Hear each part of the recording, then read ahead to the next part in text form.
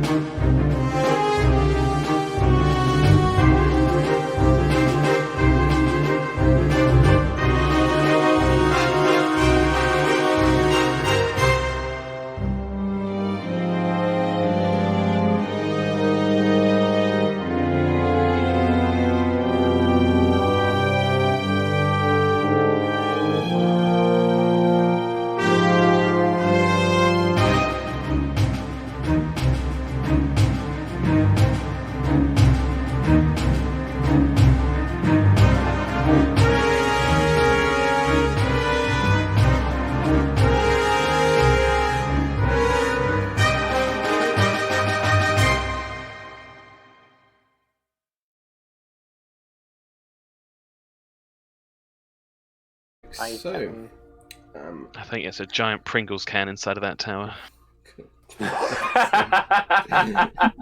well, we open the door and it's that fucking Pringles face. So, hello. The best jump scare of the entire campaign. So, in the last session of Curse of Strahd, you began surrounded by a pack of vicious direwolves that glared at you with glowing red eyes as they darted in and out with a strategy you would not expect of a regular wolf pack. At the head of this pack, though, was the resurrected undead abomination that held Lancelot's visage. Things looked grim for a while, but you managed to pull together and defeat your foes before settling down to rest for the night under Pitch's magical dome. However, the night was not quite for all of you, as Helen experienced a strange dream where she was greeted by a crystal entity that imbued powers upon her, allowing her to conjure crystal to her very fists. The following morning, Osdred guided the group through the woods, but became more and more lost until you happened upon a band of werewolves. A fight ensued and Osdred was bitten. Ignoring Farrah's orders, you pushed on through the woods, narrowly avoiding a number of traps in pursuit of these werewolves, trying to capture some semblance of hope or something to fight for in this godforsaken land. You succeeded, but Farrah was clearly quite shaken, and the tension in the air was high as you pushed on further, eventually finding your way to a tower at the edge of a lake. And that is where we begin our session. The time is approximately, I think, 11 AM. I double checked on the video, so Tom, if you don't mind keeping track of that, if we do get travelling. Sure thing. What are you guys doing? Osdred would look at Pitch and he's been like, I've been thinking about it for a while now. And he looks at his wound. He's like, you don't happen to have that remove curse scroll, do you? I just don't want to risk it. I do. And he would scramble around in his bag and hand it over. Okay. And he looks at Nigel as well and he's like, I think Nigel also got bitten, but... Have you...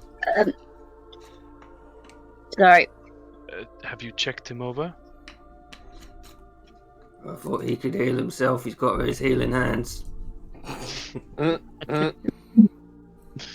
Nigel, heal. I don't think we need to witness you healing yourself, Nigel. Why Elena not? did a good job. It's fun to watch. Osdred would, if Nigel let him, check him over to see if a bite is like that bad. Yeah, do a medicine check for me. Nigel would let him.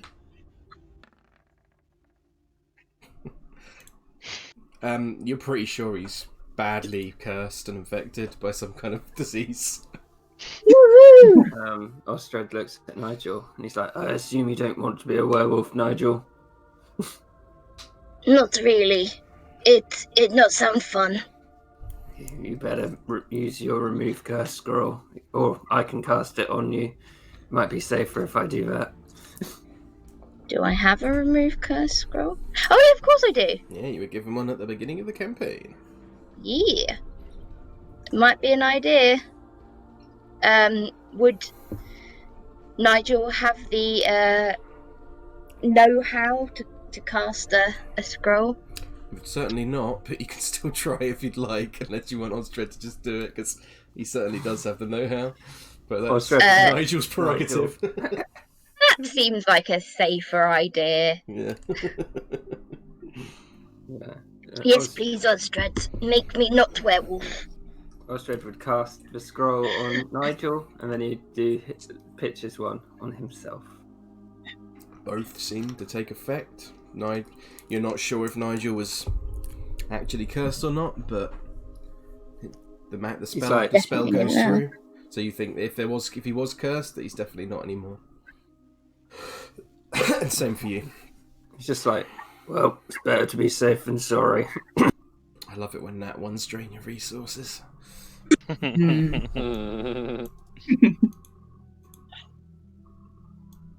Farrah is looking at these two wagons. Mm-hmm. And she's gonna Helen, Osdred, is one of these wagons Rictavio's? Do a perception check for me. If you like. Where's the other wagon? It's not on the image, but there is one there. Oh, I see. Okay.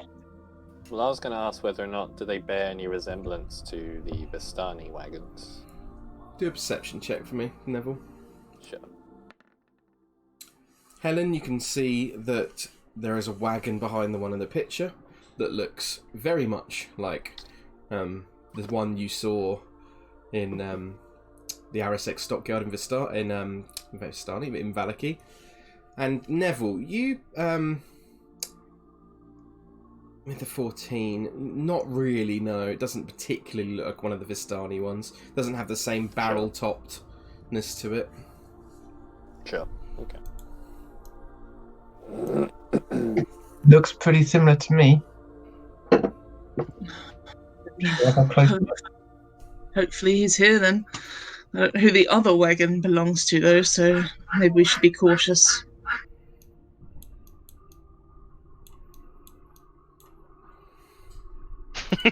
So I couldn't resist. So yeah, are we going ahead? Do you want me to do the talking?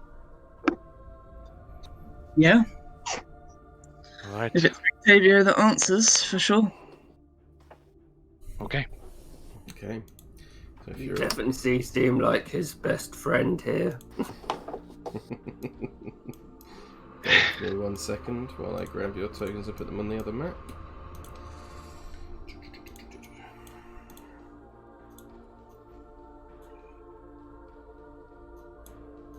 There is Farrah. There's Neville. There is Osdred. There is Pitch. Patch. Patches. It's Nigel, and there's Helen. If you could, when we get on the page, Tom, you could drag out Irina and Ismark for me as well. Go.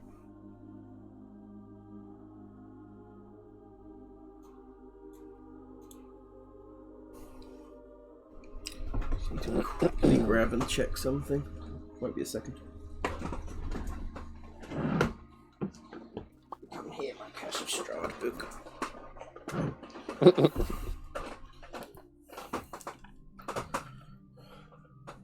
God, I haven't had to check something in the book for a while. Just checking what flavour of Pringles it is. What page is it? Man, it's like playing D&D for real. I mean, in person.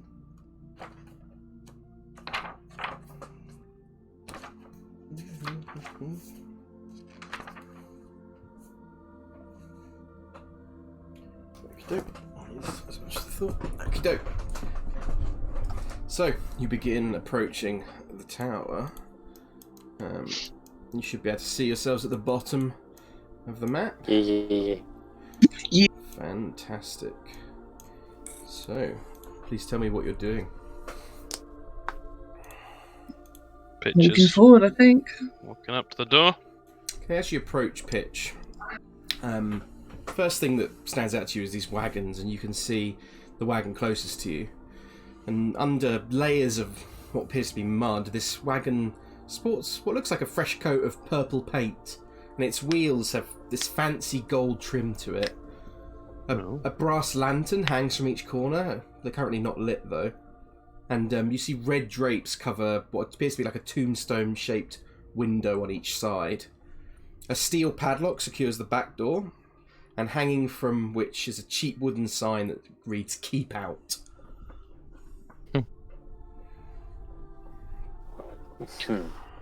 Takes notice and walks up to the door. So, as you approach the door, you can see that the tower door is made of a strong iron that seems to have withstood the weathering of time. And strangely enough, upon the door itself are 6 different handles, all made of a different shade of glass. There's red, yellow, green, blue, black, and just a clear glass. And an inscription lies above the handle that reads, "Follow the violet horizon." And above the door itself, written in much larger letters, is the word Kazan.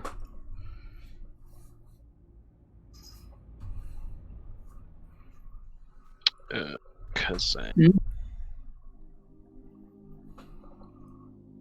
Is that as in...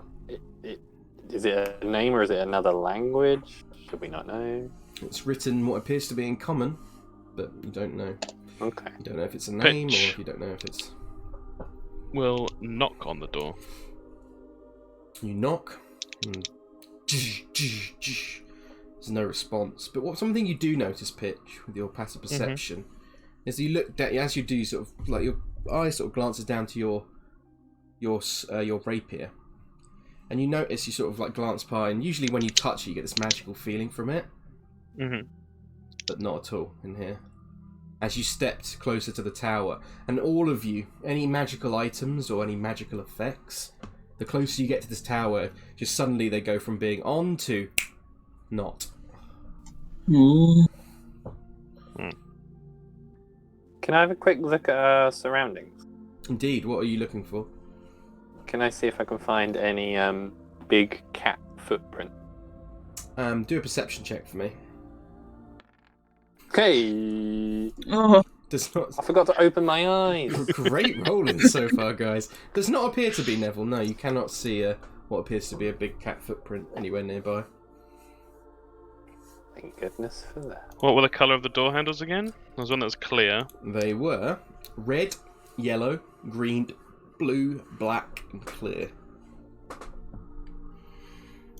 So there's like multiple handles like running down this door. They all go across The in fuck? a central kind of section. If you imagine them all on the same kind of like running parallel to each other, but like going sort of east to west, west to east. Sorry.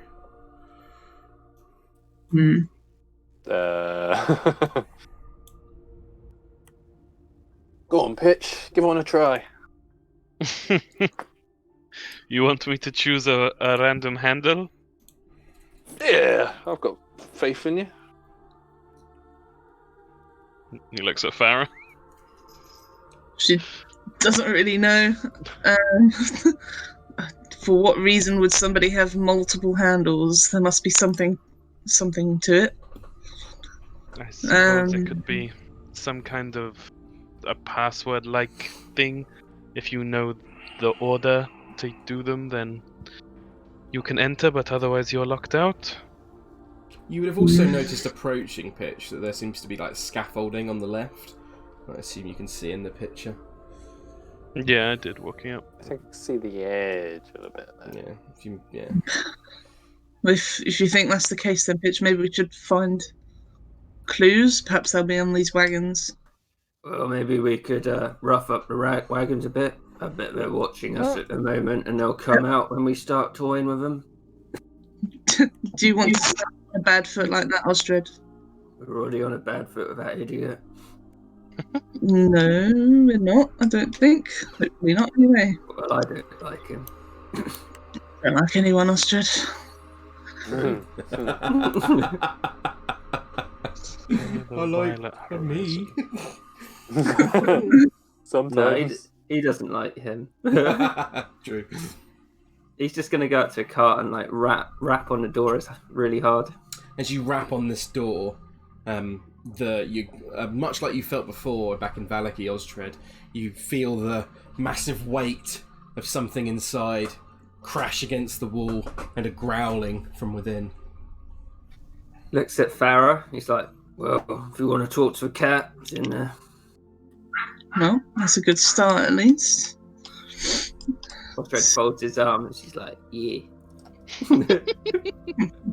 Hope you'll appreciate the time I took to fucking Photoshop an extra wagon onto the map. That took so long. Oh, Really? Damn. boy. Yeah. Couldn't tell. Yeah, that's what you like to hear. Yeah, so if everyone wants to look around while I sit here for 10 minutes. Yeah, you're more than welcome to perform your ritual. What's everyone else doing during this time? Pitch is pondering the door. Mm-hmm. Osdred would do one thing where he'd scratch some of the paint off his door and have a look at the paint to see if he thinks it's from Farrah or what like pigments it's made out of. Okay, hard check because you're not a paint expert, but yeah, you're able to scratch the paint off. To discern it, do an intelligence check for me, but this is very difficult. Also, change of plan. I didn't prepare it because I'm dumb. Unfortunately, Australia, you really don't know. It looks underneath. It looks like a more faded, like wooden color. Looks like it's perhaps not been painted particularly before. But what color was this thing? Like purple and gold. Purple, the wagon itself, and the wheels have got a sort of gold like trim on them. He's just like grumbling, like he's like, damn people thinking they're imperial.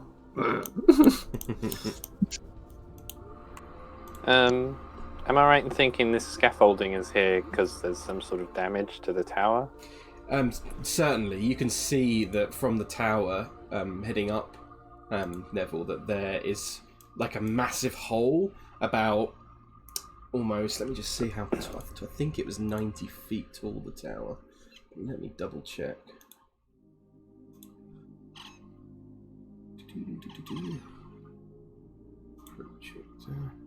80 feet tall, so it's probably about 50 feet up. You can see there's quite a big hole in the side of the tower itself that the scaffolding is leading up to. Okay. Does the scaffolding look recent? Do a perception check, or do an investigation check for me, rather. Yeah, boy. Great rolls today, guys. But with the plus 4, considering I assume that means you're proficient in investigation, Mm-hmm. I will say because of your proficiency, you can tell that it looks pretty recent. Yeah. Okay. It doesn't look. At least it doesn't look weathered. The wood doesn't look rotten. It doesn't. Yeah, like it's been there for years and years. Exactly. Yeah. Compared to the rest of the tower, which you think does look probably a lot older, based on the brickwork and stuff. But this looks definitely not as old as the tower itself. Can I try one last check? Of course. What are you looking for? Whether or not I can determine like what kind of damage to the tower this hole is, like whether or not it looks like it's just fallen apart or if something's destroyed it, damaged. Yeah, the DC is going to be a bit higher because you're not right next to the hole, and like I said, it's 50 feet up, so it's quite hard to see. But feel free to, if you want to do it from down here, you're more than welcome to. I'll give it a try and we'll see if I feel brave enough to climb the scaffolding. Yeah. It's hard to see. You think that perhaps it could have been the weathering of time, maybe. It could have simply been the structure of the thing has not been the most reliable. You're not 100% sure, though, to be honest. Yeah. This distance. Alright. Yeah, I'll come back. Pitch try and cast Prestidigitation to make a shower of sparks underneath the handles, and try and look through them to see if one, to see if the magic even works at all, and two, to see if the color of the sparks is shown through. You go to cast. Like if he does it underneath the red one, is it red? You go to cast it. Nothing. Okay. Cool. Okay, as I can't talk to the tiger, I'm going to look around the wagon at least. Unless Osdred did this one already, I can't remember. He rattled on the door, but yeah. I'm going to look for like colours and stuff. Just quickly look for you. I will say now, Farrah, just because you've kind of seen it before, if you go to the Chapter 5 handouts, and there's one that says Rictavio's Carnival, and then you should be able to see a picture that is pretty much how it looks.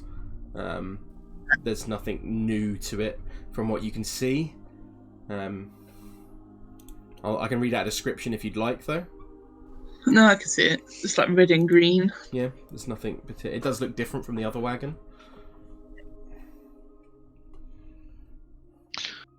Pitch wants to walk to the side and just look out across the lake and actually try and look at the horizon itself.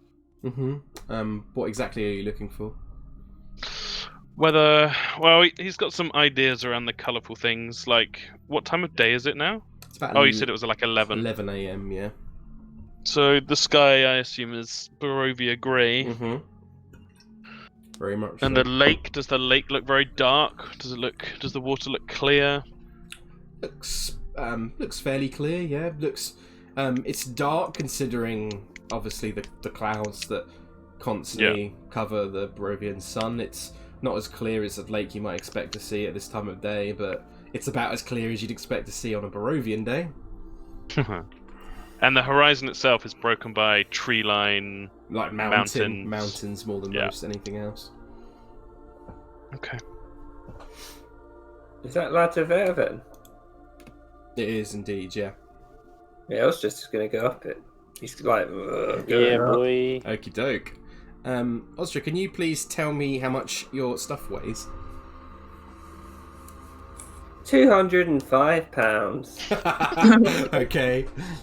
So the rotting, you see like wooden beams support the scaffolding, which like groans and creaks with the slightest breeze as you're climbing up, and a series of ladders and platforms leading to the hole that Neville spotted before. As you get to the first one, and it just breaks beneath you, and you fall 20 feet to the ground, and you take...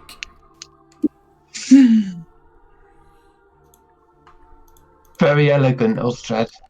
You take 4 points of bludgeoning damage as you land on the ground, and then the scaffolding above like starts falling down, some of it onto you. Oh, and you, from that, you take a further.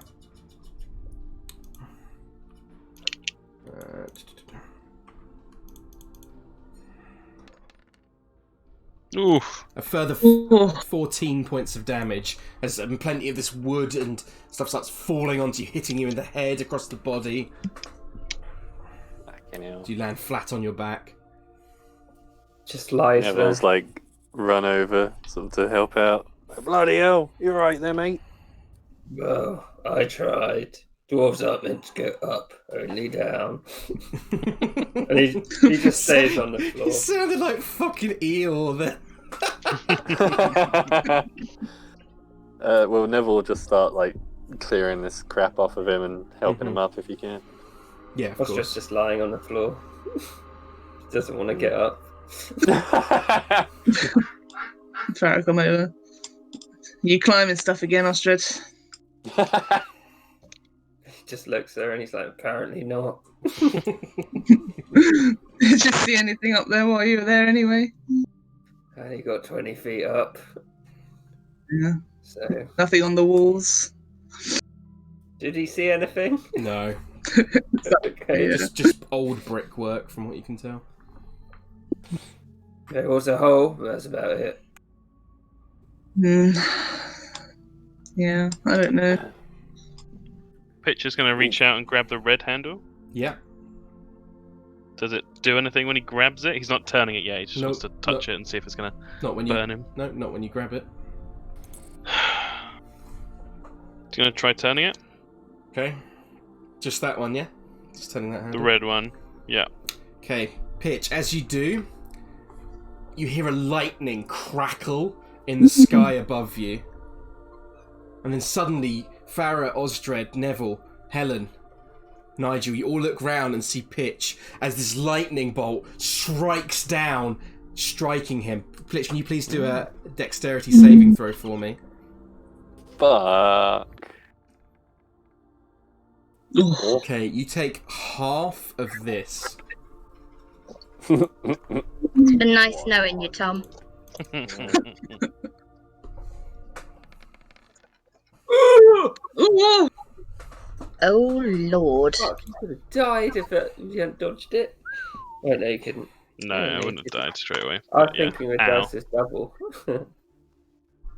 that's some low rolls though. That was very Could- low rolls. Fucking hell. It could have outright killed you. With a high enough roll. Pitch has dived to the side. Ugh.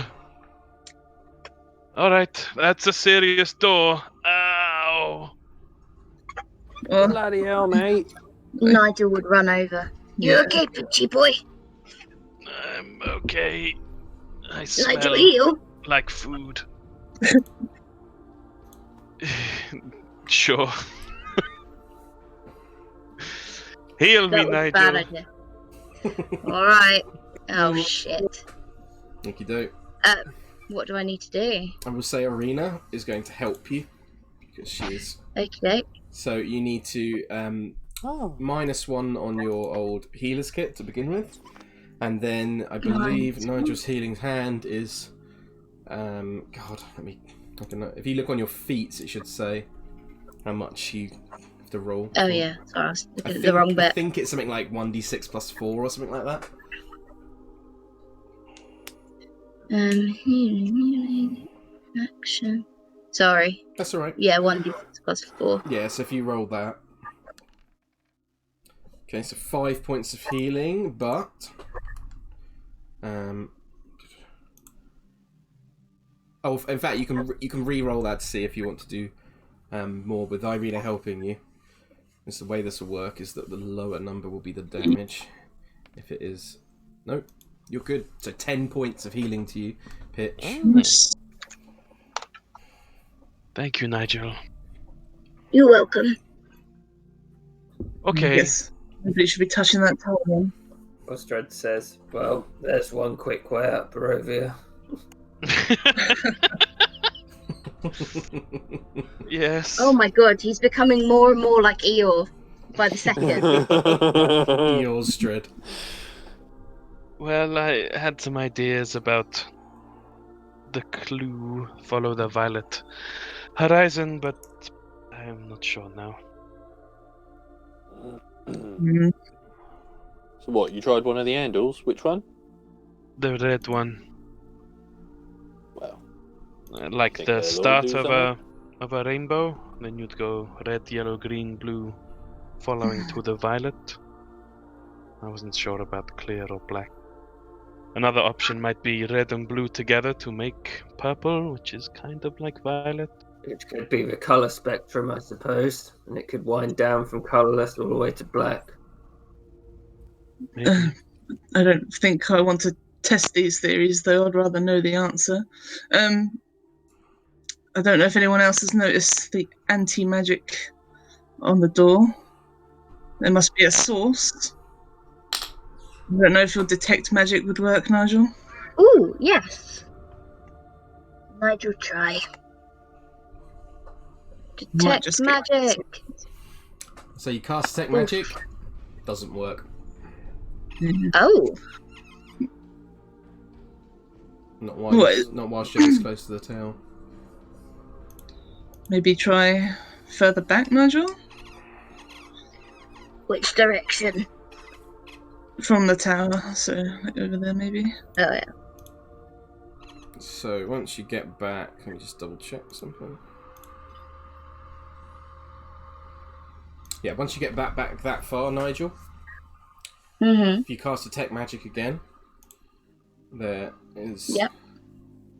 a number of... There is one main source of the ping, which... You can you see from the tower itself, you can't see any magic at all. But you do sense an aura of magic from this wagon. And Right. you also get... Just double check something. You do get also a sense of magic from this wagon as well. Okay. The one from this one, you get the sense that it's an aura of conjuration magic, whilst the other one seems to be... just double check something. The other one seems to be a mixture of both illusion and also... Sorry, bear with me. And another abjuration as well. Okay.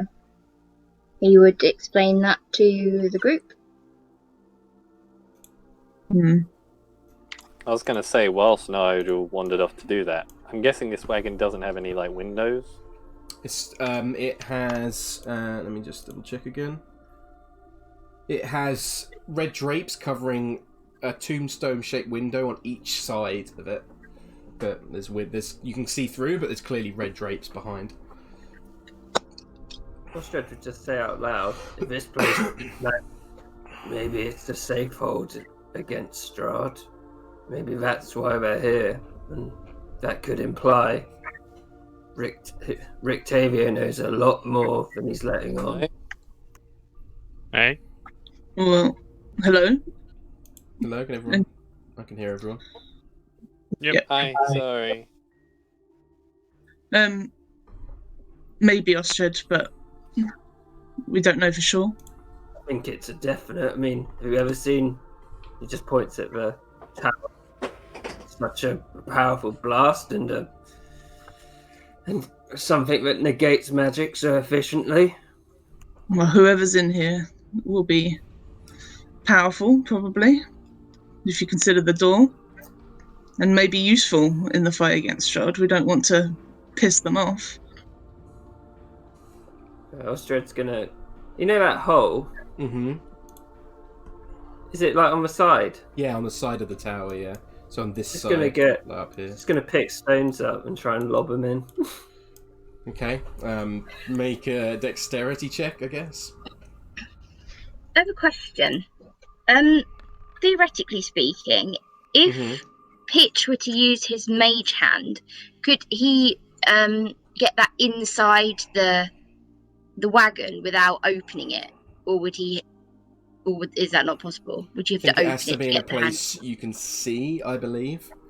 So Yeah, true. Yeah. if you Okay. can't Sorry. see, then you wouldn't be able to, unfortunately. Or should you just throw it and it just like lands at the ground in front of you? Well, Like, oh. he's just repeating it over and over again, just trying to get one in. Eventually, you probably manage to get a single pebble in. Doesn't seem to have any effect or anything. Doesn't seem to notify anyone, or doesn't. Yeah, he just keeps until someone stops him, basically. I was going to say, this is the wagon with the keep out sign on it, right? Mm-hmm. Could I take a peek behind these drapes? Oh, no, the outside or the inside? They're on the inside. Oh, are these windows like sealed up with glass? Yes, they are. Yeah. Yeah, that's what I was thinking. I was thinking along the lines of whether or not Pitch could use the mage hand to open the curtains from the inside, but you can't if you can't see it. Did anyone try to open the door? No. Can Neville? If God. you'd like to, yeah. Yeah, man. Just read Glad something I'm 30 quickly. feet away. Well, what's the worst that could happen? TPK? See Pitch across the way with his hair stood on end. I imagine like little bits of smoke are coming off of him as well. Yeah. I imagine Nigel being like, "You smell like bacon." Neville, I want to eat you up. Okay, let me just check something quickly. Sorry.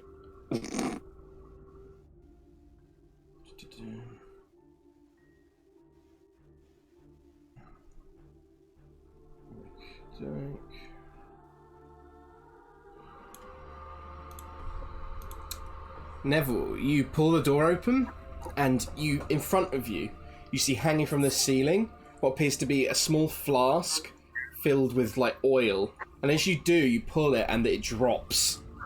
I need everyone to make a Constitution saving throw for me. Oh god. Everyone? Mm-hmm. Oh, apart from Osdred, sorry. Woohoo! And possibly Nigel as well. No, Nigel as well. Oh, it's great. I got nat 1 then. Could you make one for Irina and Ismark as well, please? I will remind everyone that they have inspiration. I do indeed.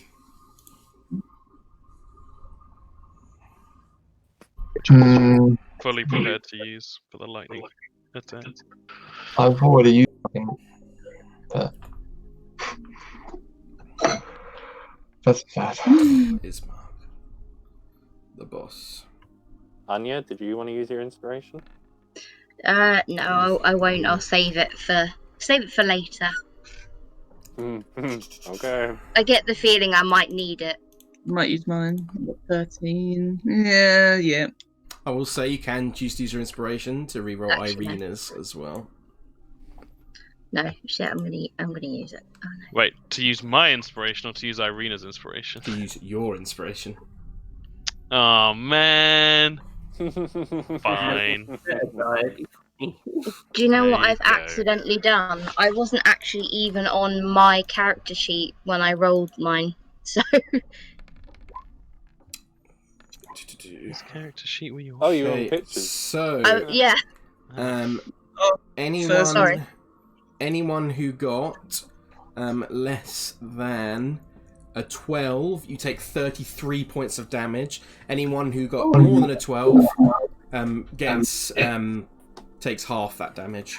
As the wagon explodes in a massive fireball as it just goes up in flames, knocking you back, Neville. So Irina would have been dead Whoa. She would. if I didn't use my inspiration. So it's 16 halved, right? Or are we going Yes. 17? So it would be rounded down. 16. Yeah, it's always rounded down. Okay. Ismark what? rushes over Is to that- Irina as something in the back of her mind would pitch, warning her, causes her to duck, and Ismark throws her out the way, taking the full burst of the damage. And he's just like, Irina, somebody help! He's just like panicking. Wait, is she down? She's down. Yeah. Yeah. Pitch with Oh. a healing word. Yeah, and cure wounds. Okay, 5 points of healing.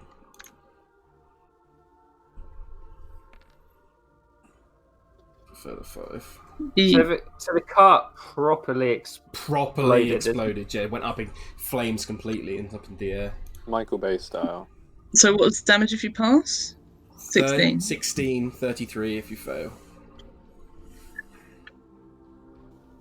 Good would say, well, if a cart's exploding like that, it seems like it was probably purposefully set as a trap.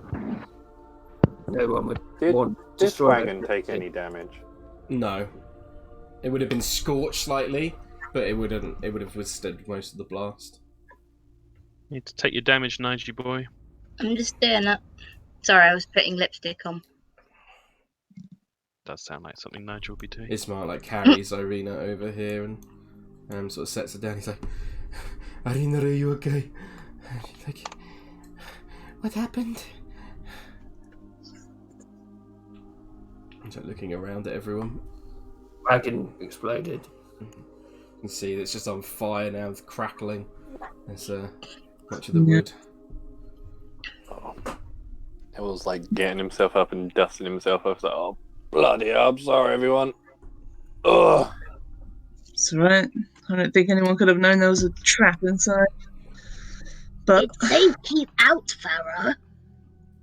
true, but you know, that could just be security, you know? Would you follow it if Strahd just put keep out signs up everywhere? I not want to go into castle with Strahd. It worked for me. Does anyone have any other clues for the door? Well, how are we sure this place isn't just a trap? I mean, what's it got?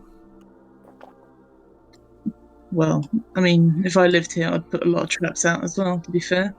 Why do you have a trap that completely eviscerated your own car? You painted, mind you. Maybe it was a decoy cart, you know? That's his main cart behind. True. But then, Okay, why? I go open. No. No, what? Nigel. It's locked anyway. I can open the lock magically, but I don't want to. I'm assuming that the large cat thing is inside. Don't particularly I want like to deal with cats, that. though. This one's not like a normal cat. Do we have any way of getting up to the hole on the side of the tower or viewing it?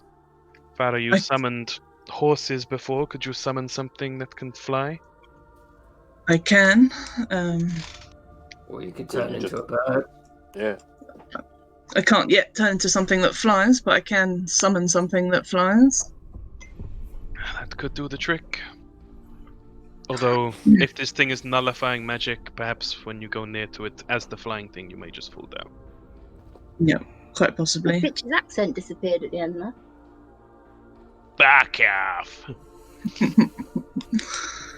I can always try to send something up there anyway. Then it'll just disappear. And I assume the explosion didn't do anything to the tower. Scorch marks slightly, but it's not on fire or anything like that, no. Mm-hmm. So we'll have to use our brains. Colour I don't thing. have any brains. This only. What are the colours again? Just list. Put them in a little list. I will. I'll copy and paste them into the chat for you, actually. Thanks. Just grab them.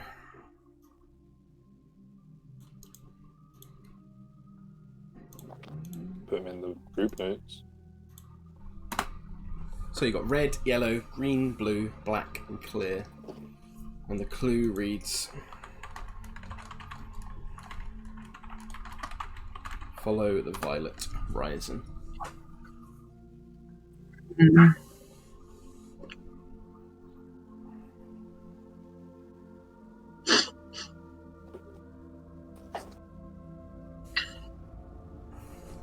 Violet horizon. I think the red and blue thing isn't a bad idea, but it's still pretty risky. Can we risk the handles again? Mm-hmm. Maybe we should just take a rest for now, see if anyone turns up or anything turns up. I can break door down. What? I don't think you can break this door down, Nigel. It's I magic. try. I'm big boy. Oh. I don't want you to get killed though, Nigel. It's best we try and figure this out.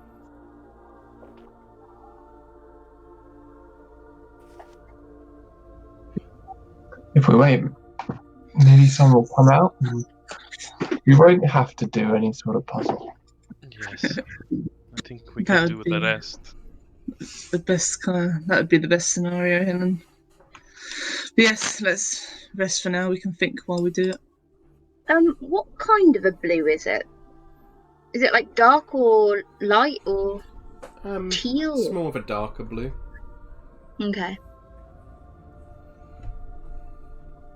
But just having a lie down. Mm-hmm. Yeah. So have a rest while we think about the violet horizon. Short rest? Yeah, I think it's early morning still, isn't it? It's Yeah. about 11 a.m. Yeah. Yep. Okay. So you're taking a short rest, correct? Yep. Yep. Yeah. Okay, I need to check something here. Oh Before we take it? Or shall we start rolling? You can roll. Okay.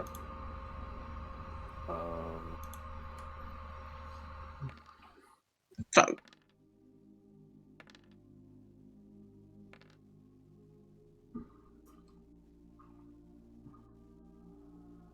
Yeah, that'll do.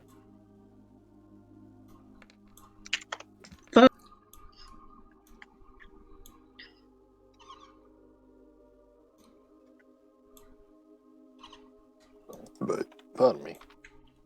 No.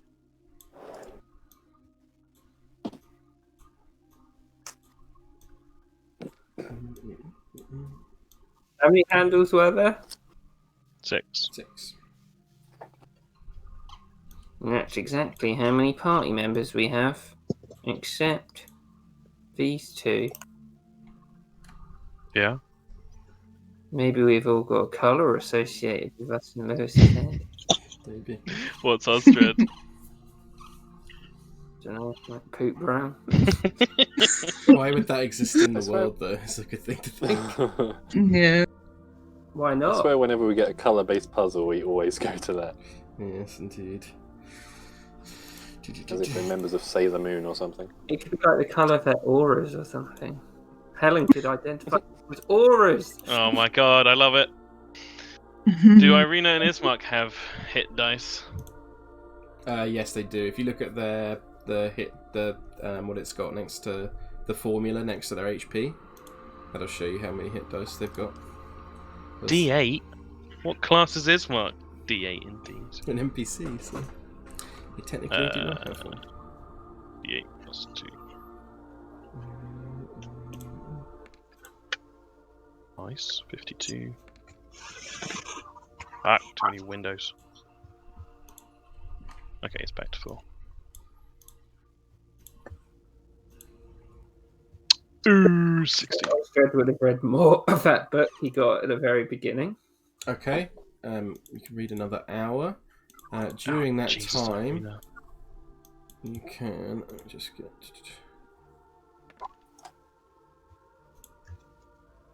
What is it? Perfect. That is exactly what I needed. Oh, baby. So far you learned from that book that the valley was once known as Serenos by its inhabitants, a collection of nomadic and druidic tribes.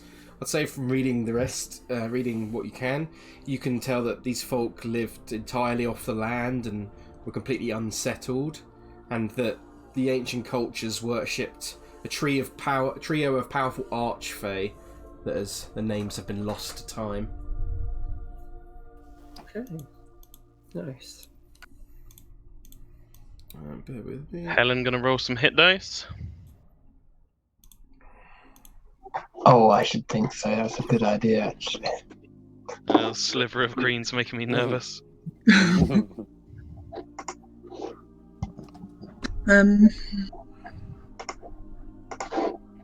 Following along the lines of the rainbow thing, could you do like blue for water, like on a horizon, and then you do like yellow, red, I guess? Yeah, and you could have green as the trees. I was also Yeah. thinking of the water could potentially be the clear part, and the black could be a night sky. Like, there's loads of different options. Yeah. Or as Unless usual, we could be it's completely looking into it. Yeah. could it be red and green because those mix to make purple? I guess. I'm such a Maybe. basic bitch. Oh my god. You could just pull one handle at the same time and see what happens. Yeah. Yeah. God. 6 lightning bolts coming down. Yeah. And one each, yeah? And no one does.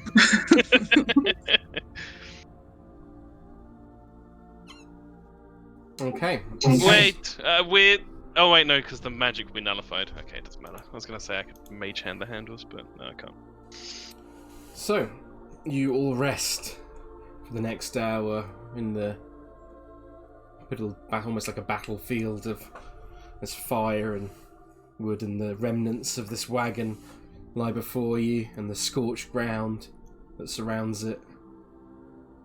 And as the hour grows to a close, in the distance, Pitch, you're the first to notice, Nigel not far behind, that you see a man approaching closer across the causeway. So I'll move him to the token layer. He has got, as you can see in the picture, sort of shaggy black hair, a long shaggy black beard as he walks closer and closer to the tower. Farrah stands up. Do we recognise them? I assume not. You don't know. He kind of holds out his hands like, "Hail, friends!"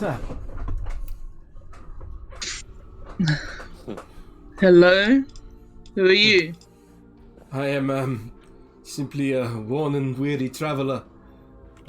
Travelling from Valaki to Kresk in order to escape the unrest that plagues the town. I heard the some kind of explosion, or I saw lightning strike, and I thought I'd go investigate. Yes. What do you mean unrest in Valaki? Well, I've heard, it's very bad there. There is all kinds of things with that crazy baron that runs the place. Yes.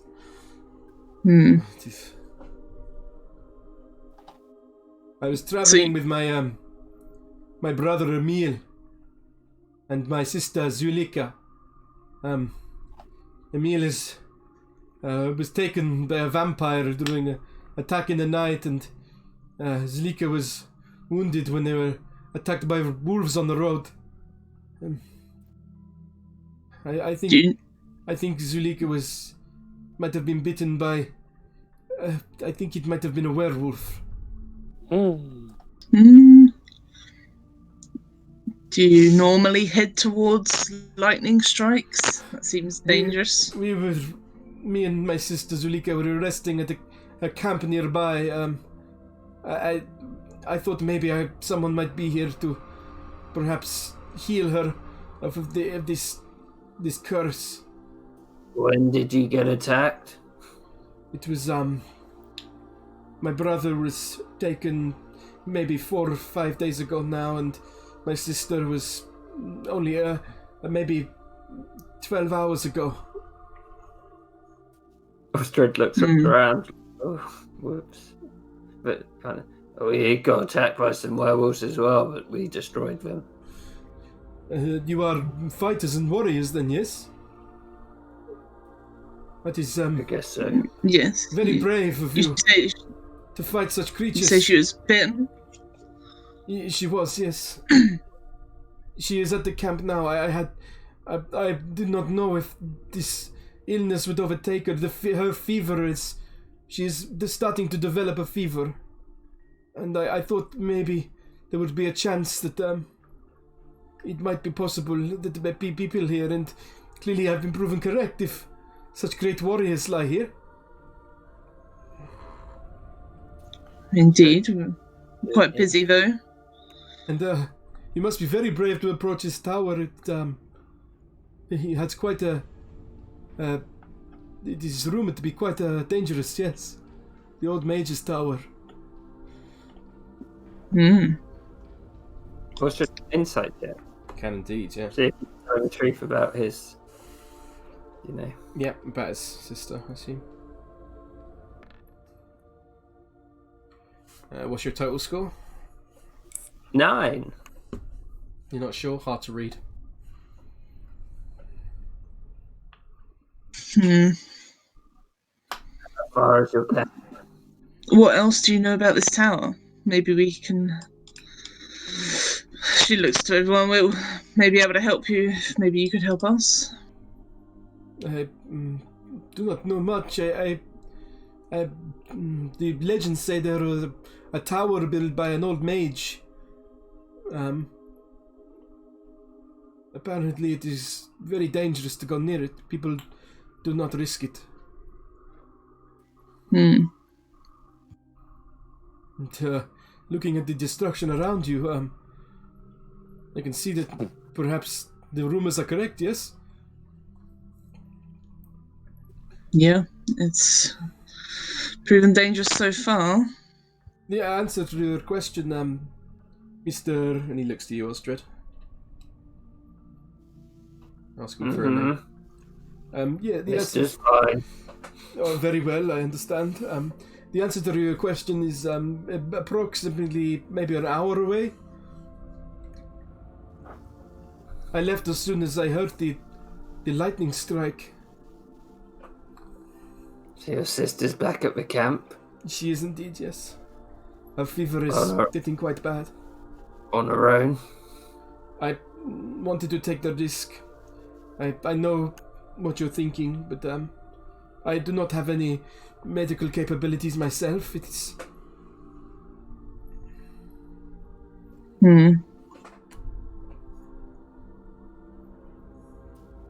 Well, we can't leave her to die.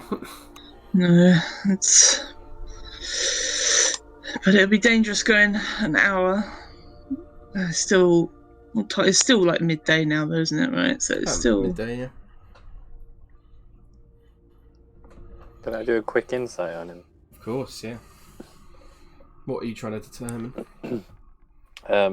If he's legit, if he does seem genuinely concerned. What's your total? 10. You're not sure. Very hard to read this guy. Yeah. Yeah.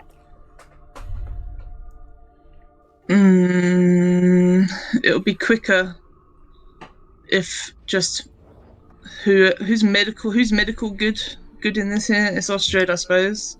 Yeah. Nigel? If I can,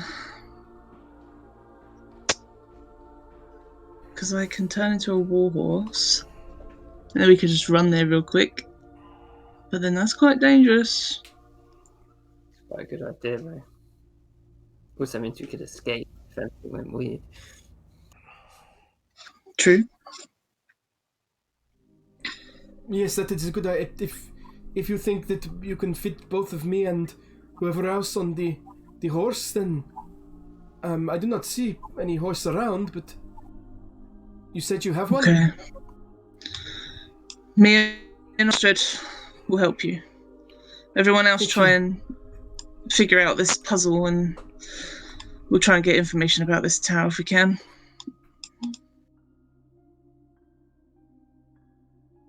Alright. So don't touch the door unless you're sure, though. Yes. Oh, looks at everyone, he's like, don't do anything I wouldn't do.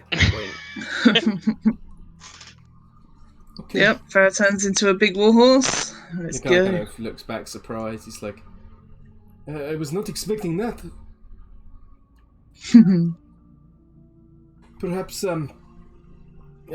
would you like to ride on the front, mister? Looking at you, Osdred. Would you prefer me to? Farrah would nod at this guy, because directions. Yeah. Of course. Well, after you explain that to him, he'd be like, of course. He climbs back on to the horse up the front.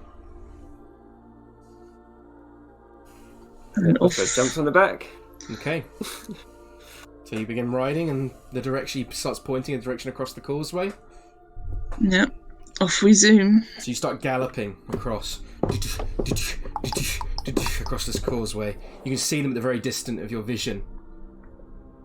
And as you get across the causeway to the other side, Farrah, you hear a howl. And the man grabs Osdred and throws him off of you to the floor. Shit. Can you both please, all of you, roll initiative? Should have all done it. It's like, God. Shaggy! Sorry, did you say all of us?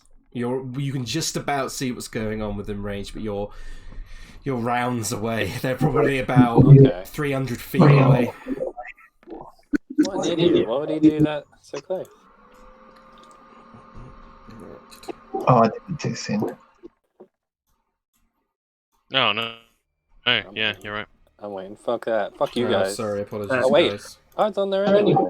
I'll clear it and re-roll it because I think it's got the last ones on there as well. Oh, mine was. Oh, mine was it the not? right one. Sorry, my bad then.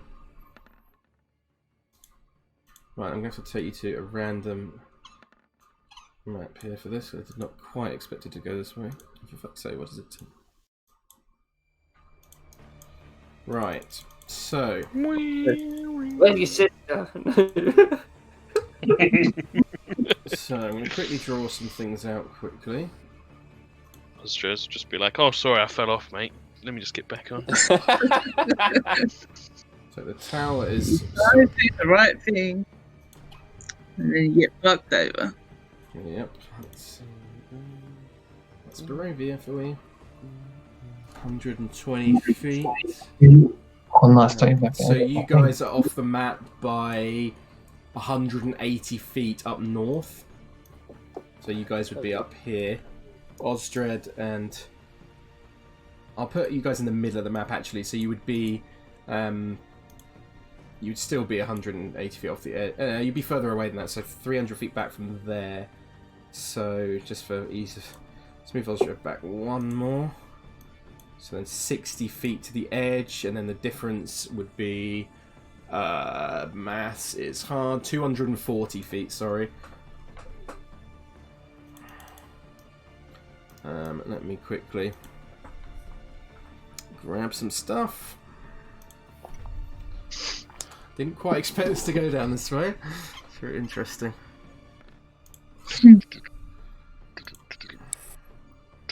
It's just one werewolf, right? Ostred's a dick, but he doesn't want people to die.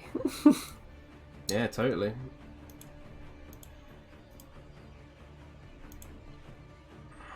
Bit difficult to know who to trust. He's ballsy. He's fucking ballsy, though. Indeed. Yeah. So I will say, like, up until, like, let's say... Like, Nigel, Neville, get your asses on the fucking map. that's the causeway I at the was. top, the edge of the causeway. I swear I was. Well, you ain't now, motherfucker. Fucking there.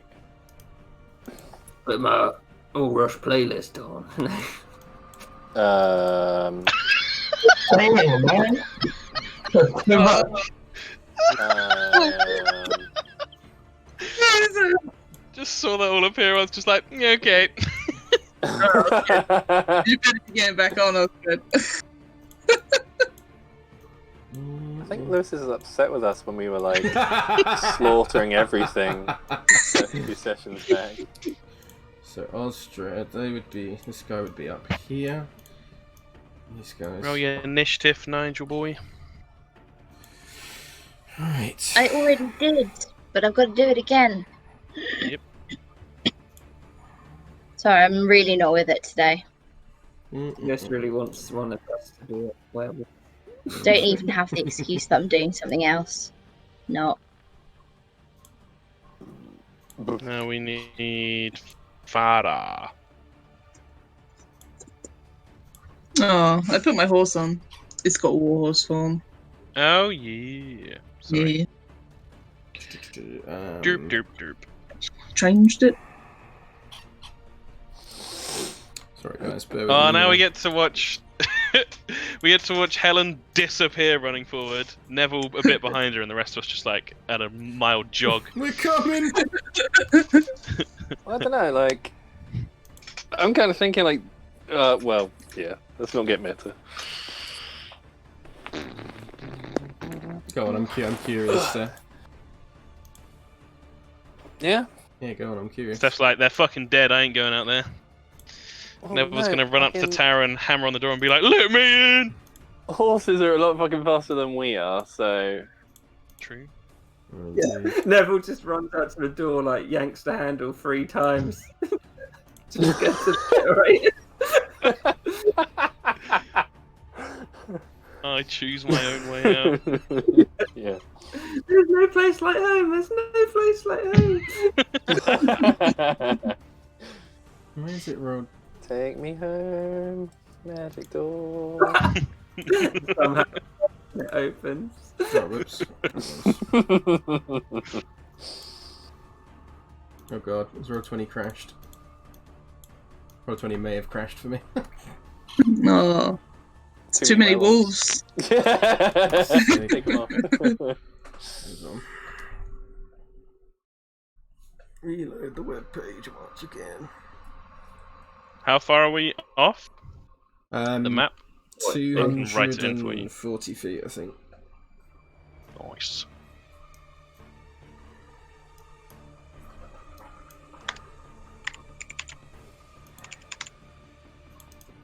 Oh, for fuck's sake, it's so laggy for me today.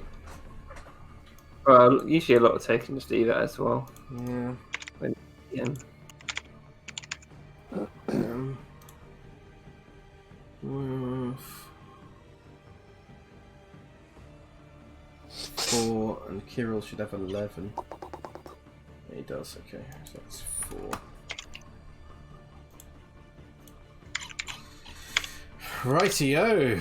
Right, after that palaver, let's sort out the camera. How fast is Helen at the moment, George? I think she's still got 10 extra feet, so She 50 does for feet. today, yeah. Damn, so her max speed is 150 feet. With a key point. Yeah. Damn. Do I need to grab all my fucking tabs open again because Roll20's a piece of shit. Lewis just wants to, you know, DM, but Roll20 doesn't want to let him. Right, Helen, you're up first. Assume you're just dashing as fast as you fucking can. Yeah, I'll spend a key at 150, please. So 150, so you're currently 90 feet off the map. So if you can keep track of that for me, Tom, that would be fantastic. Farrah in horse form. Why is it me? I've got 12. Oh, why are you on the thing then? I'll delete you. So Neville. Yo. Oh, fucking far away. Where is Neville on the turn order? I should be No. there. 16. Not on it for me. Was, No, not fuck, on it. is everything reset? That was a minute ago. Cause I think I was the only one. I'll that did it re-add after. you on. Yes, please. Too close. Me Roll20.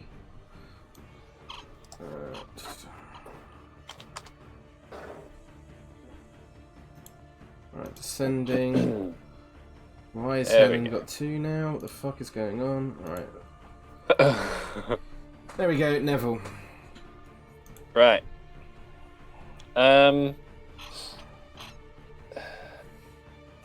Neville's gonna move. Let's go. Let's just go 60 for now. Okay. Yeah. Osdred. I guess. Fuck, he'll just try and climb up onto the horse. Onto Farrah. Yep. You certainly can do that. That action? That would be your action, I'm going to say. I'm going to say there's a tree line sort of here as well.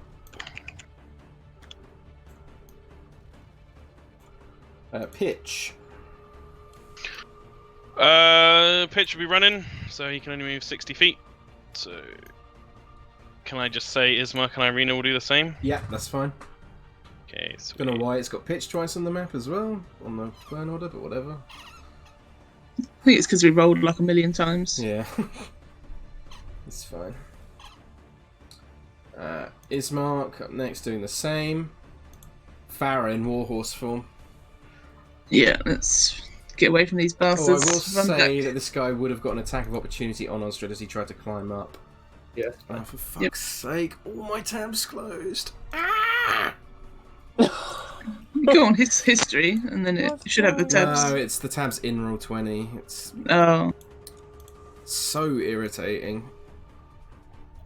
When you refresh the page, it literally closes all your tabs you had open. Bear with me. Right.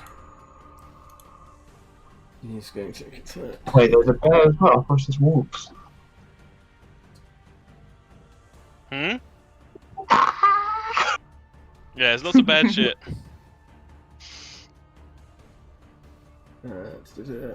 Maybe if we all run round behind the tower and then they think we're in it, and then they go on the door handles. He misses anyway. One after each other. It's fine. Yeah. Right. Warhorse can go, I think it was 60 feet. So I think I'd be running back as far as I could get, pretty much. Or at least slightly behind. Where's Helen? Helen's pretty close now, isn't she? She Helen's is. 90 feet off the top of the map. I'll be there Okay. now. Depends. So we'll get to, like, Helen, I guess. I think. You'd be 30 feet away from Helen. Okay. So if we can get, that's if I go max at like 80 foot, right? That's if you dash. Wait, is it 80? Let me have a look.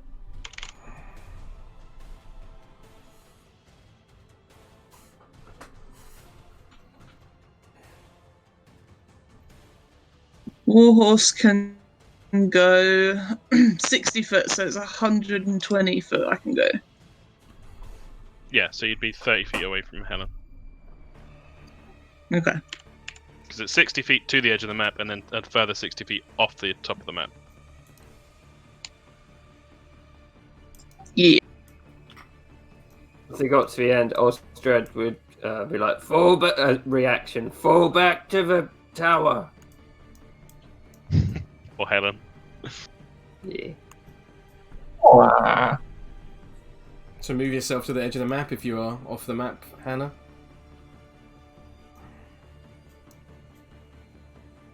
Okey-doke. Wolves. The coordination.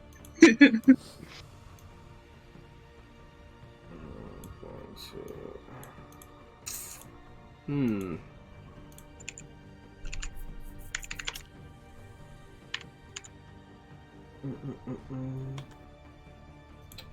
Okay.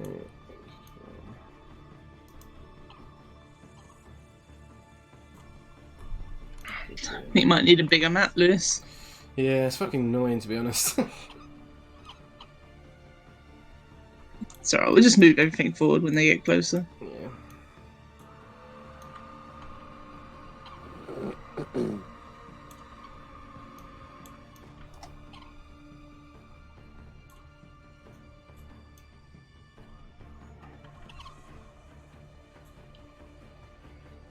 Nigel. That's me. So am I running towards the werewolves or away from the werewolves? I'm confused.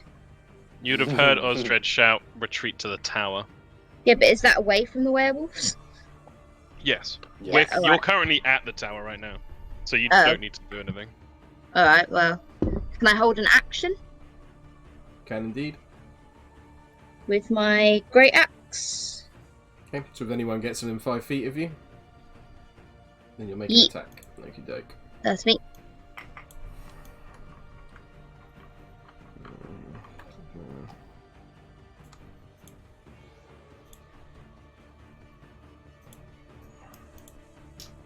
Fuck.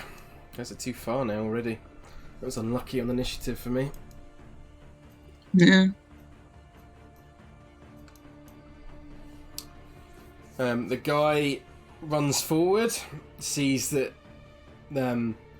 you've made enough distance.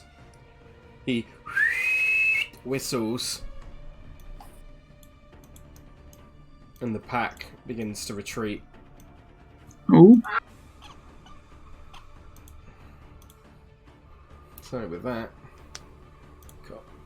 combat is over. Damn. We did it. That was very lucky, guys. If they'd gone before Osdred, then that would have been a very different story. We did it. Definitely. Huh? But we did it. Did Just indeed. about. What a waste of a key point. I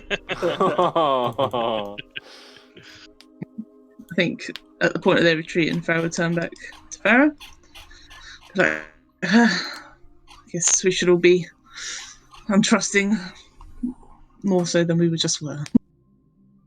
Yeah, we should have a group mentality towards strangers on, but I don't want to see innocent people die, so... I mean, neither Osdred. It's difficult. At least we learned that there's a werewolf pack after us now. That's something. Something to look forward to when we leave the tower, for sure.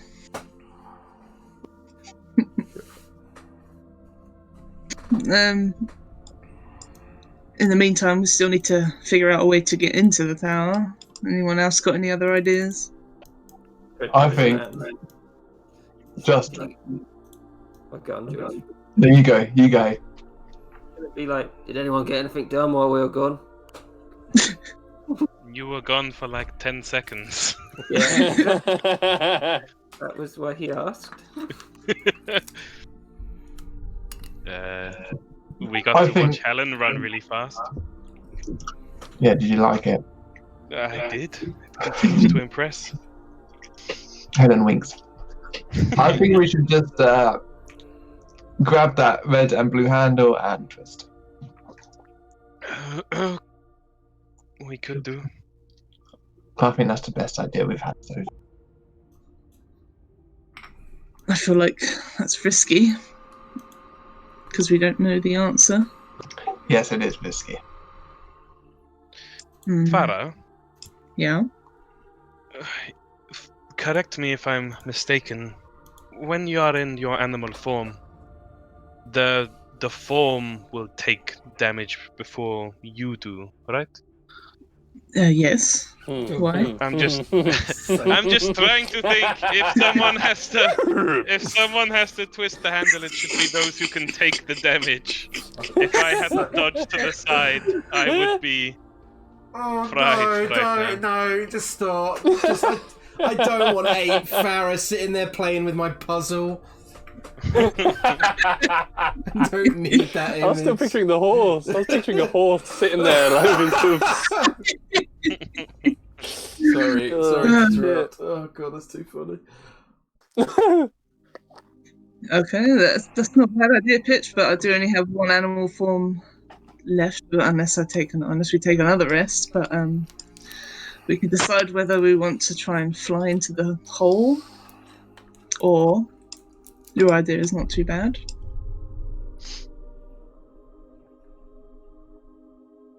Fly into hole, then open door from inside. The problem is the form may just disappear from the anti-magic inside the tower. Yeah.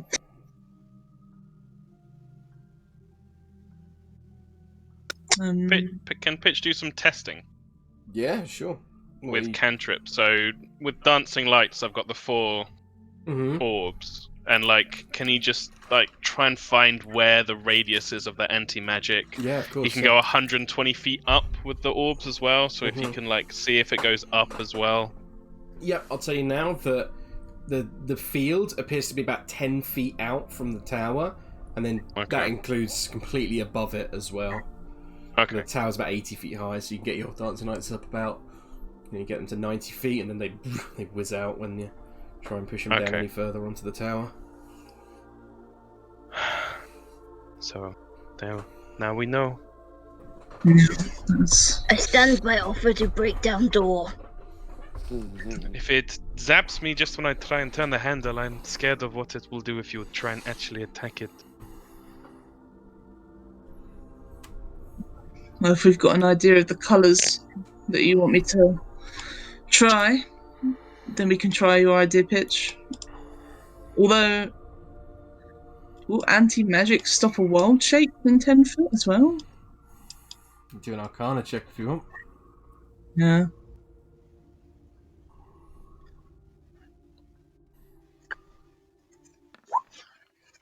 Damn it. What you get?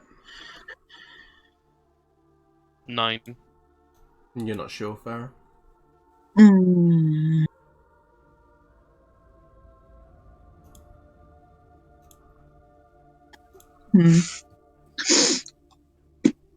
I'm not sure if it would stop it or not, to be honest. I mean, we could try and construct more mundane means to turn the handle from afar. A rope being attached, or A long stick, maybe. a long stick, perhaps, with a convenient little curve on the end to turn it. I don't know. But I don't know either. that lightning was powerful. Indeed, there must be an answer somewhere. As much as I don't want to break into Rictavio's wagon, I'd rather be safe opening the door if there is a clue in that inside. You want to fight the tiger? Particularly, but I can turn to an animal and climb inside. Assuming there's a way inside. You have to look. It's padlocked, I think. It is indeed. No, it must be like it's not airtight. It must be like a little crack for a spider. Probably. It's You made. just get eaten by the it's- fucking cat. It's made of iron. Yeah. It's got a True. more wooden roof.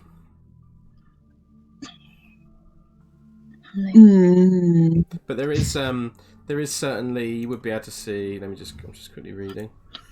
Rictavio's going to come back and be like, "What the fuck did you do? One of my wagons is blown up, and the other one's had its roof smashed in." To be honest, you shouldn't have put a fireball trap in his wagon. He put a keep out sign on it. Yeah, but if someone breaks into your wagon, you don't want it to blow up your wagon. You want it to like paralyze them or something. Yeah, I agree with that. Kaboom! I think it was a dumb wagon. I don't think he's here. There's cats here. I don't know. With this door, if there's somewhere to be, I'd like to be in this tower. Indeed.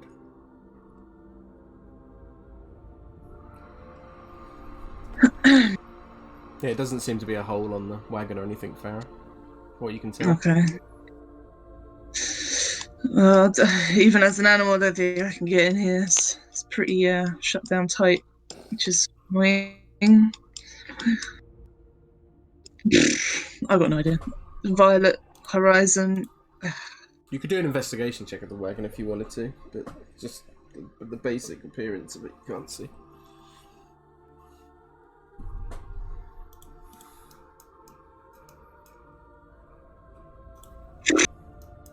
What did you get? 8.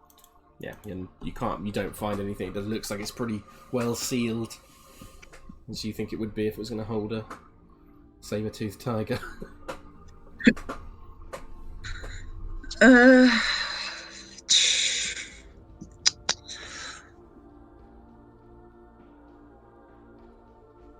Is there any more clues, Lewis? Nope. Damn it. Osdred is like, oh, I've had enough of this. And he just strides towards the door, pulls the blue and red handles.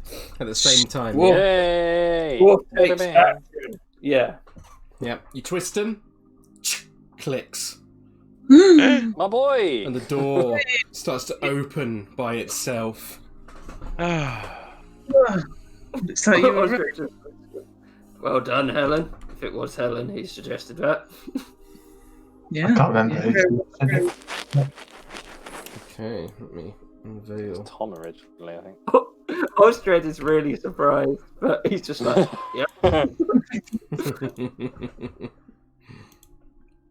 So, inside Osdred, you see flagstone floor that's strewn with debris, and a few old crates that stand near the east wall. A torn curtain to just in front of you partially obscures the tower vestibule.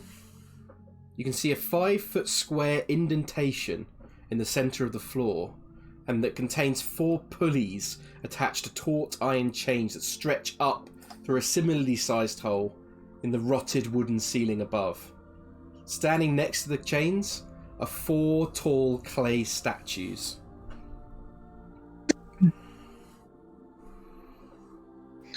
Well, let's go inside then, I suppose. see if he recalls anything about golems looking anything like that.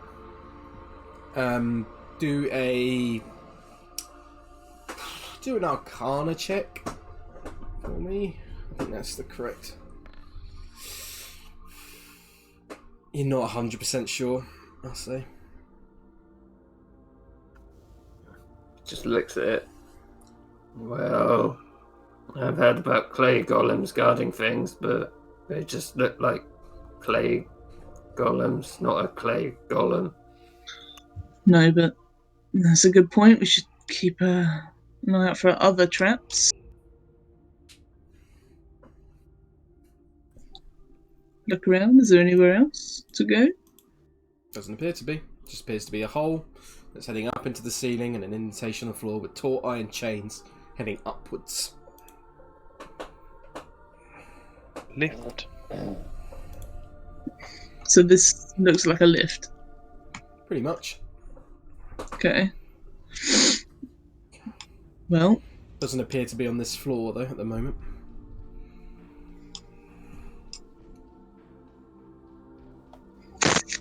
what do the boxes are like open or are they closed or Closed currently, closed? but they. Pitch. Sorry, go ahead. Go on. There, go on. I was just going to say Pitch touched his rapier to see if it's still magic suppressed. Yep, it is. Okay.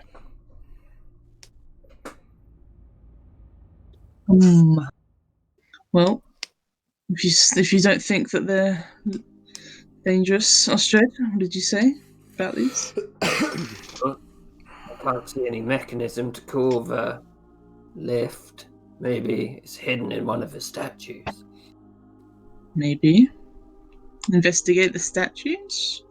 As you approach with you now being aware that it's a lift, and the fact that you would have mentioned the name, the clay golems kind of light up for a second, and then the lift begins to descend from above you. This then arrives in front of you. How big is it? How much room is there on it? Is it literally as this map shows? Not quite. It's probably more like the map is not completely accurate, to be honest. So don't imagine. How many of us would you say could fit on it? Probably about 4 or 5. So we'd have to make Depends 2 on trips. Nigel's or not. Nigel's bigger and Osdred's slightly smaller, True. although he's pretty stonky. Osdred would be like, "Oh wait, down here. You know what happened last time I tried to get up." That's fair enough. Maybe she's going to tentatively step in. Okay. Nothing happens. Neville will join it. Yeah. We try and fit as many as we can at a time. Nigel, you take the second one as well. Although, yeah. Who do you want on each one? Pitch, you stay on the second one. Irina, Ismark can go together. Who's in there so far? Me and Nigel. Neville. Helen can join us. Yeah, Helen.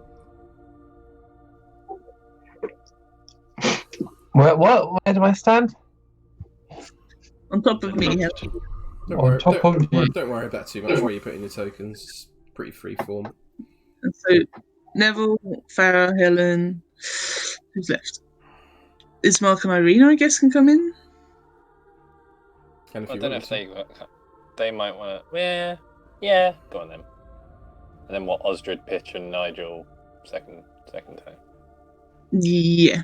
Okay, Get the heavy so ball. on board is currently Farrah, Neville, Irina, Ismark, and is that it? And Helen. So there's 5 of you. Okay. Yeah. You're all standing there. Nothing's Let's happening. go. Maybe look around for a button. Doesn't seem to be a button. Pitch says lift. The golem's eyes light for a second, Pitch. Yep. But nothing happens. Oh. Up. Go up. Rictavio. Magic man. Magic wizard. When you say up, they light for a second and hold, Yeah. but then nothing happens. Up, please. Up, Colin. Uplift. Lift up.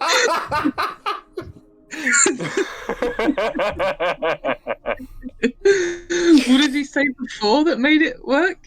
Up. It said up. Okay. So she'll say go down. They don't light up. Pitch will say lift, and then he'll say up. They light up, but they don't go anywhere. Osdred looks at Up, the up, and away. statue. It's like, come on, you bastard, go up! I could make this easy, but it's so much funnier. Like, rise lift. Oh, Wizard hey, rise. Ismark, step off the lift, please. Ismark steps off the lift. Up. Lights up, nothing happens. Fuck. Thought maybe you were exceeding the weight. Good idea.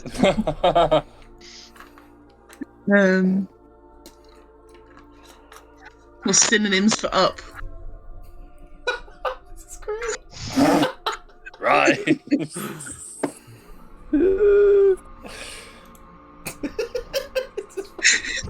Shut up. Sorry, it's great.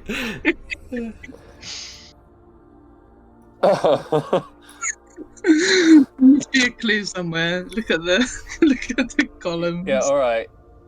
Investigate the golems, please. What are you looking for? A clue. I have an eye for detail. Okay, do a investigation check for me then. Oh. With that, Neville, I think you're looking around on the golems. You don't see anything on the golems themselves. But you do start to be like, maybe if we say which floor we want to go to? Yeah, you're right. Never would think of that. Osdred be like, come on, just go! Oh, it would be useful if we could get up to the first floor. Begins to go upwards. Fucking hell. Nice. Amazing. So, you... hold on. Let's kind of few of you here, so... Now I'm imagining us all standing in a real world lift just saying up to ourselves. Charlie and the Chocolate Factory. Yeah, wait, that's Harry Potter, isn't it? Harry Potter. So, you move up the tower, and the first floor you pass by seems to be an empty room. And it stops at this floor. You can see that, Neville, that dust and cobwebs fill, like I said, this otherwise empty room, and the wooden floor, of which is badly rotted, is partially collapsed. Maybe not the best floor to get off at. Maybe should there another floor? Yeah, which one do you say? Excuse me. She looks at Neville. Up to the second floor, I guess. Continues to rise. I would say, down, first floor.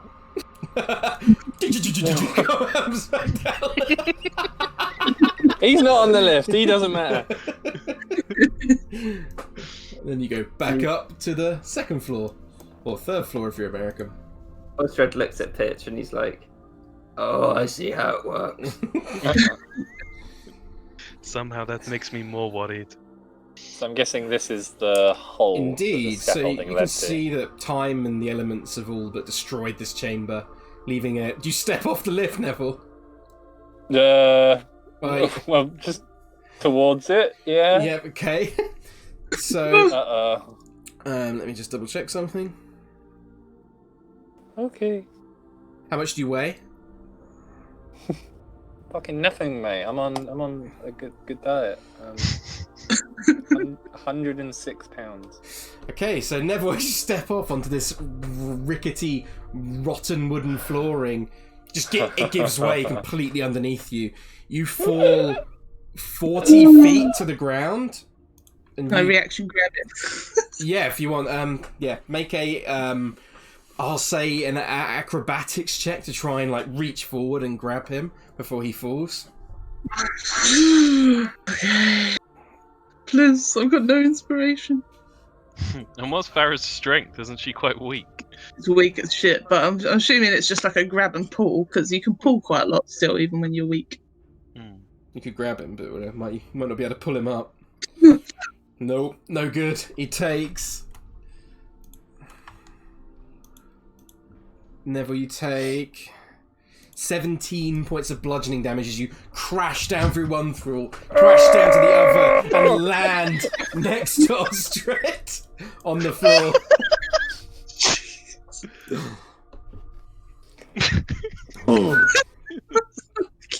Back down to there. His smart kind of looks, he's like, everything alright, Mr. Daggersen? Just peachy, mate. Perhaps we should be careful stepping off of these things, yes?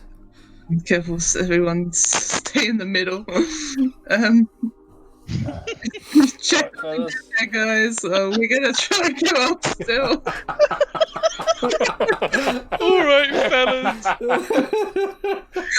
You told us this was a possibility. We could have tried to catch you. Yeah. What floor are we on? Up to 3rd floor. Continues going up. And this time, you arrive in a room that looks certainly a little bit more lived in. Certainly, unlike levels below, this room certainly shows signs of recent habitation.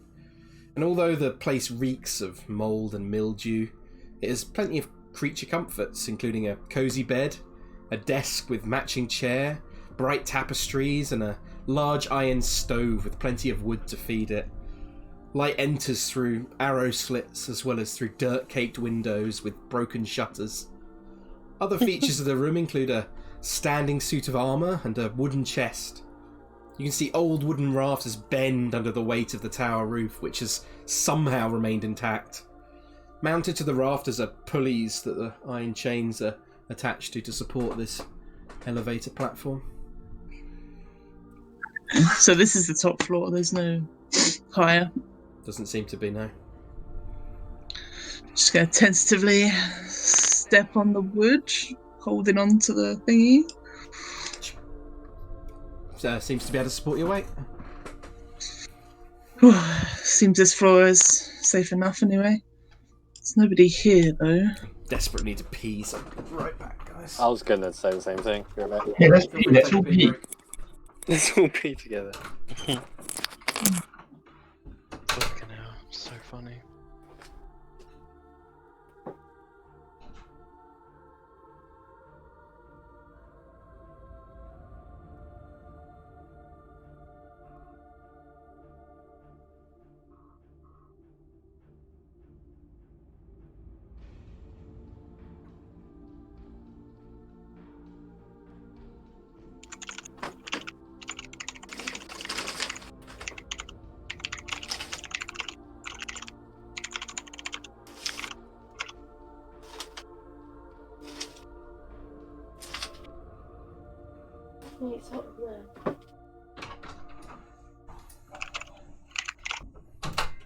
People went up in the lift. Neville stepped off the lift, fell through the floor, and crashed into the floor. What lift? The lift in the middle of the tower. I didn't know there was a lift in the middle of the tower. There is a lift in the middle of the tower. Oh, I know that now. You can move Nigel into the tower. Woohoo! People were trying to figure out how to make the lift go up for a long time. It made Lewis laugh a lot. It was very funny.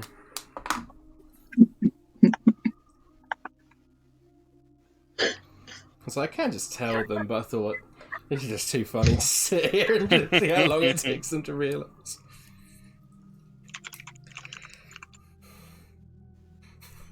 I just imagine you going to like the Arndale Centre now. Sorry, the Yeah, beacon. that's what I was thinking as well. Up! The beacon. Up! Isn't that in Harry Potter when they're doing the brooms? Up! Yeah, with the brooms? No? Can't remember. Probably.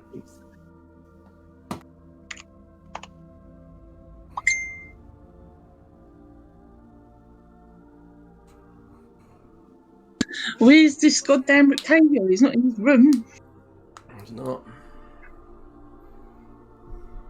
I think there's some sneaky business. Maybe he was in one of the boxes on the ground floor.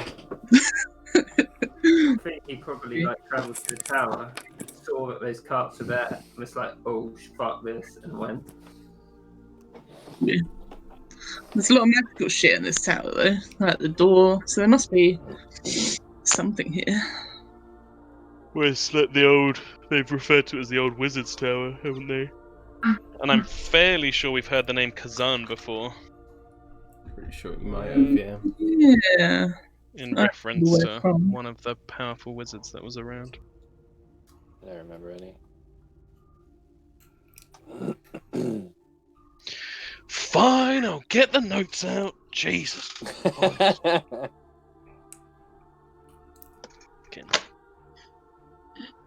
So nice in our code and all, it's just being like, don't take any notes, just run along. Plus, I read man. most of the notes. Yeah. Oh! My Strahd folder is getting fat. You have to post it when you finish the campaign. Yeah? Might photocopy it. No Kazan here. Use Control F. Yeah, I'll do that on my paper notes. I'm done now. Don't you worry.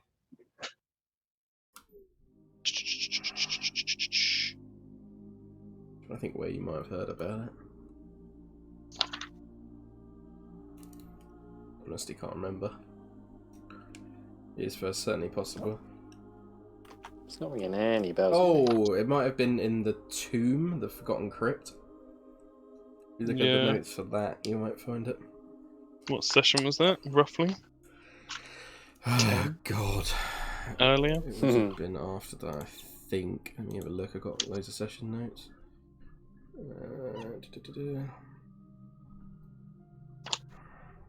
Is that where we fought one of Strahd's brides? Would have been, yeah, that would have been. Alright. Maybe.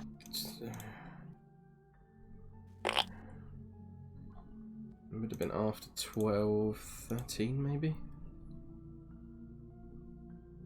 I think around 13. Maybe 12 or 13. Okay. So every time in Cass's Strahd, I'm like, what would Mumphrey and that lot do in this situation? That would be a I very just love how much different Mumphrey has campaign. changed your life, Kieran. Yep. I'm pretty sure they The would door be dead. But he'd be like, what do you mean, boy? Open the door. And he's dead. Ah, Mum!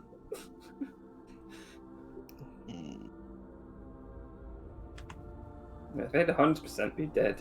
Actually, if that werewolf, they'd be like, what? I think I can check. Yeah, if he was like, come help me, that'd have been like, fuck off.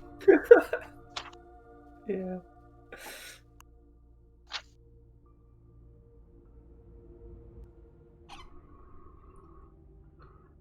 Oh, Firion and Gertrude and Blossom, that would be. I think they'd get through. Yeah. Get through Strahd? No. I don't think so. Technically died to a fucking Style Master, but. Yeah. Blossom would just be like, oh, I'm gonna get the baddies! They'd at least find out information. Is everyone back, by the way? Giving up on my notes. I am. I think it was at the crypt, but. So. Yeah, I don't think I wrote many notes for there when I looked through them then. Yeah. Who are you? So, looking around the room, like I said, you can see an old wooden chest, a standing suit of armour, a desk, Yeah. a matching chair.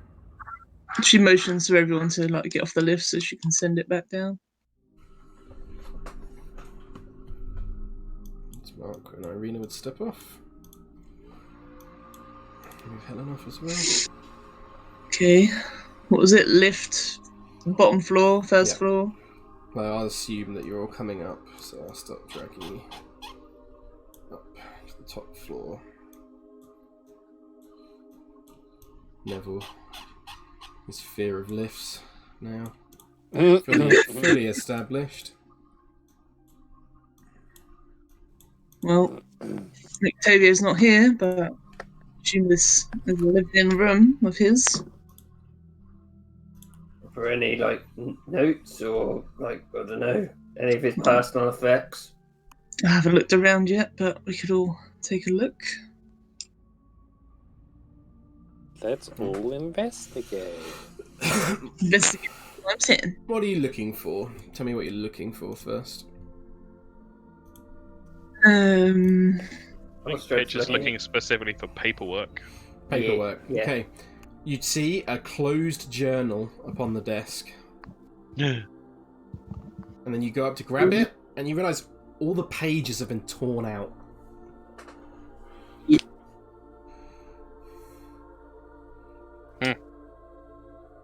Maybe he's left in a hurry and doesn't want anyone to see something. Did he think anyone could get in though?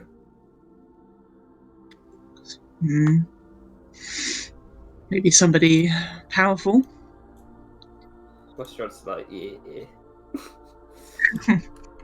Can Neville look for any recent signs of activity? Either has anyone used the bed recently or the fireplace? Yeah, do an investigation check, yeah. Okay, ooh. Jesus. You do think that the bed has been used fairly recently, and you do think that the stove has been used fairly recently as well. Okay. Does the stove have a lot of ash in it? And if so, are there any scraps of paper that look like they've been burned in there? And since you asked specifically what that, there is indeed a scrap of paper that you find within. It's quite long. Okay. So I will show this to everyone. Whoever wants to read, then I'd like a designated reader. That would be fantastic.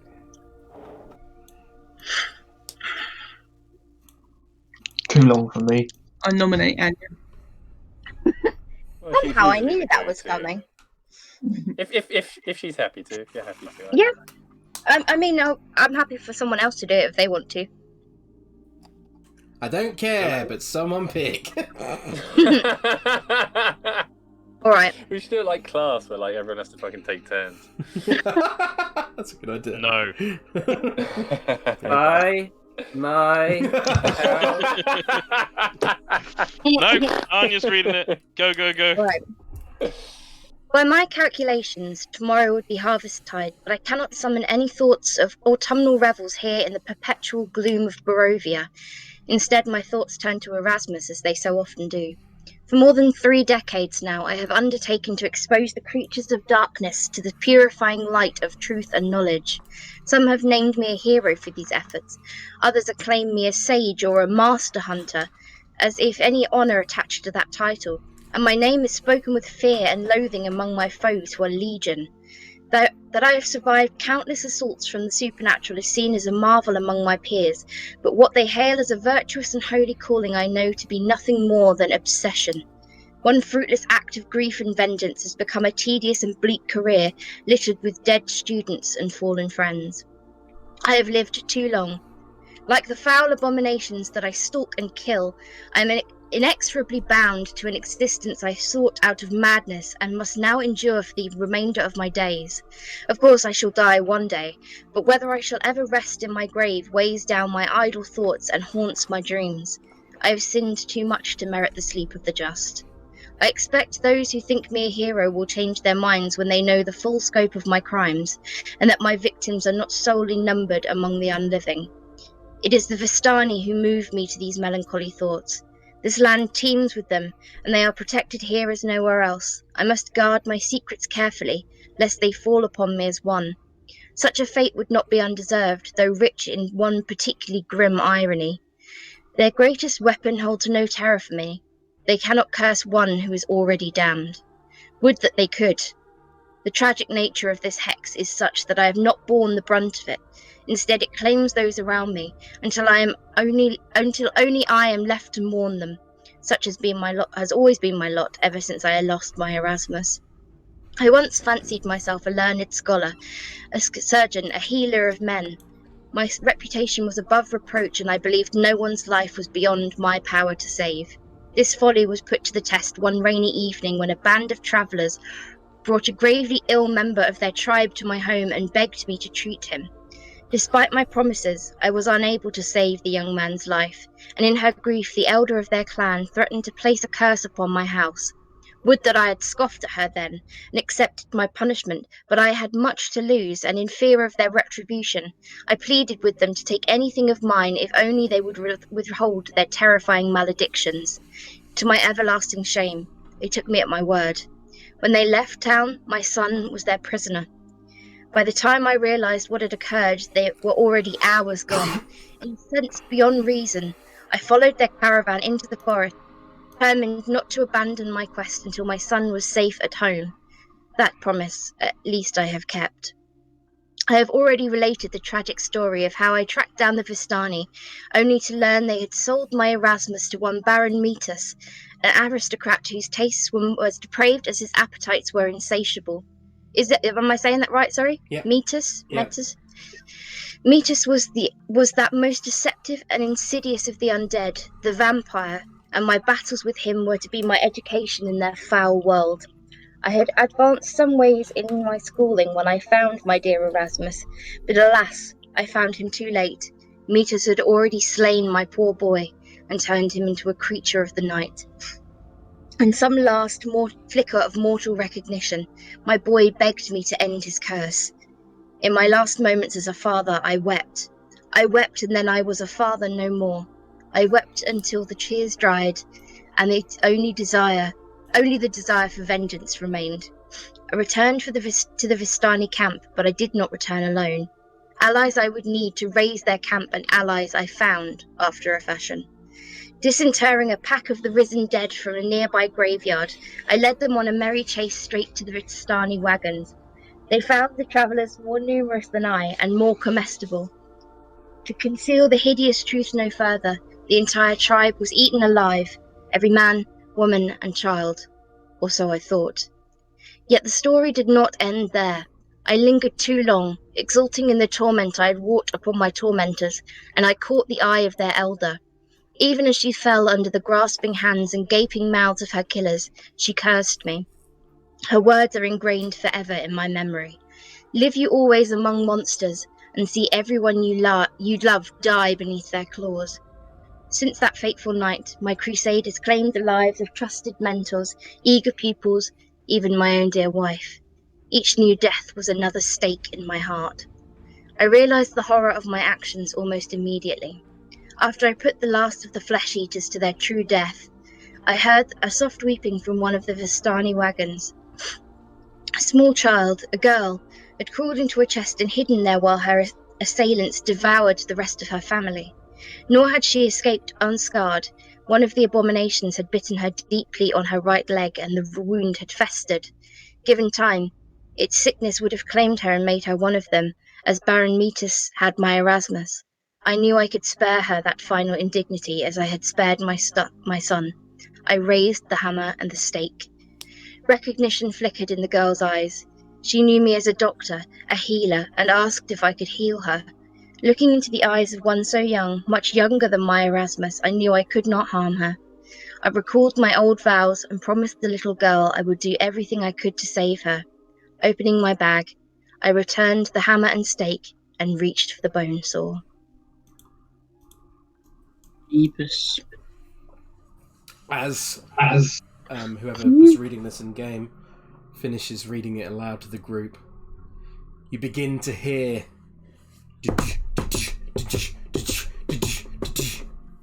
coming towards the tower. Horse, what sounds like a horse. Out the window. Take a peek out the window. Yeah. Do a perception check for me, Neville. Don't know if Farrah wants to do one as Yeah, well. well, if we'll do it with advantage, or Farrah wants to do one, then feel free. I'll do one.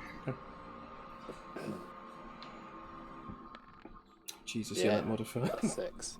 Neville, it's hard to see through these dirty old windows, but Farrah, you manage to look down and you see two figures. You see a man who looks familiar to you, Rictavio, who is holding what appears to be the limp body of a girl. Well, I say a girl, a woman, who, from this distance with a 19, hard to see any more than that, but that's what you can see climbing off of the horse. I think Rictavio's arrived. We should go see who he's holding. Get back on there. I see. Okay. Thank you. So is anyone going down? Farrah's going down. I'll go down too. Okay. Osdred's going to stay up there. Only be a few on the left. Who do you want to greet him? You can come, Pitch. I think he'd prefer to see you over me anyway.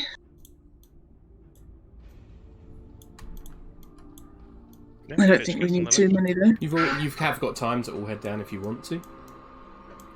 That's fine. It's Before just... I do, is there this chest by his bed? There is a chest indeed. Fuck it, can I have a look at it? You can indeed. You open the chest and you Oh, get a scent of lavender aroma that emanates from this wooden chest, and opening it up, you see a severed head inside of what appears to be, from what you can tell, Neville, a human Vistana. Its flesh has a waxy complexion, and it looks like it's been embalmed with like oils. do I recognize them at all? No, you don't. No. Neville fucking just like stumble back. Just like, ugh! Jesus. Audibly. That's grim.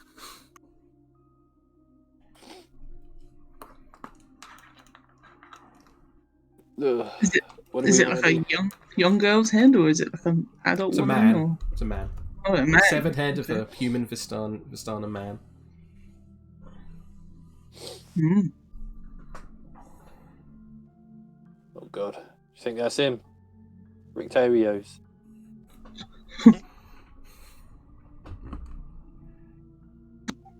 Well, I think Farrah's already down the lift, right? You haven't gone down there. It didn't say the floor. Oh. Well, whoever it is, I'm sure he's got... Does it look like a vampire, like teeth-wise? No. Oh, well, that's a good question to ask him at the very least. We can ask about the note as well. Yeah. Yeah. Are there any weapons in the room, by the way? It doesn't appear to be, no. Okay. Yeah, let's go down. Okay. So who's not heading down? Because I'm assuming you can all head down. You have plenty of time to. But if anyone Just to specific, stay up here okay, that's fine. Anyone wants to He stay up with wants- Osdred, they can. in case he runs up here, and he can be like, "Well." Yeah. He pushes you out the window. Neville will go down. Okay. So Farrah, Neville, anyone else? Pitch is going down. Pitch, I'll go down. Helen, Nigel. I want to stay with Osdred, but Nigel would go with Pitch. Okay, that's fine. I'll move you down then. Could Osdred have the note? Yes, Cool. of course. Okay. If no one else wants it, that is. Do you need me to? It should be under where is it? No, I can see it. You got it. Okay, chapter 11 Yeah, I just handouts. wanted to make sure no one else wanted it. No. So you see Rictavio approaching. Yeah. I will step to the door. Assume it's open. It is open indeed. He's carrying the woman, walks forwards, and as he sees you, he kind of stops in place, looking in your direction. And it's kind of We will. Yeah. He's like, you hear like a Australian. There we go. He's like, oh, for fuck's sake! Looking at the wagon, he's like, We were waiting for you, Rictavio. He looks down at the woman in his arms, and he's like, fucking trust her to do that to her wagon. He looks stressed. He looks on at you, and he's like, so you all have arrived? We were waiting for you. It's pretty hard to get into this tower, Rictavio.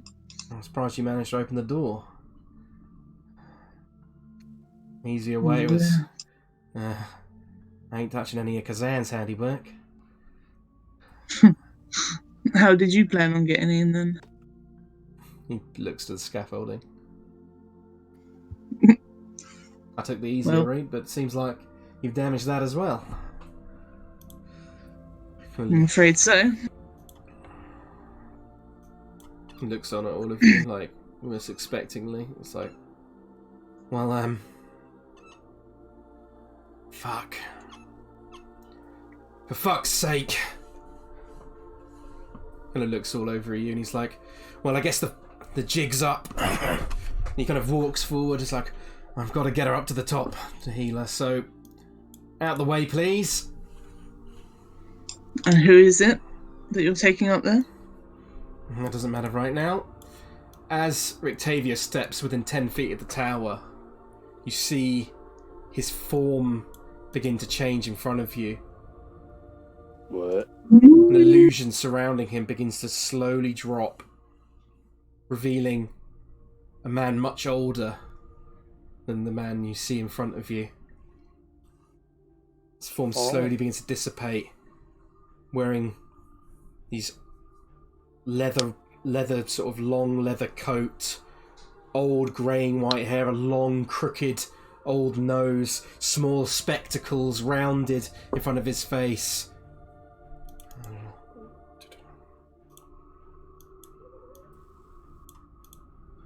Before you get all the sense of recognition as you realise you all recognise this man. Do we? Yeah. You look and you realise this man is the famed and esteemed monster hunter, the legendary Rudolf van Richten.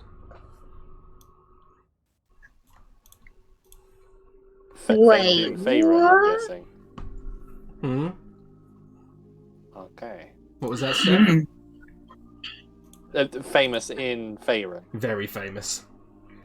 Right. Damn. He stands before you and he's like, let's get inside.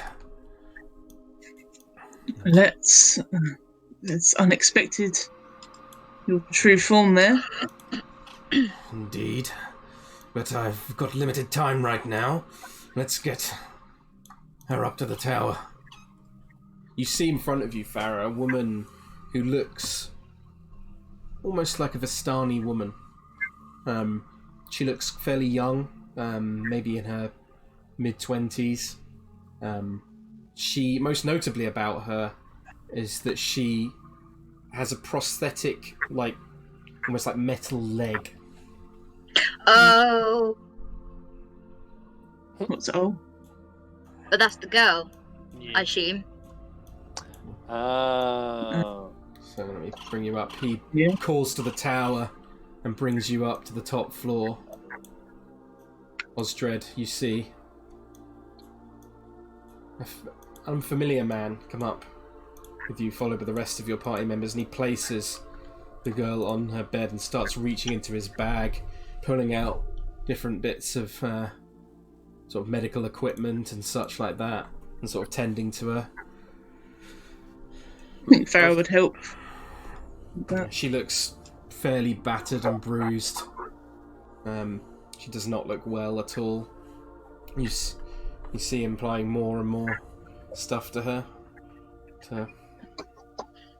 She looks stable, but He's using what he's got to shore up. He's just Farrah like, just do chill wings, don't do anything. doesn't work. Not in the tower. Yeah, shit. He said, he's like, stupid girl, always so headstrong. Osdred's just like, oh. You do recognise this man, Osdred. I think that confuses him even more. Yeah. He's just slow. He's not even speaking. He's just slowly at work, just applying bandages and making sure she's okay. He looks very concerned, stressed. What's his name again? Rudolph van Richten. Rudolph. I think I speak for all of us when we say we recognise you. Yes, quite. I realise this is not the time for you, but we are all concerned. Indeed. What are you concerned about, girl? Come on, speak up. Well, we found this journal page burning in there. Kind of looks to you with a kind of startled expression. He's like, knew I should have checked that was burnt. Well, probably should. Indeed.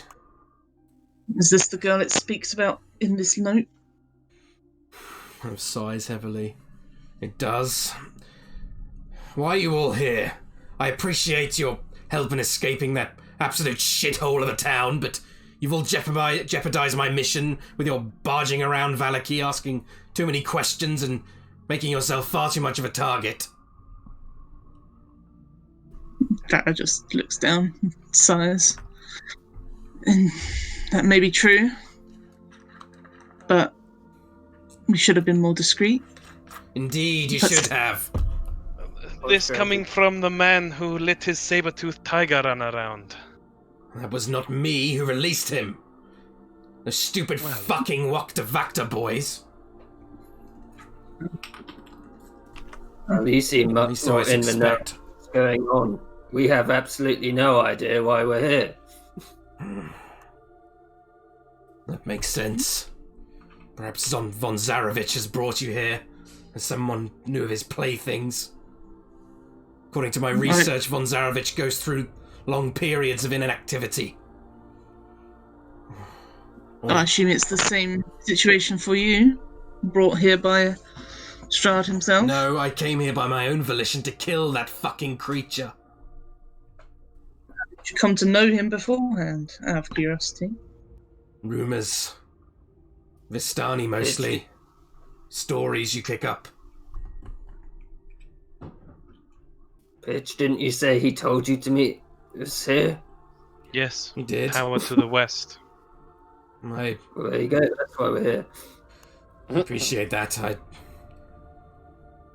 I wanted to return the favour for your help in helping me escape that shithole, but I am stressed and frustrated. All I had to do was perform my little act as that madman's festival each week and simply wait for his current little temper tantrum upon the land to die down, and it would have made things much more simple. Sadly, with the burning of men at stakes and vampire spawn on the loose and churches on fire, I don't think I've gone completely unnoticed anymore. So that was you. That was you. What was that? You spoke at the same time? Said the same thing. Yeah, I was going to say. Well, I didn't hear what you said, so Neville, go ahead. We both said that was. We both exclaimed, so that was you. Indeed, it was.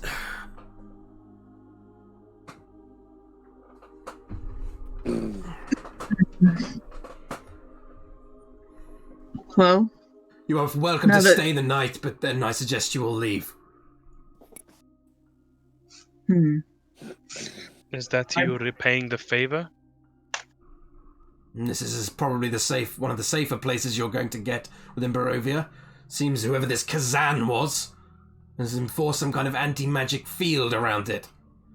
And since I'm sure you're all aware that Von Zarovich seems to be some kind of spellcaster. Indeed. You could give us some more information at least. He kind of harumphs a little bit, and then he sort of turns to you. He's like, "What would you have me tell you?" Is there any way out of the mists that doesn't involve the Vistani? Kill Von Zarevich. Or gain his permission. He seems to control them.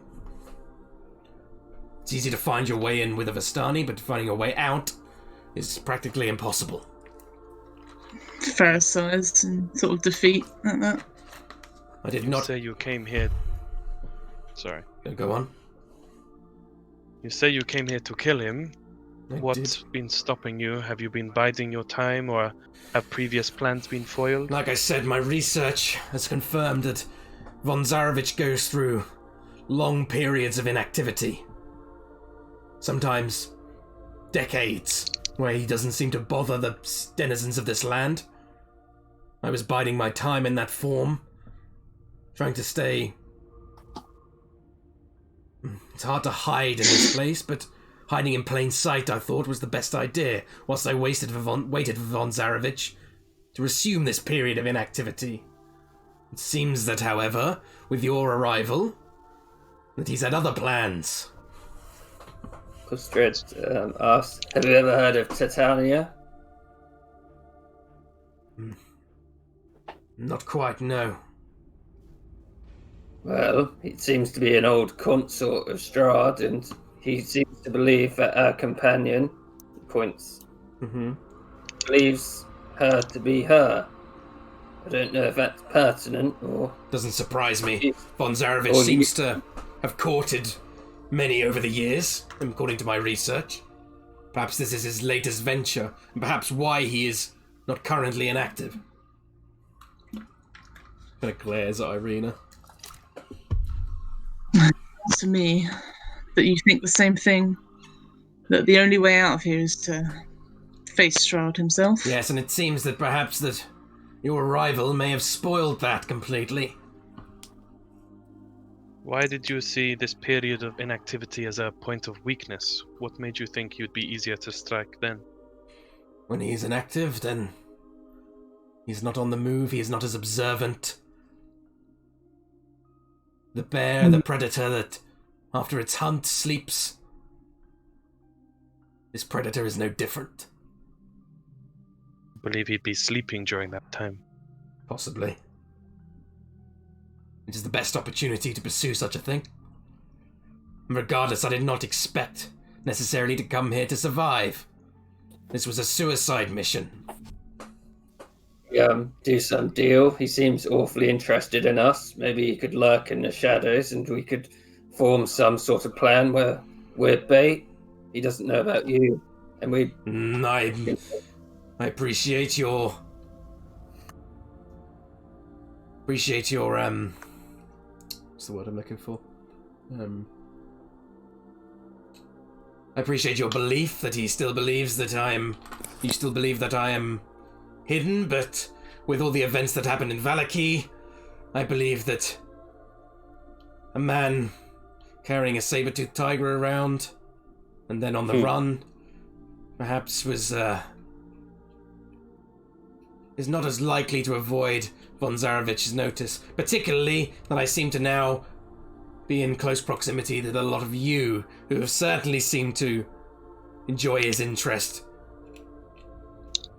Well, guess if we fucked your plans, might as well work together.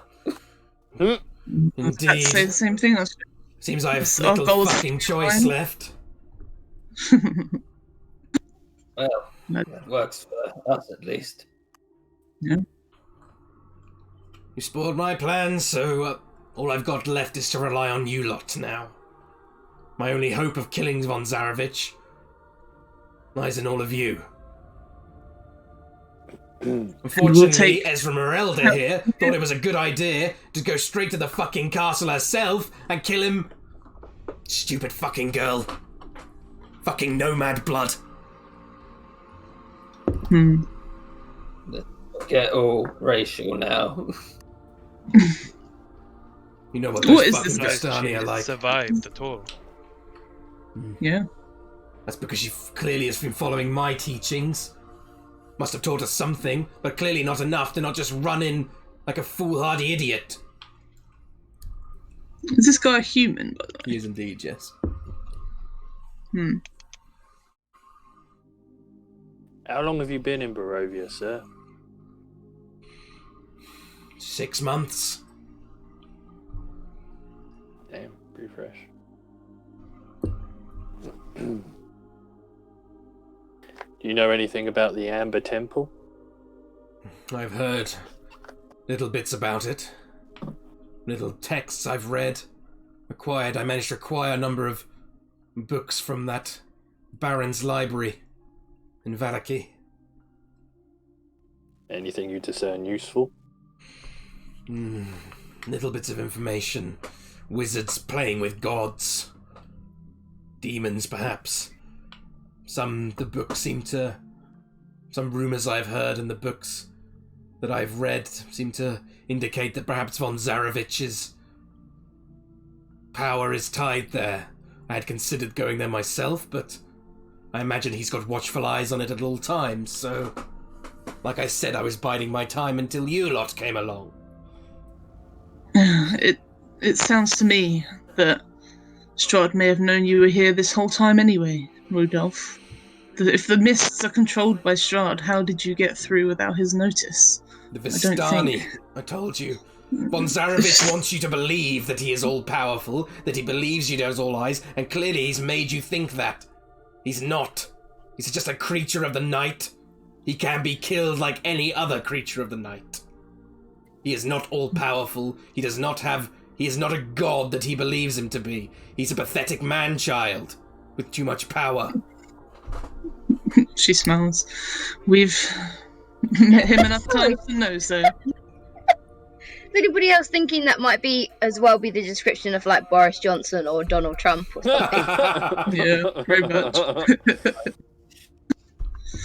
Indeed, but the Vistani are his eyes quite often. Perhaps they just told him you were there. Well, I did not enter under this form, girl. Well, I replaced one of their own, as you can clearly see. Looking to the open box. And I've spoken with this what remains. And as far as I am aware, the Vistani did not suspect anything different, or would have suspected anything different. As far as you know, anyway. Indeed. But regardless, he knows about you now, so... Almost certainly, I'm sure. My friends were told, I don't suppose you really believe in prophecies by this Vistani. Did you get your damn fortune-telling from a fucking nomad woman? Well, I didn't, but everyone else did. We did, and they've proven useful so far. I put little faith in prophecies, I'm afraid. Osdred would show him the symbol of Ravenkind. He looks at it and he kind of shrugs a little bit. Yeah, show him that and compare them to the fortunes. Well, it isn't much of a... Well, the magic suppresses it, but it's been very good against the undead. Interesting. I mean, with one of the prophecies, so... Well, and clearly if you've you did have a monkey. Clearly if you've read my journal, then... you'll have some idea that the Vistana curses are quite real. However, prophecies... Not sure how much I believe them. Not sure how much I believe in fate. I simply believe in actions and the will. Perhaps just by reading these you sort them out subconsciously. Did you have a monkey? Fucking Piccolo. That was that idiot's monkey. Points to the Ted. Well, you had him for a while, and the prophecy said, a man with a monkey will help you, or and he looks at Pip, something like that. Perhaps they were talking to the famed toy maker Blinsky. He says he got the monkey from you. He did. Osdred just looks at him, and he's like, You really think he could help us defeat Strahd? This guy who is not smiling for any of this, but if anything catches the smile very slightly. There's a very slight curl of a thing at the edge of his mouth, but not much at all. Probably not, no.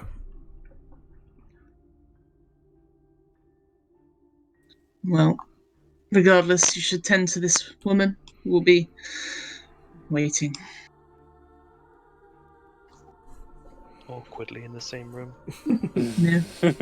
All in a line. Just watching. He spends some time tending to her, and once he thinks he's done enough, he sort of slumps back against the bed and grabs his, moves up past Neville and is like, "Excuse me, sir." And he sort of turns around his chair and kind of sits there with his hands on his legs, rubbing them back and forward in a kind of stressed fashion. I think the time is probably How about old is this 2 guy o'clock. meant to be? Do we know? I think you would have some idea that this guy is in his late 80s. He looks very Damn.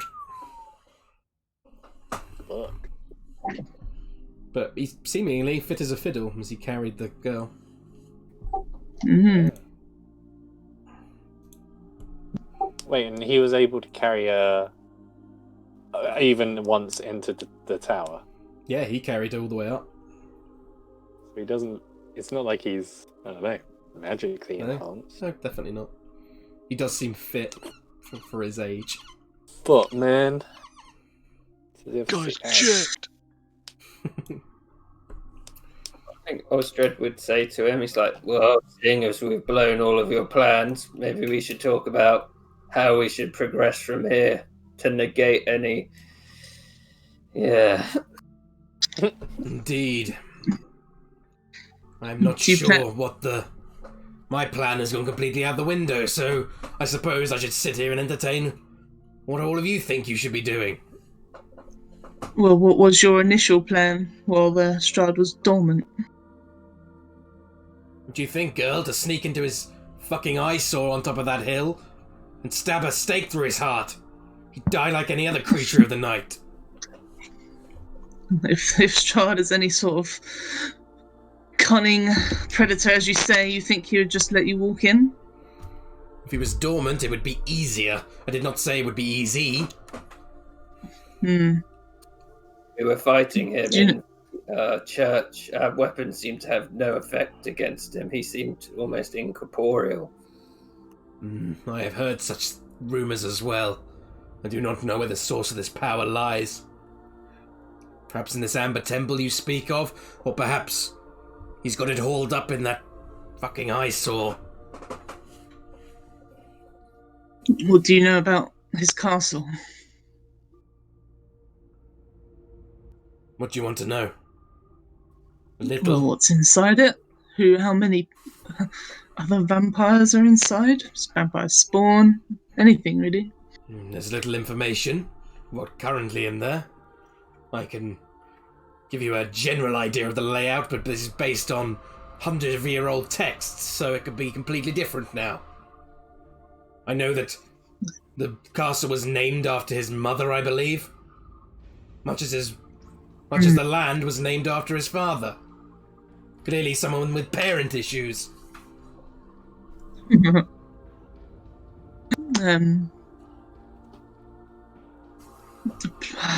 Our plan going forward was simply to find as much information about him as much as possible, and you are wiser than you look. For an elf as young as you are. I'm as much of an adult as most people in this room. An elf at your age. Don't be racist now, Rudolph. You're an old man. Maybe you should retire. This was meant to be my retirement, girl. Clearly. Even that's been spoiled. Death. Indeed. It's shame you let them take your son then, isn't it? He does not look pleased at that. He's like, if you dare mention his name again, then you'll find that as much as I can be a formidable ally, I can also be a formidable enemy, Mr. Nigel. Then you not criticize us when you make bad choices in life too. Do a persuasion check.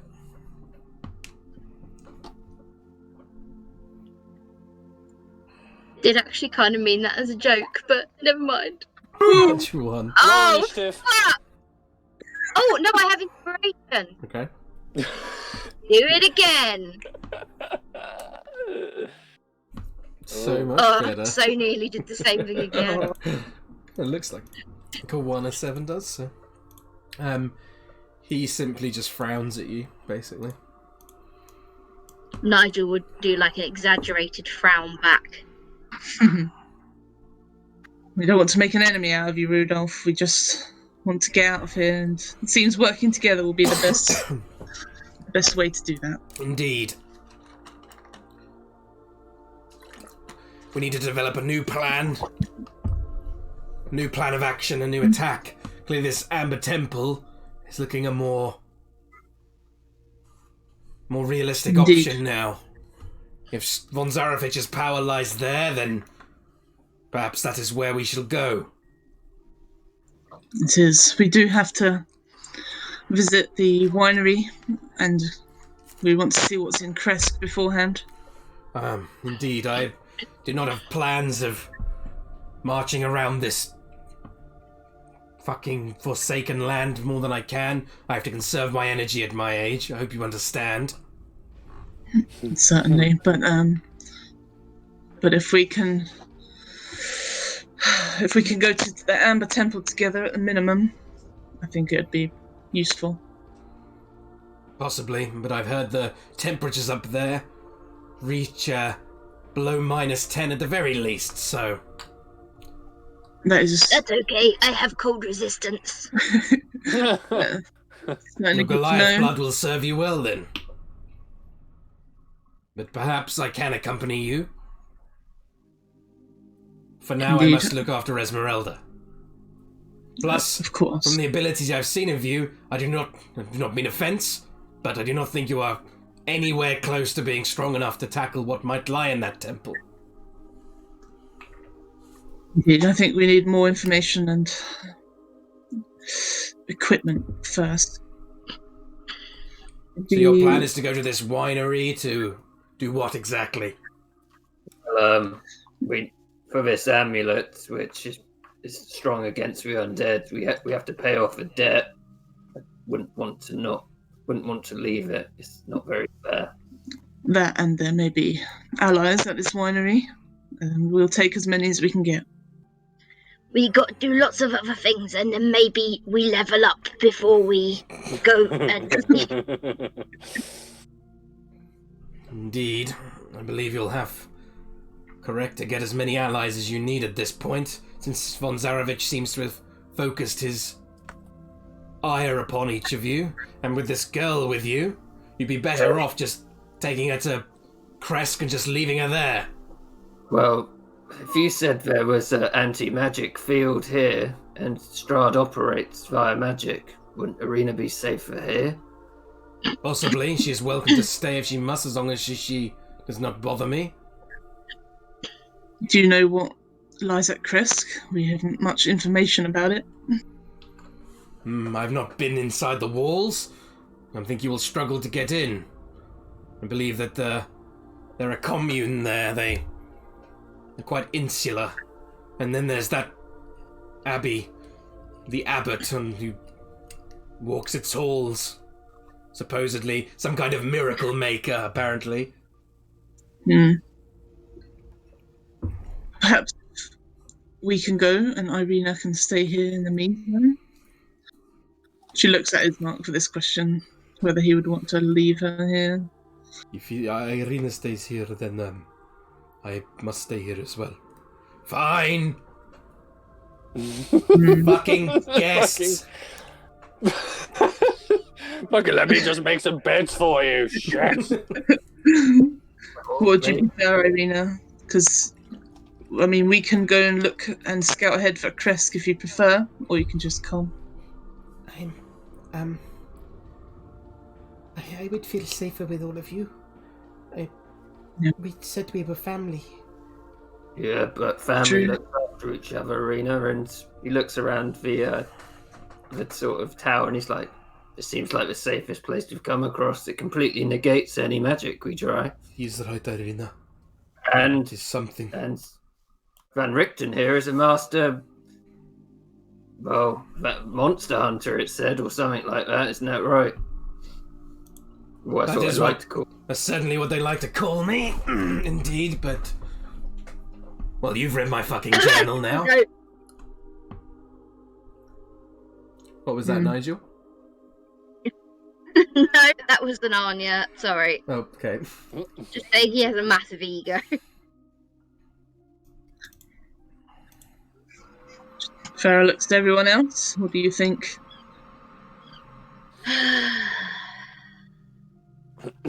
Osdred, if you said that, can you do a persuasion check with advantage for me? Because Ismark is... to Irina. Ismark is helping you, essentially, as he agrees with your idea. Okay. Ruling terror! You are really bad, yeah. It's not, you need to get those Gertrude rolls online. I want to say she needs him. Yeah, Irina seems unswayed, but Ismark is trying to convince her alongside you. But currently she seems like she wants to stick more with the group. Osdred would say, but ultimately, Strahd is looking for Arena. And then he looks at Van Richten. Excellent point, Mr. Osdred. In fact, if she were to stay here, perhaps it would draw him here and he would simply take her. I'm not sure. I am certain that despite my ludicrous reputation, that I am capable of facing that fucking man-child in direct combat. In fact, even with all of us, I think we would likely not survive facing him in combat. But seems we have little choice now, so it's up to you.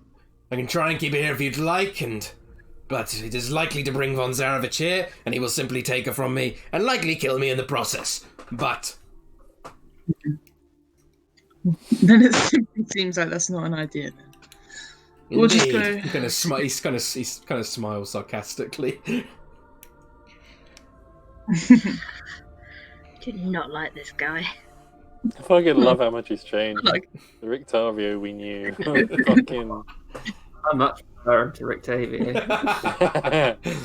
He's quite an even grumpier Ladius. Yep. Pretty much. Thanks for the inspiration of how to play him, Kieran.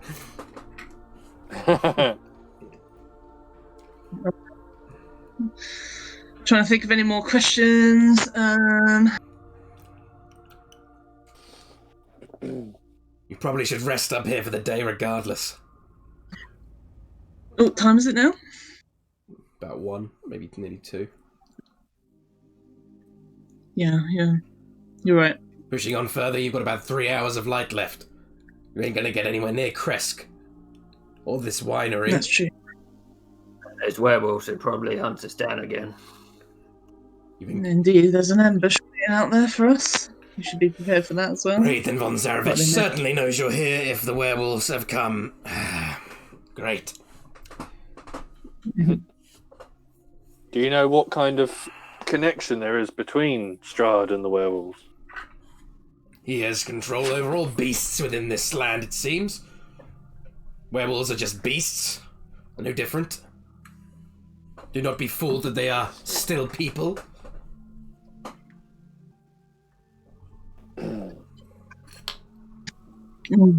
Where did you come across the saber-tooth? I've not seen one ever.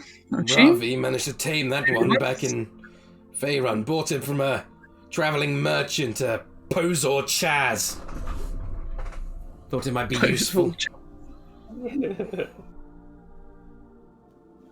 Interesting. I was going to set him on that fucking Vistani camp.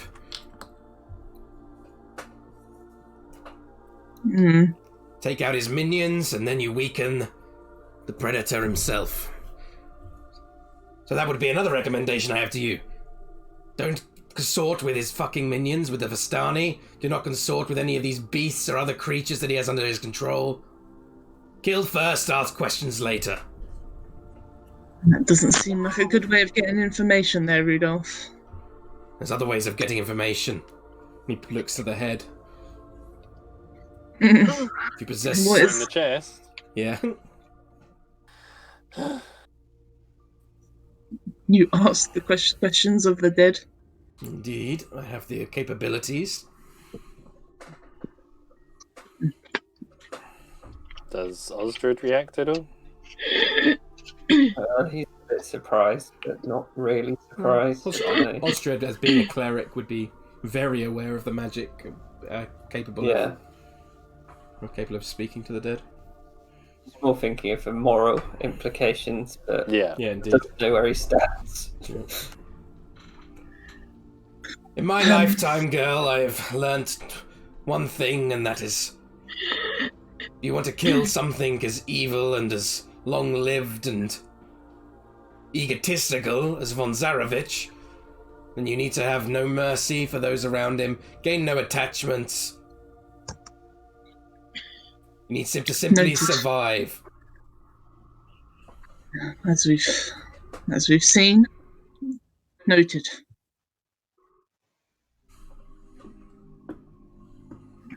Indeed. Regardless, we should stay here for the night then. You are We welcome should get to. set. I suggest you take the girl with you in the morning. Like I said, I am flustered and you're... with everything that's happened in the last 48 hours, and your Mr. Osdred here actually has a good point. Usually dwarves are stubborn and difficult to deal with, but it actually seems like this one's got a brain on him. Well, thank you. We are a proud race. Indeed. I've had so many joyous occasions dealing with your kind. Regardless, he is correct. If this Miss Irina is here, then von Zarevich will soon be close behind, especially if you've alerted his pack of werewolves to you. So I suggest you find somewhere else to keep her safe, because she is certainly not safe here. We'll leave in the morning then, with Irina. Ismark looks relieved. Irina looks relieved, and Ismark looks kind of unsure, but trusting of what Osdred said.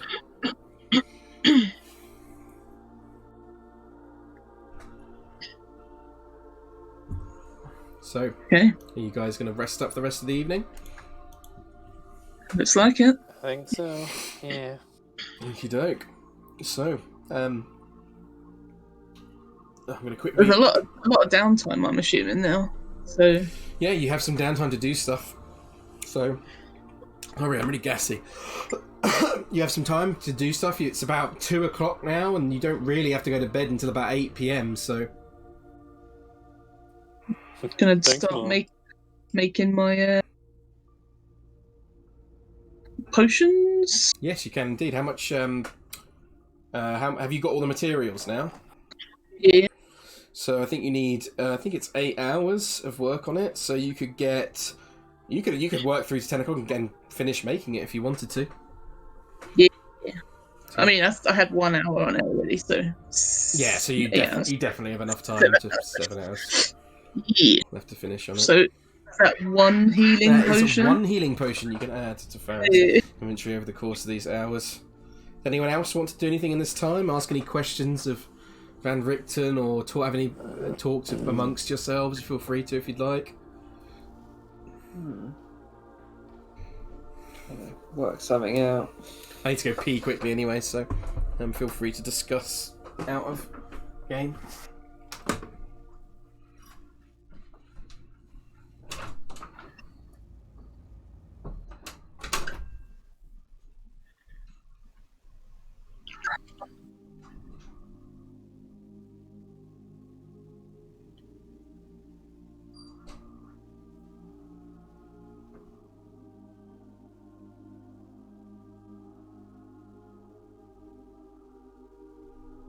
I think we all need to eat food as well, because I didn't do any good berries. see if Rictavio's willing to cook us all a 3-course meal. Oh, he definitely will.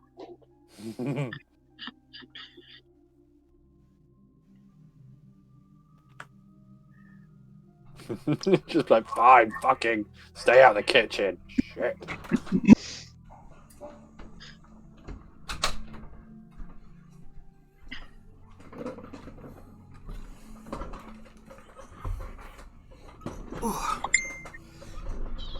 Apologies, I am back. Yo. If everyone is here and ready to continue.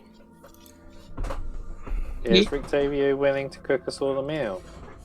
He does not have any things to cook you a meal, unfortunately. So we'll all have to take a ration. Yeah, you will have to use a ration up. Fine. Is Farrah casting Goodberry for tomorrow, or is she? Yeah, I am. It's a D10. Yeah, Hang if you on. want to roll a D10 for me, see how many you get. 5. Okay, so at least one. Not too bad. At least a few of you are going to have to go without a Goodberry, though. I think Neville would choose a ration over a good berry anyway. Yeah, that's fair. Is anyone else doing anything? Pitch? Nigel? Nigel would probably apologise to him for offending him. It's quite all right. No apologies are necessary, Mr. Nigel. We were under a lot of stress here. I think you and me may be more in common than we think. I have missing child too. My condolences, but you certainly do not wish to have more in common more in common with me than you wish. Trust me. Yes, I understand. I'm sorry. Again, no apologies necessary. He'd wander off and go to pitch and be like, lesson? Yes. I want some time later on to play. It's been a long time since I played anything. But yes, we can do a lesson. Quick lesson. Then I listen, pitchy boy sing. I'm going to play on the violin, not sing. I know. I said the wrong word by accident, Tom. Ah, nice. You see through much of the watch, Van Richten is just watching over Esmeralda, and she's just completely out cold. You can see Farrah with your passive insight that he does, whilst trying to maintain this very rough exterior for the most part, he does look very concerned about her and worried. Yeah, I should say, is there anything we can do to help? I've done all the healing magic I know, and before I reach the tower, there is nothing but more than rest that will cure these ailments, I'm afraid, so unfortunately no. But I appreciate the offer. If we can help you, just let us know, yeah? Indeed, I do not need your help there, girl. Okay, but if you do, maybe stop calling me girl too. He just looks to you. Helen, I wanted to just say something that I saw the other night. I don't know if it's me going a little bit crazy, but I saw during one of the watches, I saw your arms flash an ambery, rocky substance. It was only for a moment, though. It could just be my eyesight. I did have a dream about that, actually. You did? A dream? I dreamed of a giant crystal, and Helen's going to try and make the crystals come on her arms again. Yeah. to see how it works. They appear before you. Whoa. Whoa. Yeah, Farrah jumped back at that. Even within their anti-magic field, they still work. Incredible. What is that, Helen? Did you? You know, I'm not too sure, but I guess I'm a freak. Of course not, Helen. Can I see them? Yes, give them a a rumble.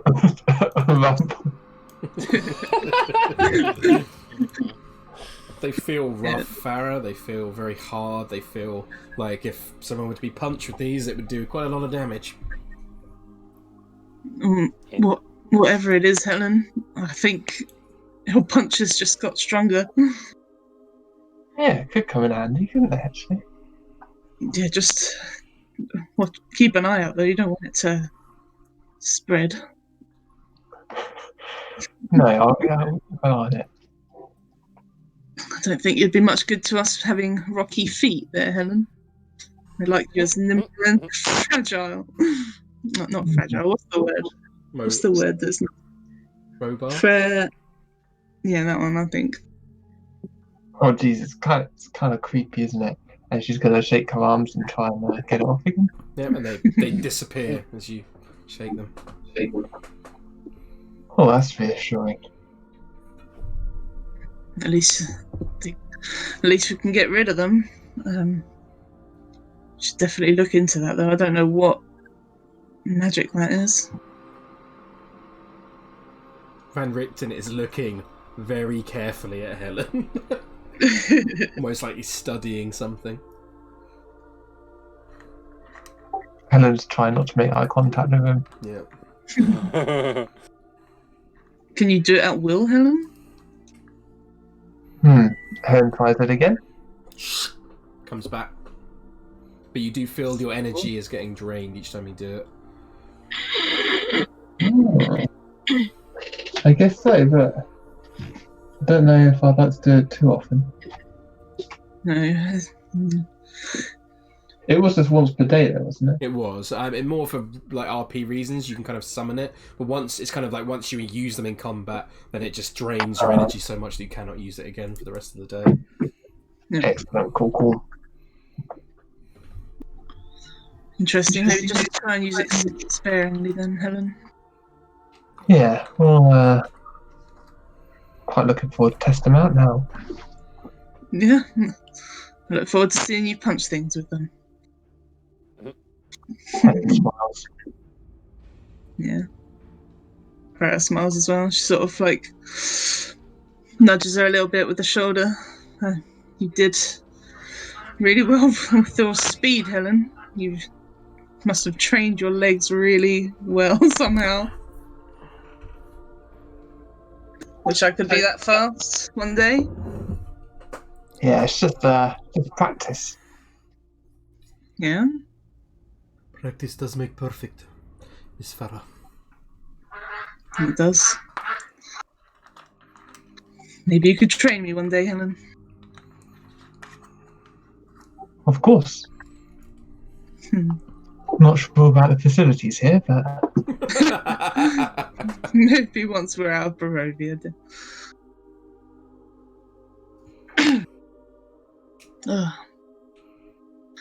Anyway, shall we go listen to Pitchers? I think he's about to play us a song.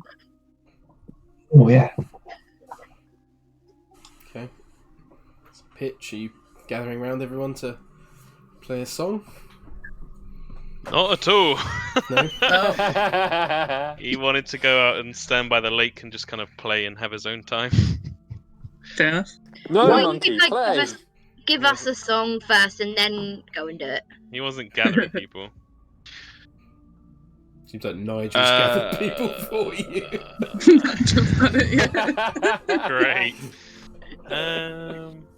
No pressure. He would do. Okay, if everyone's there, he'd do a different song then. He's gonna play "Fuck Off and Leave Me Alone." By, Yeah.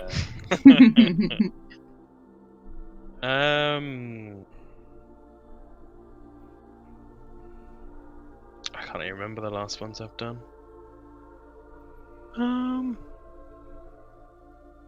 He'll do the Wanton Weave. Okay. Interesting.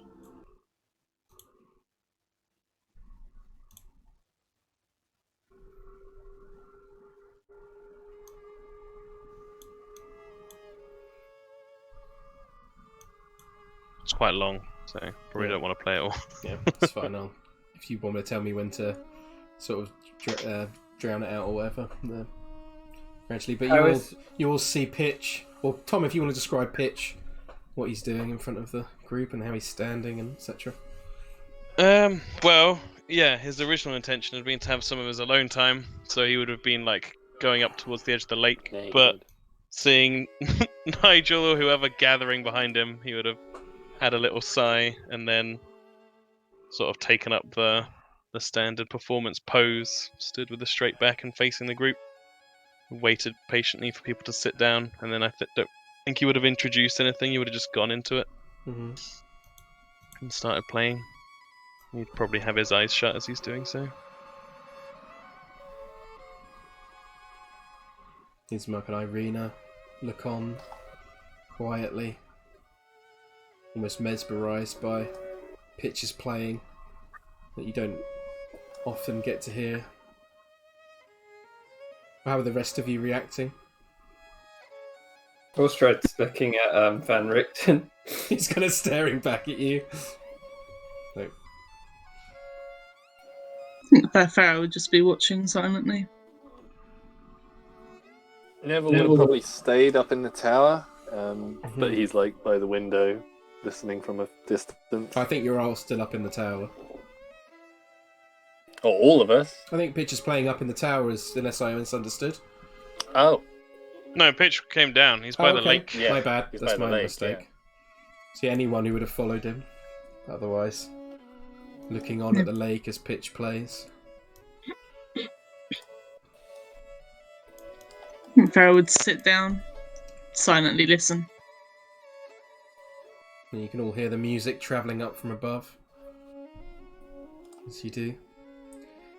Pitch, as you play down by the lake, you look out over...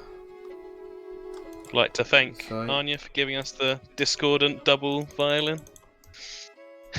Oh. You look out at the mountains and the light rainfall that falls upon you and upon your violin as you play, and the music echoes up and around, and almost feel it like it drifting through the mists of the mountains themselves. And it gives you this deep sense of calm as you think back to Kendall. You think back to the days of the Oath in Faerun and everything that's happened in Barovia. And then I would require you, please, Pitch, to please make a wisdom saving throw for me.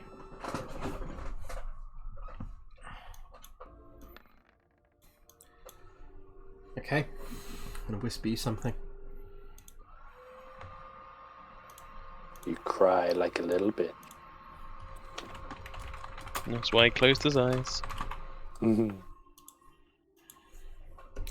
Pitch, as you finish the song, you feel something take over you slightly.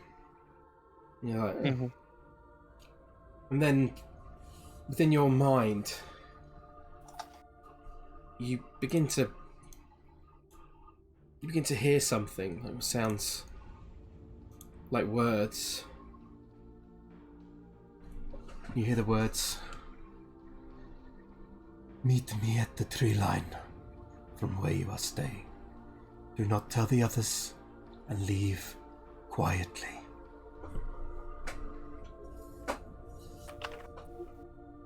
Okay. It's a trap. Okay, so what do you do, Pitch? Pitch would end his performance and do like the slightest little bow.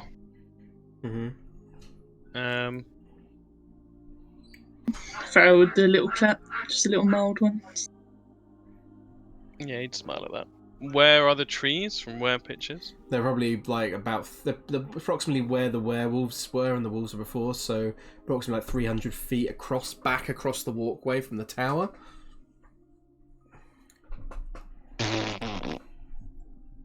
Pitch thinks people aren't just going to let him wander off.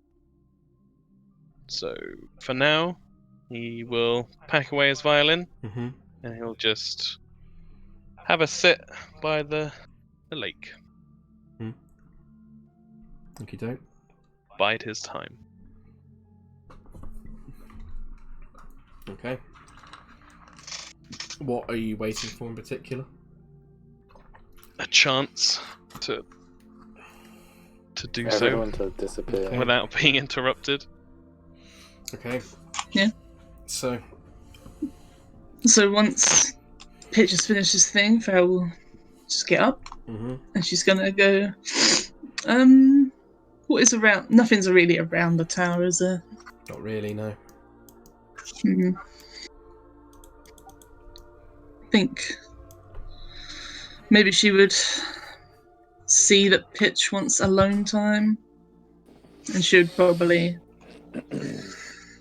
head back into the bottom bit of the tower. Is there anyone else outside? I don't think so. I think it was just you and Nigel, maybe, who went down to watch Pitch. Yeah. I think the So rest she was in the tower above. Nigel let him be? She would say, Nigel, maybe we should give him his alone time. He sometimes needs it. Yeah. Okay, I go with you. Farrah will still keep. She's wary of the werewolves in the tree line, so she is going to stay at the bottom of the tower and just look out. Okay. For how long? Pitch will. Don't know. Probably until Pitch comes back up. I guess she's not going to. I mean, she kind of wants to shut the door. Okay. How would you react, Pitch, in response to Farrah waiting there? Where is the door from where he's sitting? So you would be essentially, imagine this is the ground floor, but you would essentially be on this side. I think Farrah's looking out this side. The lake is up here beyond the tower. Okay. Pitch would walk from his position, and he'd try and be wary of where the windows are. Yeah. And he'd walk to like a blind spot near the tower where the windows can't see him. Yeah. And then he'd cast invisibility on himself. Okay. So Cheeky bastard. I assume Pitch is walking towards the tree line? Yep. Okay. Invisible, please make a stealth check with advantage.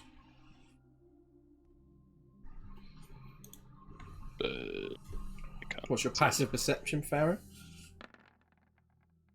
16. Not good enough. Pitch manages to sneak across the walkway, stealth, and out towards the tree line. As you do, Pitch, you get closer and closer, eventually arriving at a small area within the woods, a small grove. Bear with me 1 second.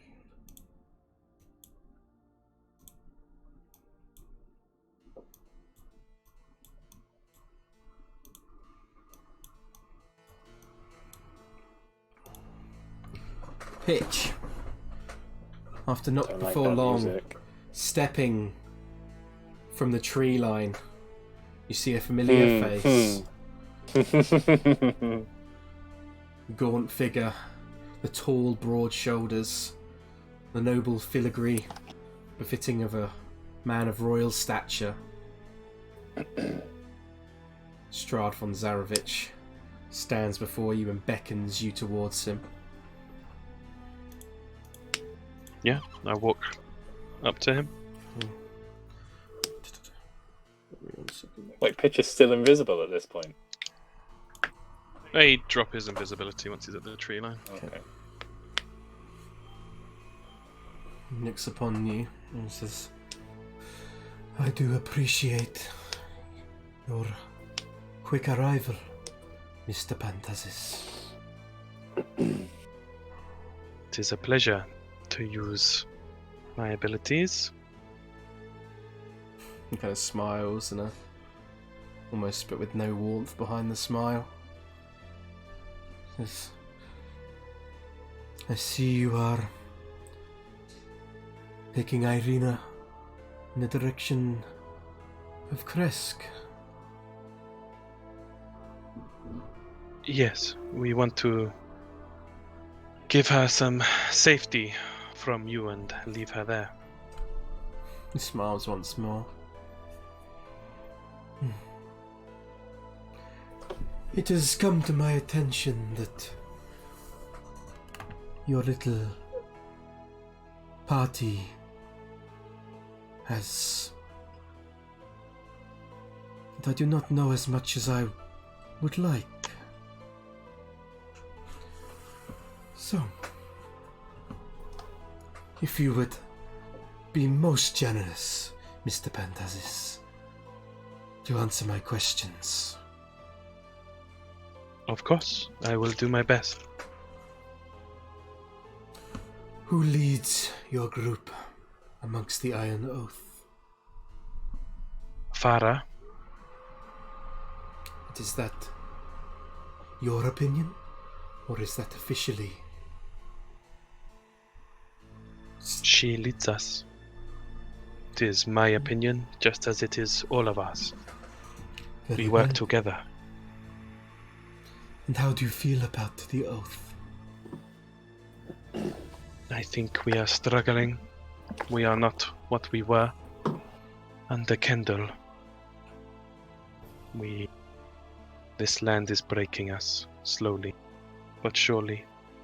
My lands can certainly be harsh for those of the weak-hearted.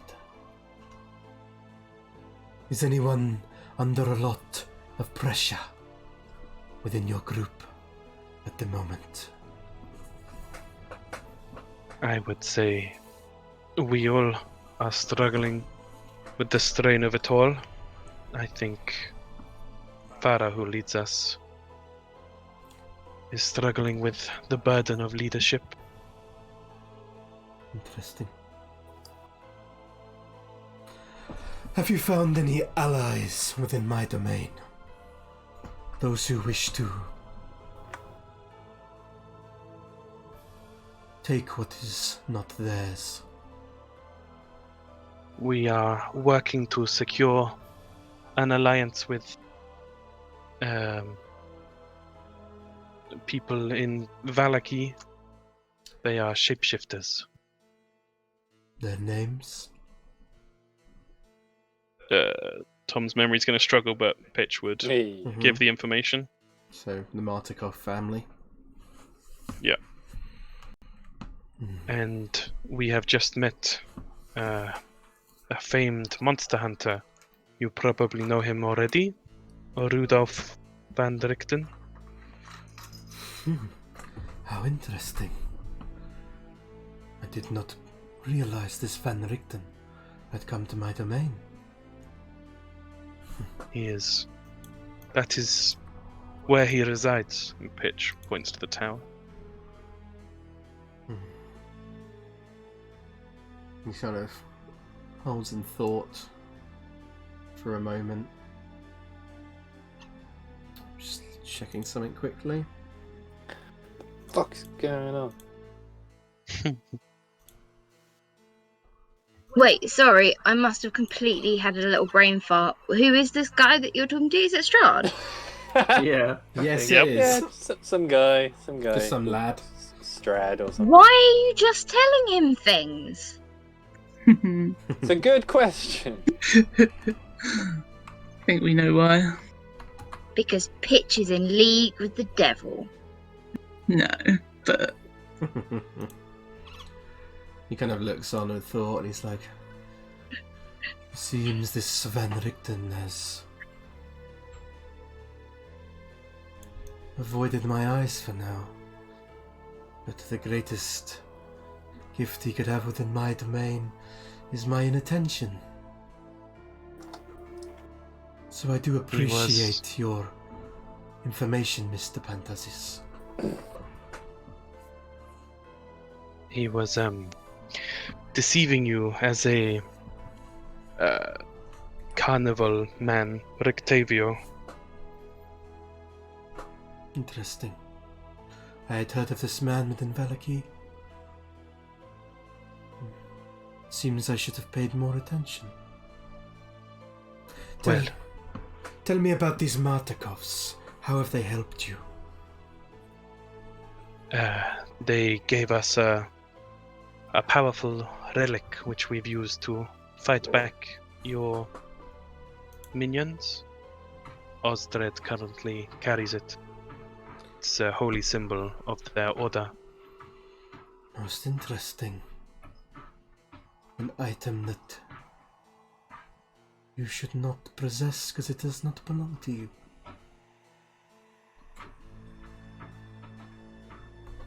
Apart from that, they've given us food and lodging in a dangerous city, and we wish to repay the favor by helping them at the winery.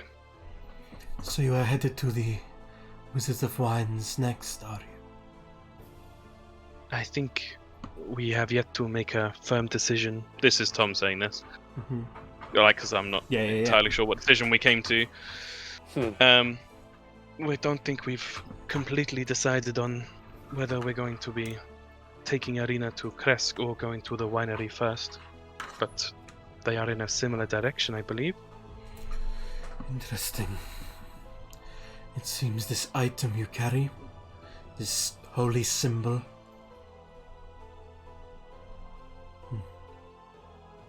because I must employ my methods to reacquire this stolen item. How interesting.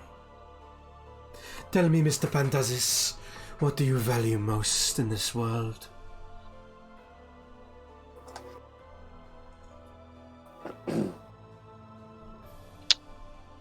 The oath itself. My memories of Kendall. Tell me about this Kendall. He was the greatest man I've ever met. I miss him every day. I wake with thoughts of him in my mind.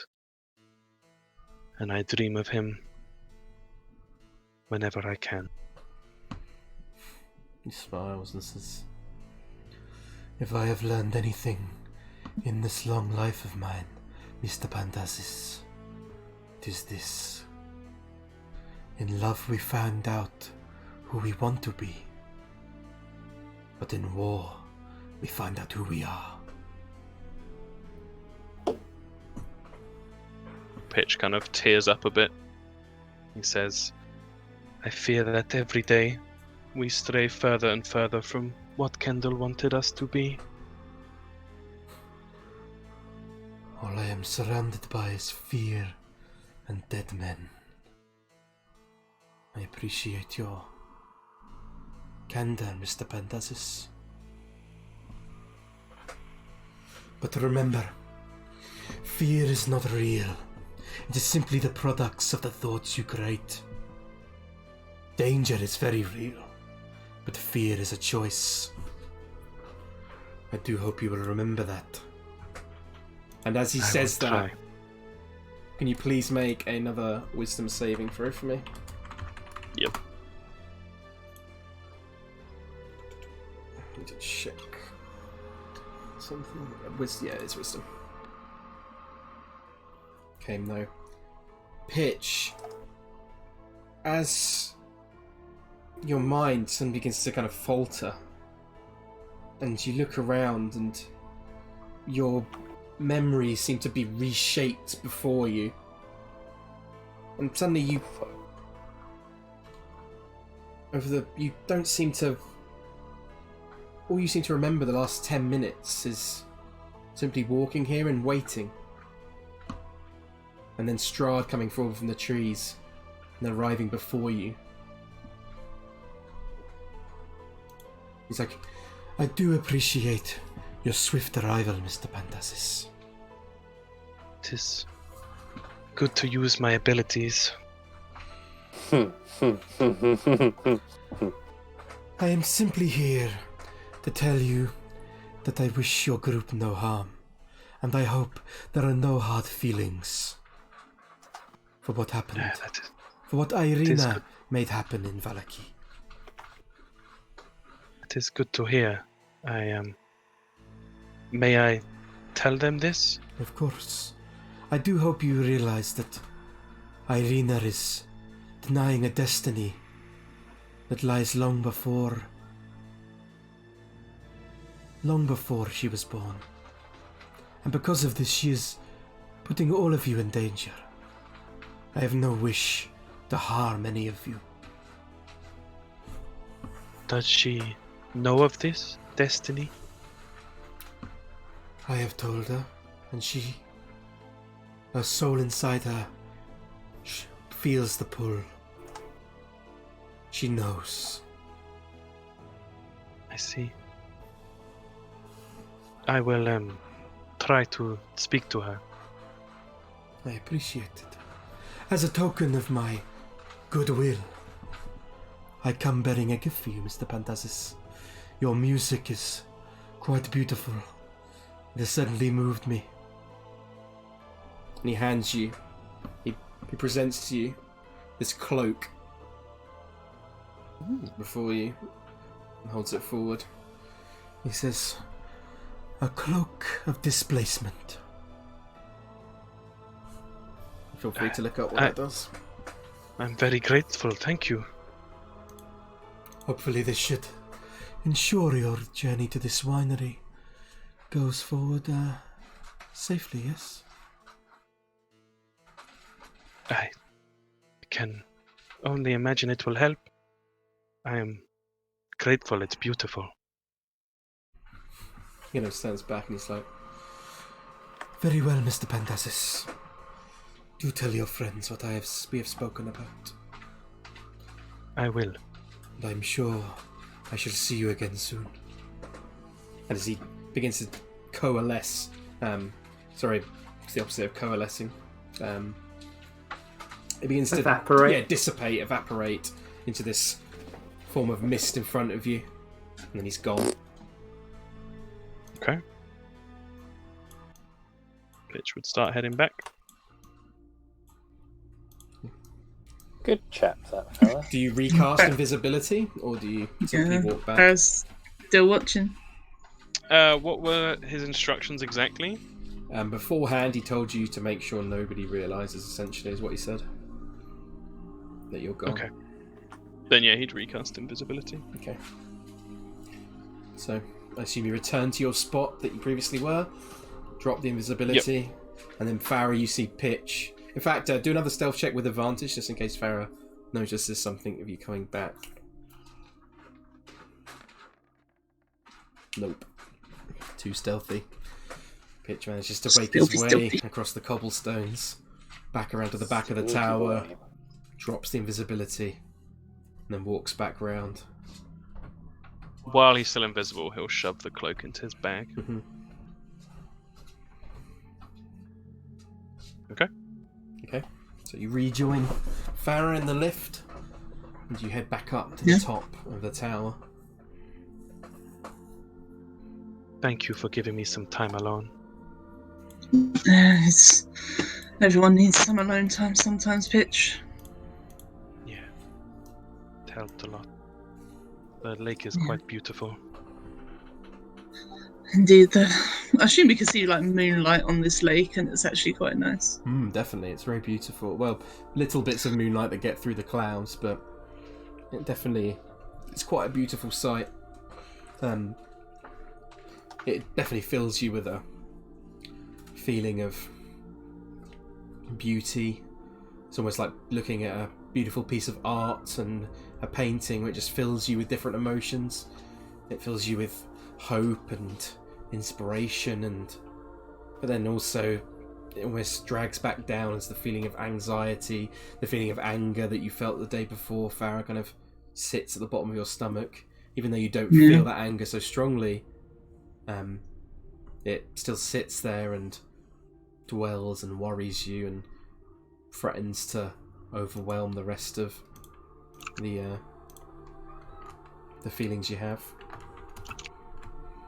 Yeah. Nature is beautiful, even in this land, but you can see she's looks upset still.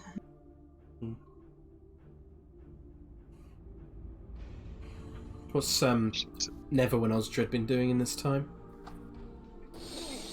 So what sort of time is it? I say it's been probably a few hours now, so it's probably dark now. It's probably getting on for maybe 6 or 7 o'clock. You've had a few hours to sort of do what you want. You've had some food. You've relaxed down a bit. You've chatted amongst yourselves. If there's anything specific you want to say, then you can speak amongst the group. Then you can. Or if you just want to describe to me what you would have done, if there's anything that you would like to do during this downtime that might be beneficial to you, then feel free. You can, like Osdred, if you wanted to maybe use your... I know you haven't had much chance to use it already, but you could try using your Channel Divinity, if you wanted to use that. Nah, he wants to save it, just in case something happens. No, that's totally fair. It's too dangerous. Neville... Is everyone pretty much clustered around in this room? Yeah, I think at this point. Ismark wouldn't have gone outside to listen to Pitch. I think Ismark probably would have stayed up with Irina and watched down with you. Okay. So I think during the period of time where people were still outside, so there's like as few people in the room as possible. Yeah. He might have approached Ismark to talk with him, but with as hushed a voice as he could, especially if this grumpy git was still up here. Yeah, 1 second as I reply to Tom quickly for something.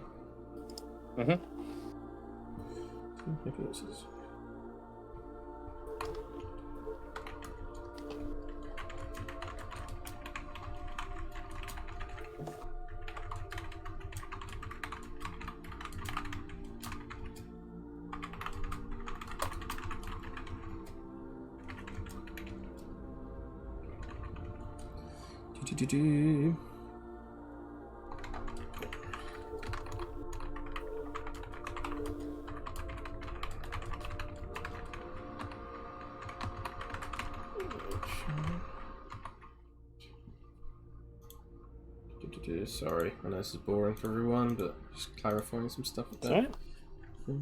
Guess Pitch is getting kicked out the oath.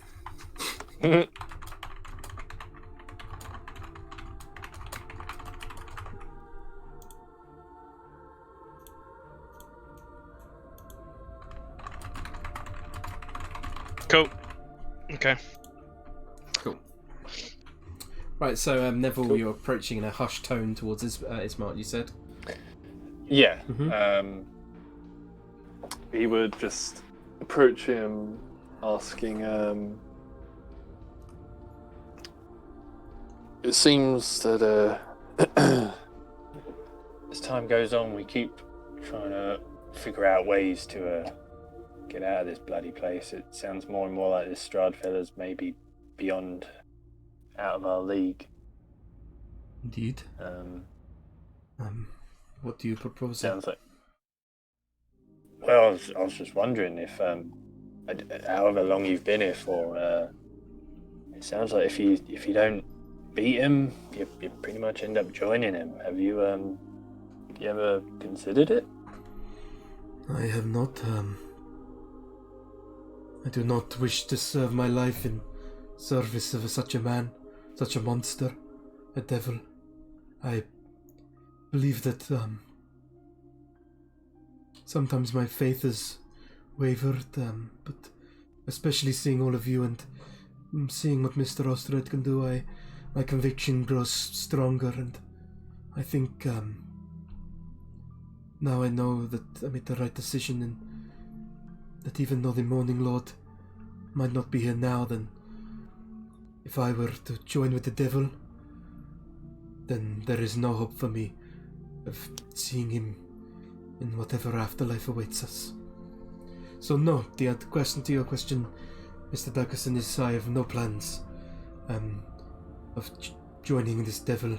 I will do what I can to make my sister safe and fight against whatever cruel machinations he has planned for her. But you've been here your whole life, haven't you? I have. We're all, we're scrabbling. We're pretty desperate to get out of here. I'm impressed that you haven't given in sooner. I appreciate that. Does not come without its hardships, though. And he kind of looks to his bag, and you see like a bottle of wine kind of protruding from it slightly as he looks down at the bag. It has been difficult, but my father, he instilled a lot of virtue in me, and I like to think I can try and repay that somehow. Did your father serve Strahd? He did not, but he knew how to keep the devil at bay to a degree. The people of the village were frequently tormented by visits. He would ride down in his black carriage, or on top of this awful horse, like a nightmare. And he would frequently come down and drain the people who the villagers believed had souls. It was difficult, and we lived in fear for much of our lives. But my father was good at keeping me and Irina safe and separate. He knew how to. He was a good man with words, better than me. Much like yourself, Mr. Daggersen.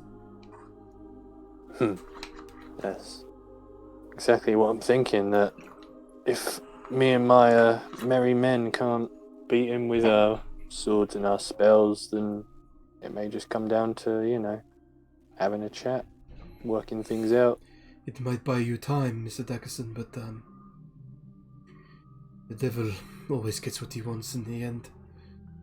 If we simply let him. I'm just saying, I'm a man of deals. It's what I make my living on. And if there's anything I can strike with him that can earn us something that we want, there must be other people like the Vistani who have earned his favour. They seem like an alright bunch. I understand, Mr. Daggersen, and if your freedom is what you look for, then I will not stop you, but if it puts my sister in danger, I care about all of you, and I agree what Irina said about family, but my sister is my real family. He goes to say my blood, but then kind of stalls. And he's like, if any action, and it does not just apply to you, Mr. Daggersen, if any action anybody were here would knowingly and purposefully put Irina in danger, then I would have an issue with that. Oh, don't get me wrong, fella. I have no intention or meaning to bring harm to any of you. I'm just saying we might need to think of alternatives, I understand, Mr. Daggersen, but my only priority now is trying to keep Irina as safe as we can. And I believe with this new ally, this Van Richten, that perhaps with the Martikovs with him, then perhaps there is a growing chance, and maybe this abbot he speaks of in Kresk, this miracle man, perhaps he will be able to help us as well. Just like the church in brain fart. Valaki, that's one. I was thinking of a dance. he looks down, kind of like slightly shameful, and he's like, It will not stop what I must do to keep my sister safe. And then he walks away. Okay. Okay, so unless anyone else is doing anything else in this time? Yeah, Pitch would. Okay, Is everyone up there? I believe so. Okay. Pitch would. Well, Neville would start working on a fire. Would address everyone and say, I need to tell everyone something. What is it, Pitch? Well, I know I need people to keep an open mind. I know we've had bad dealings with a Moonbeam. I know it's a silly name we call him in the past, but I just met with him and we spoke, and You what? You what? I What? want everyone to know. Yes. What do you mean, Mr. Over by the Pitch? trees. I went and spoke to him by the trees. What? I didn't see you go by the trees, Pitch. Well, he thought, as is evident now, that people would react irrationally and not want me to go, so he asked me to make sure that I could come and speak to him man to man. He's a And- monster, Pitch. He killed that priest in the abbey. Well, I Swatted him down like a fly. don't- Not only that, but he also set walls on Osdred. You think it not be trap? Pitch, you cannot do this. He spoke to me with respect. He even gave me a gift. I don't pretend to understand the motivation or the reasoning of such a great man. But he wanted you all to know, and he gave me the privilege of telling you that he means no harm against us. That Bullshit. well, let me speak. He means no harm against us, and that, well, this is awkward, but really it is. What has happened so far has been due to Irina. So Nigel would. Sorry, go on. Yeah, so Farrah frowns and she says, "We know that he's a manipulator, Pitch." He spoke to me, man to man. We stood and spoke. He's He not let a me man, ask- he's a monster. Indeed. He looked like a man to me. He wanted you all to know, and I thought it seemed good that we weren't going to be at risk. Thought you'd be Nigel pleased to would. hear. Sorry, go on. No, that would be it. He'd say, "I thought you'd be pleased to hear." Then he'd look kind of crestfallen a bit. Nigel would reach into his bag and be like, "That's it. Pitch is vampire now. Bye bye, Pitch." And he'd be reaching for a steak in his bag. No, Nigel. This is just Farrah's remembering back to when first met him. Mm-hmm. This seems as though he's used his magic on you, Pitch. The We know vamp- he can charm people. The vampire has ability to charm people. I'm sure that Mr. Pitch here is under the spell, the effects of it. What was this gift he gave you? Better get it out. A beautiful cloak. Maybe he's using it against us. Maybe you should let Van Richten have a look. It's a cloak to help keep me safe on the road. Bah. Can we see it, Pitch? Sure. And he takes it out of the bag and holds it. I assume it just looks like a cloak. It does indeed, yeah.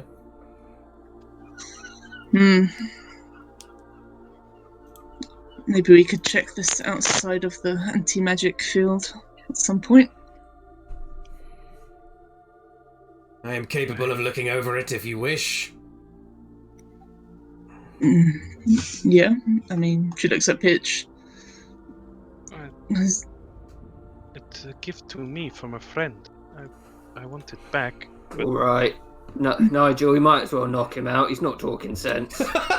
Let's avoid the violence. On my way. guys. Out of the way, Neville. Nigel, it's No. me. Why would you... Pitch is kind of holding his hands up.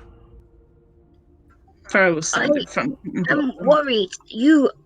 It's not like you, Pitch. You trust the devil. You trust Moonbeam, and you not tell any of us that you go meet the man causing all bad things to happen. Mr. Nigel, I am sure that you understand that he is under the effects of some kind of charm. Do you remember when you were charmed, Nigel? This is similar to that. No, not remember. Well, you were charmed, Nigel, and you saw him as your friend as well for a while. Rick, do you think this charm would still have any effect in this tower of yours? Well, have you seen, looking on at your good friend Miss Helen here, that some magic clearly still operates within this place? Clearly his magic does not come from normal spellcasting means. So the vampire's charm clearly bypasses the anti-magic field. Or perhaps it was even designed by this Kazan to purposely be avoided by it. But either way, this place is now compromised, and I must move on to Kresk with you. Fantastic. Farrah will grab Pitch by the shoulders. Can't you see, Pitch? This is the same thing. You're all acting ridiculously, and I'll have you know that people have called me devil before. Out of my way. He kind of pushes past. Yeah, We shouldn't let him operate on his own while he's under the charm. We should restrain him at least. We don't know. Yeah, what Nigel would be do. We should walking just... alongside him, trying to grab his arm and stop him from walking away. Okay, do an athletics check versus either athletics or acrobatics if that's the case.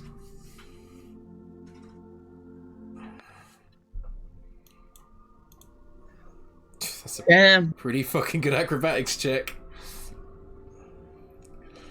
Nigel, if you want to do an athletics. Oh, sorry, I did acrobatics by accident. What would your Yeah, athletics modifier be? +7. +7. Holy shit, you actually beat him. 26. Yeah. So Nigel, actually, you're very pushing away and trying to struggle away, but Nigel's just too strong. Pitch, you can't hold them off, unfortunately. Nigel, get off of me! What are you doing? I thought we were your friends, Pitch, not that monster. It's not good. You are my friends. That's why I told you. He wanted me to tell you. Right, we're No, going to avoid violence, but Pitch, I do ask that you stay in this room. Fine. Someone get rope. No, Nigel, just keep an eye on him, make sure he doesn't leave the room. Ugh. Call yourself Or even friends with of that mine, fancy- keeping me prisoner. There is only one way in and out of this room, Mr. Nigel. I'm sure, like your leader said, that he will be unable to leave this room with you guarding it. Put me down. From last time that they were charmed, is this just can she... I can't remember if it was just a matter of letting it just wear off. Last time it wore off after about 24 hours.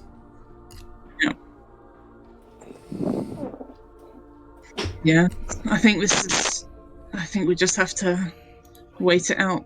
This magic. You're all deluded. Can I at least sit down? I allow it. Pitch goes and sits in the corner. You keep an eye on him, Nigel. Just make sure he doesn't leave the room. Yes, I make sure he okay. Don't kill him though, Nigel. That would be bad. What was that? Don't kill him though. I know how strong you are. Are you suggesting that he might accidentally Lenny him and break Yes. his neck by petting his hair? Yes. Oh, God. Okay, I do best. And not touch his head at all. This is very worrisome. I didn't see Pitch move to the trees at all. I mean, I know he has magic, but he must have done it from a distance, Strahd.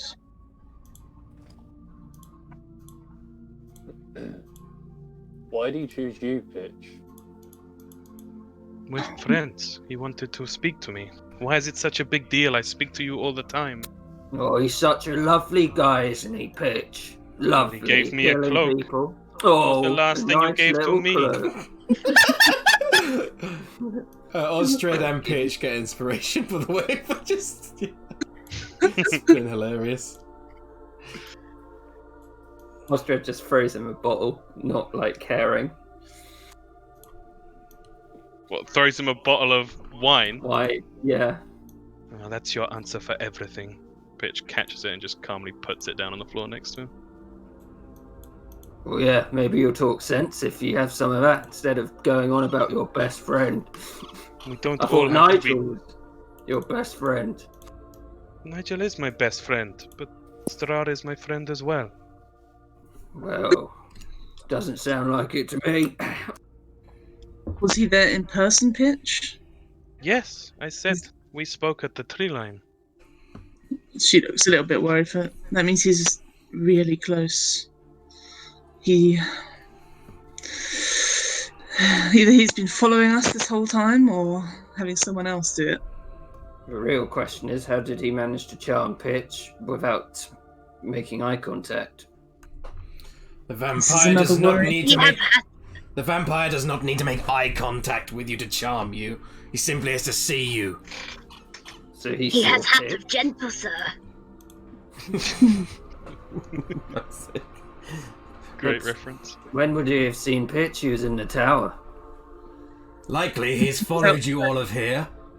And likely he has used his, one of his animal forms to charm Mr. Pitch when he least expected it.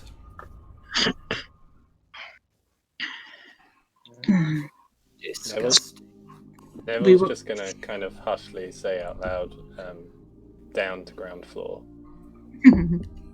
And then you go down. Heads down. Oh, sure, Neville's allowed to leave. He doesn't like Strahd, Pitch. He's not charmed by him currently. Neither am I. You are, unfortunately. She's going to go look out the window, though, see if she can see the tree line. You can see it from here, but you wouldn't be able to make out anything. Neville's pretty much doing the same, just like looking out to see if he can see anything or anyone. Do a perception check, Neville. You're slightly closer. It's practically very hard. No. Nothing. Regardless, he seems to be gone, or at least hidden for now. Can't believe Pitch judges friendships in terms of presents. It's ridiculous. Maybe you should get him a present, Osdred. Gave him a bottle of wine.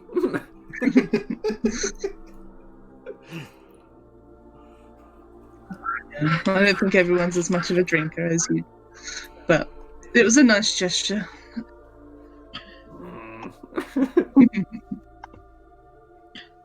Nigel's going to sit next to Pitch and start crocheting him a hat. Tinfoil hat.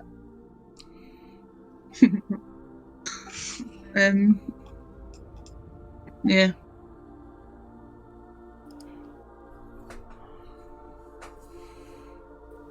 So are you doing anything else, or are you just keeping watch over Pitch as you...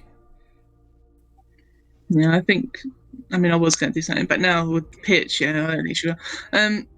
We need to decide whether we're going to travel with him like this. If not, we need to wait until the side effects wear off. This tower is most compromised now. Perhaps we will be safe for the night, but I do not recommend staying beyond that, if it can be helped. Indeed, I worry we could be surrounded by the werewolves and wolves. I do not recommend travelling at night through this land. It seems that night seems to be where most of the creatures and monsters come out. At best we should avoid them. Indeed. What time is it now? Is it About midnight? 8 o'clock, maybe 9 o'clock. Hmm. I will Is say, anyone else I will doing say, Fred, because of what's happened, you will need to stay up even later to be able to create that potion of healing. Yeah. It's fine. Okay. Pitch is kind of glaring over at Irina. Yeah, Irina is looking scared and shocked, and Ismark's sort of standing in front of her in a kind of a protective manner. I think Farrah would notice. She would walk over to her. Yeah. Like, don't worry, Irina. I'm sure this is just a form of manipulation by Strahd. I know. This is not. Surethos would not say those things if the devil had not done something to him. It is. Exactly. I worry for him, and I hope the devil did nothing to hurt him. Me too. I hope it doesn't last too long either. I'd hate to see him befriend such a monster. Indeed. I do worry that he's nearby, though. We could be in danger in the night. We should be extra careful, yes. We should.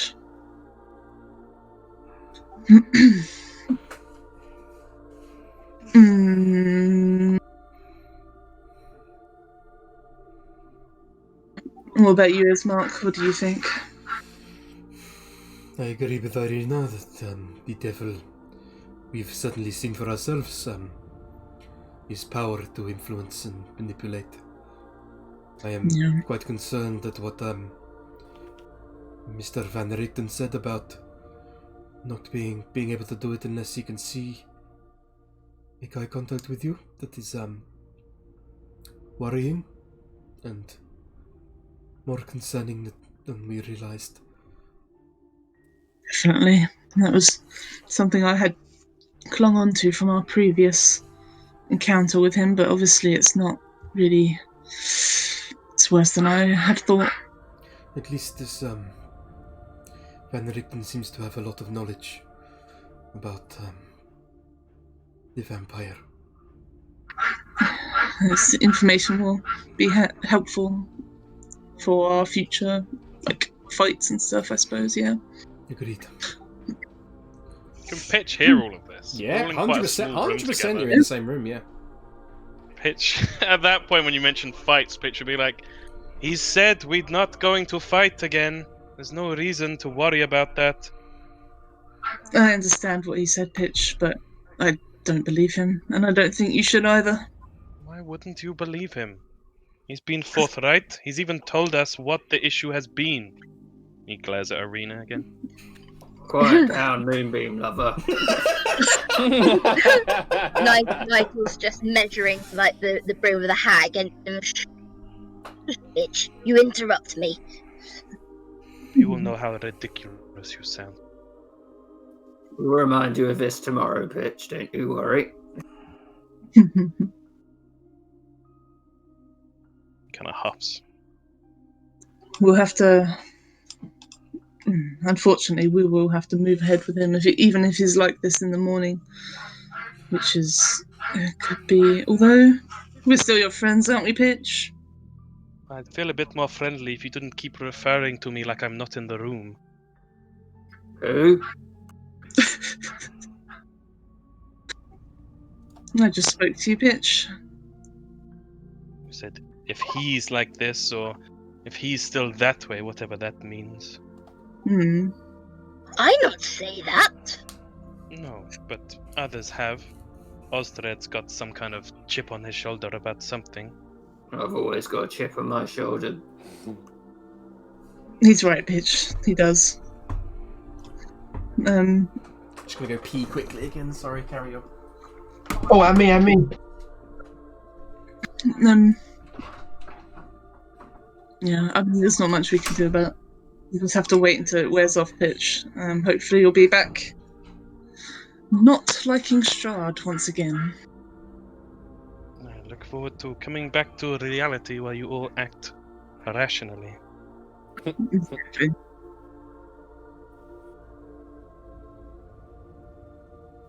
This is actually freaking me out a little bit now.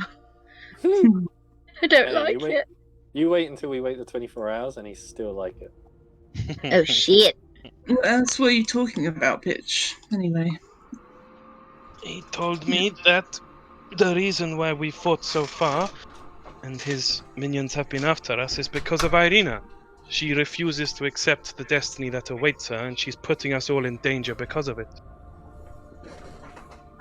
Anything? You not sound like yourself, Pitch. I sound like me. I sound like I always have. I'm back, by the way. Sorry. That is all. That's all we spoke about. He told only me spoke to about tell you Irina? that we don't need to worry about any further danger. From him, anyway. Okay.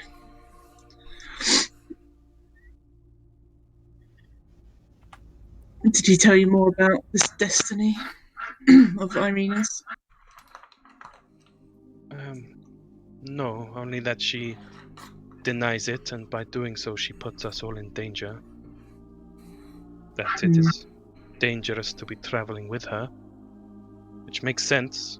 This whole time we've been traveling with her and we've been in danger.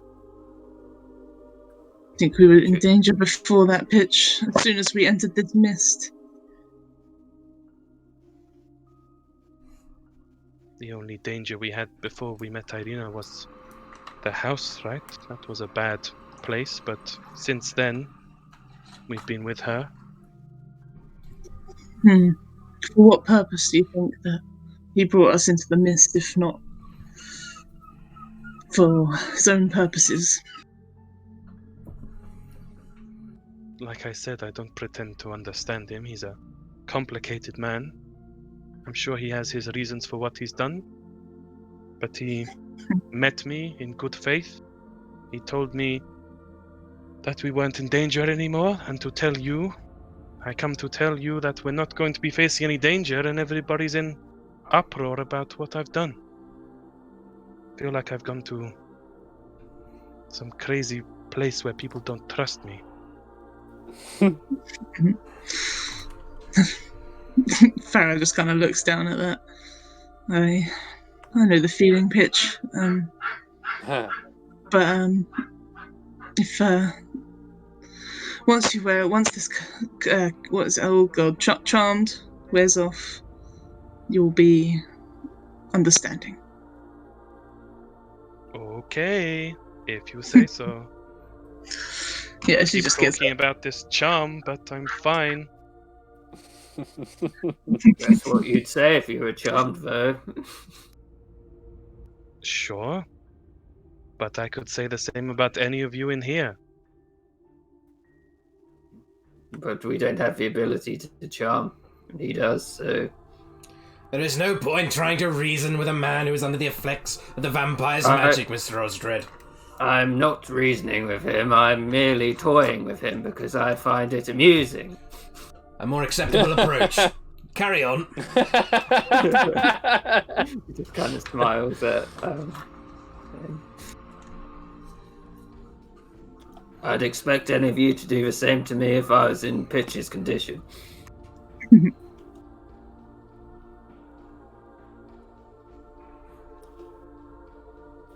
Yeah. So, are you guys going to settle down for the evening now? Yeah, we're going to be taking watches there. You won't. Nigel. You will be. Yeah. I'd say, Farrah, Yep. you will not be able to take watches with the fact that you have to try and make this healing potion, so... Okay. Who's got dark vision? Osdred does it? I do. Osdred will. Yeah, Bruce. Osdred's going to pull up a chair here and just sit directly opposite Pitch and look at him intently. Pitch will glare back at him. He'll glare back at him. Yeah, boy. Is anyone else doing a watch? Yeah, we need somebody to watch the window and door and stuff. Nigel would do one. Okay, so Nigel, Osdred is kind of doing one, but mostly watching pitch. I'll make you do a perception check with disadvantage, Osdred, for yours, because you've still got your hearing, obviously. And who's doing the last one? Have to be Neville, Helen, or get Ismark and Irina to do it. Yeah, if you can get multiple people on watches, that'd be good. If not, then just one. Irina and Ismark. Yeah. So Helen, would you do the last one? Yeah. Okay, so we'll say Osdred on his own, because he's got dark vision. Nigel would be with Irina, and Ismark would be with Helen. So, Osdred, if you want to roll a disadvantage, because you're keeping an eye on pitch, see if you hear anything beyond the tower.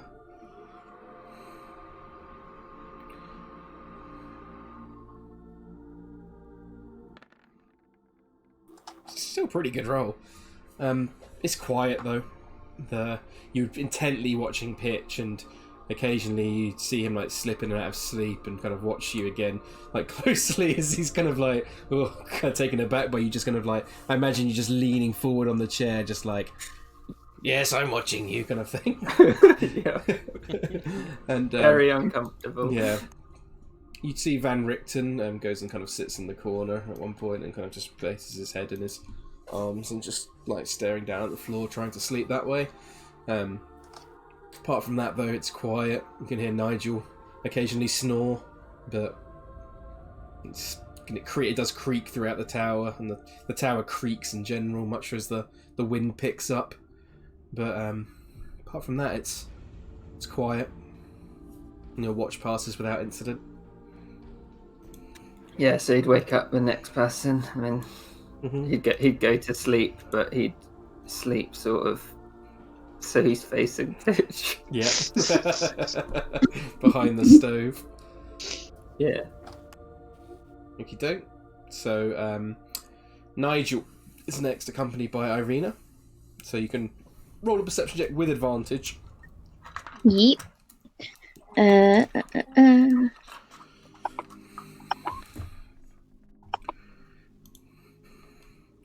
12.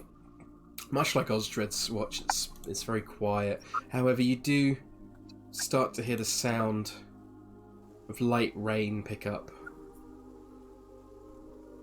And it starts to sort of pitter and patter on the roof of the tower, creating quite a loud sound inside the tower itself.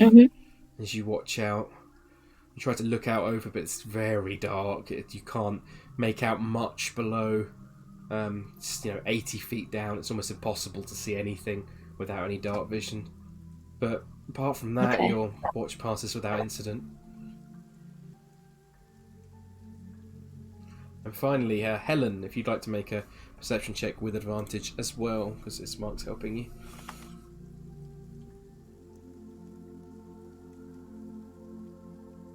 $10.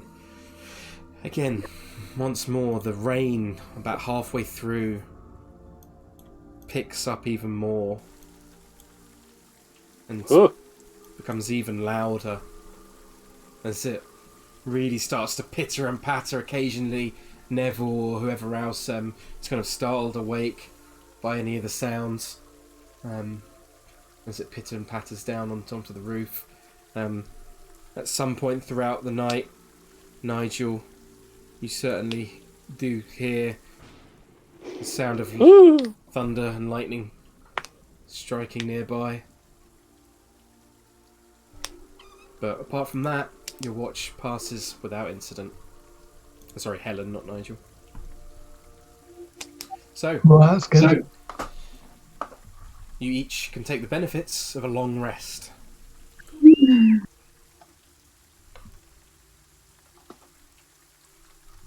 Give me that long rest.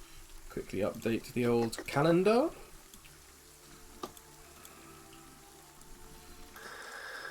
Time to attune my items and choose my spells. Oh wait. This is Strahd, baby. You don't get any items.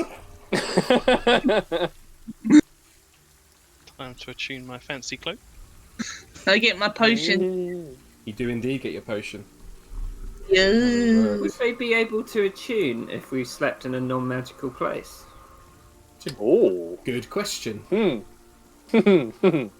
I'd say no. Probably not. I'd say no. Yeah, that's a good question, Kieran. Yeah. I like that. Sorry, guys. Fucking Osdred. I was Pitch so- gets his cloak out, and Osdred's like, nah, I'd like to point out, Tom, that you are always this person. So for you to be like, oh god, is ironic. I'm saying Pitch would be like that. I want to use my fancy cloak. Okie doke. So, it is now the 8th day of Alturiac. You have now officially been in Barovia for 2 weeks. Game. Is that it? Yes, Yeah. that's it. So, at least until the very start of the campaign. So, you awaken on this rainy, wet morning. Still, the heavy rain is pounding down on the... Van Richten is awake before practically everyone else, and he would be over by the stove, kind of poking it and lighting it up to keep the room fairly warm, as it's starting to get quite cold. The further you move west, and he would also be checking on Esmeralda, who's still unconscious. Has Pitch woken up before anyone else? If you'd like him to, yeah, that's fair. Yeah, he wants to wake up early and he wants to throw a copper coin at Osdred's head. Osdred, you awaken with this copper coin going ding on the top of your head, and you're like, "Argh." Just looked at the coin. Does it have? It doesn't have Strahd's visage on it, does it? Because it's. If it was picked up in Barovia, then yeah. I think it was actually from outside. So then no. Just like, thanks, Pitch. Pitch kind of grumbles. And he sits up, looking at him again. Yep. Yeah. What are you doing? How do you... Farrah's gonna talk to this guy, Rudolph. Mhm. How do you plan to bring her with us? I may have to, I can probably try and carry her on horseback, but perhaps it is safer if I travel alone in that case. I can move faster that way. Considering you do not seem to have any horses with you. What are you going to do about the cat? I have my own horse that can bring the cat with me. Ravi will be fine. You plan on going in your wagon? I will have to bring the wagon if we're bringing Ravi. Why do you want to take him? Well, he's a useful defensive tool. He is well trained. If we should come into any danger, I can put We're him to not good going use. to come into danger. Yes, indeed, Mr. Pitch. If Strahd can, he looks at Pitch. Can he do that to Ravi as well? I imagine so. The vampire usually does not have the ability to possess beasts in much of a way, but this particular vampire, von Zarovich, has demonstrated quite the ability to control a number of animals around his domain. So it would be of no surprise to me if he could control Ravi. He could control any one of us, I assume. Indeed. Part of me has thought of just letting the beast go, Similar beasts. but I would not subject him to such a place if I can help it. Beasts can be important. I don't think you should let it go. Not Indeed. so easily, anyway. I doubt we'll be allowed inside the walls of Kresk with such a beast in tow. And perhaps we need to find somewhere else that is not here to make up a new base in the meantime. Where would you suggest? To be honest, I have no fucking idea. Perhaps this winery will be a good place. That is what I'm banking on at the moment. And then perhaps the winery is best to go first. I would agree. Kresk, I can tell you from personal experience, They do not like strangers as much as Valaki seems to. She looks around at everyone. Unless there are any objections, I think we head to the winery so as he can have his beast inside. Well, we do have to go there. Huh? Yeah. Okay.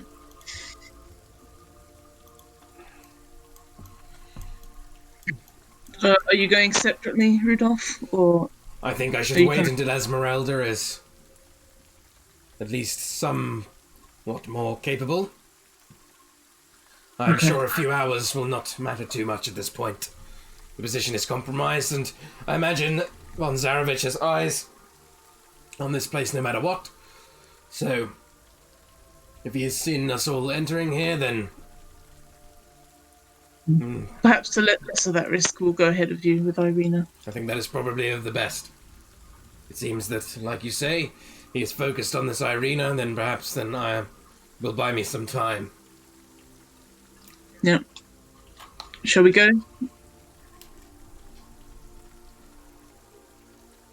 Bismarck nods. Yeah. Irina nods. Yeah. I don't think I get a say in it. I'm out of my mind. You're going to think yourself such a dick when you come out of this. There's nothing to come out of. Yeah. Okay, so I assume you're all descending down the elevator. Okay, let me grab all your tokens. And Rickton will wait behind for now. So, you all arrive at the bottom of the elevator.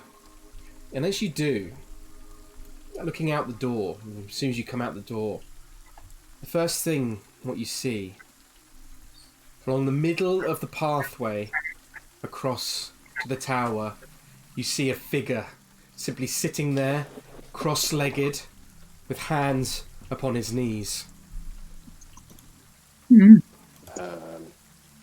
Uh-oh.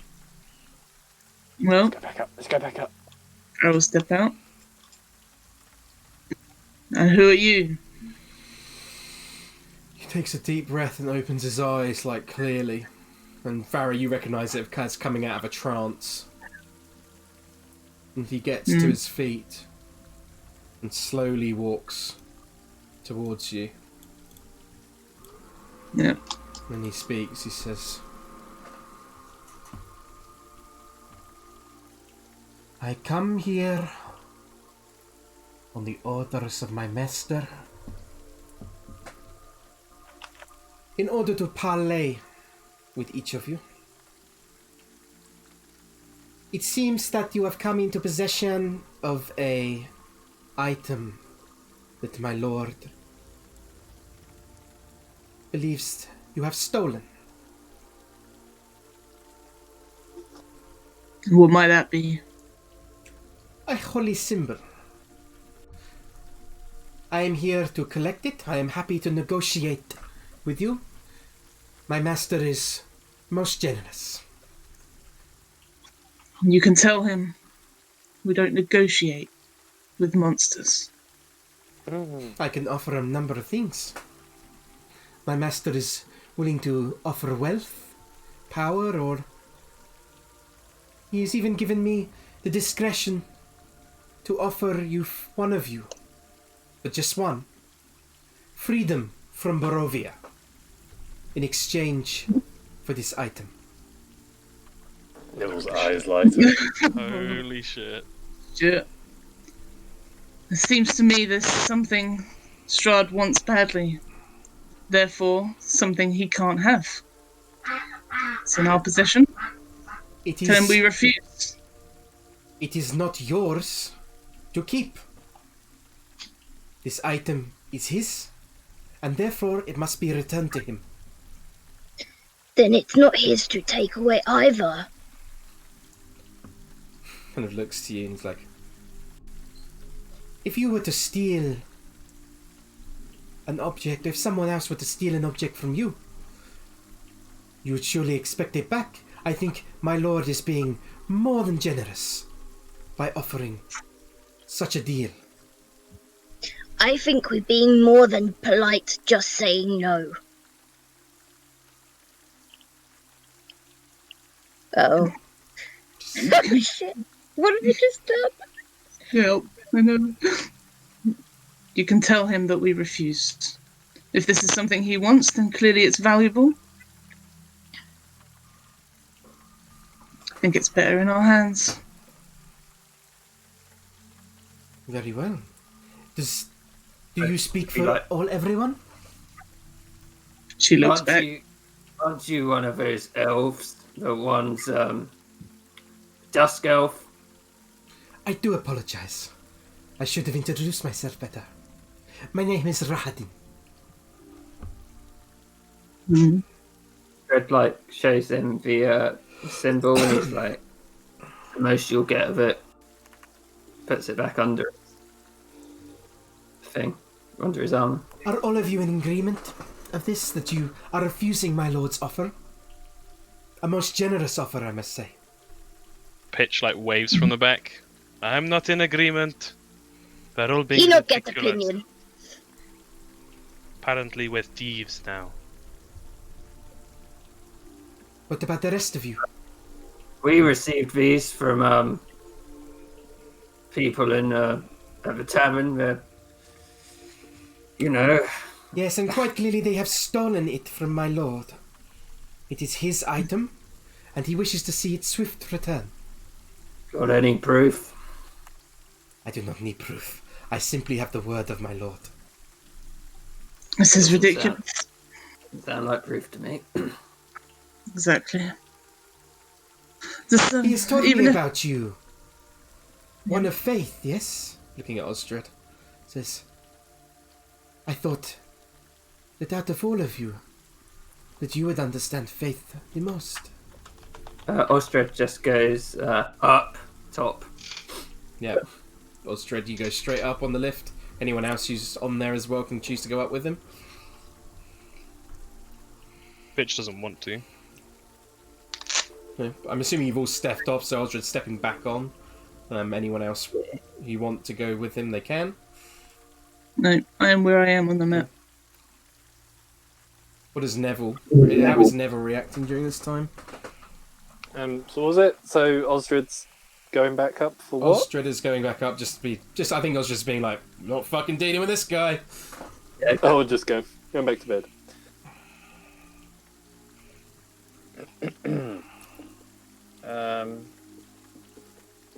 Yeah, Neville will go back up as well. Okay. Seems like you have no deal. You can tell Strahd that. Very well, how disappointing. Perhaps, if any of you end up changing your mind, then my lord will keep this offer open for a short time. Let us say until the end of the day.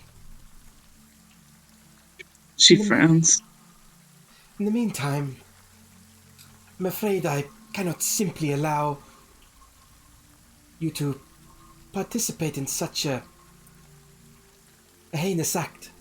Thievery is a crime that, amongst many, should be punished by equal measures. Wouldn't you agree? An eye for an eye? A hand for a hand? I wouldn't, actually. Very well. I'm sure you will understand soon.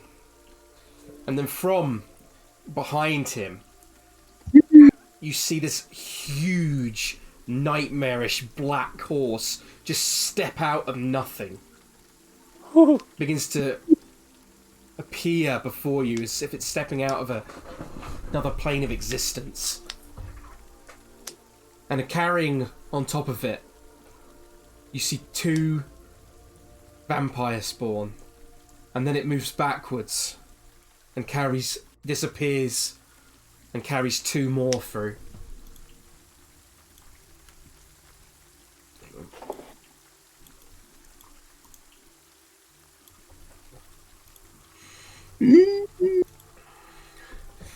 I have been most generous.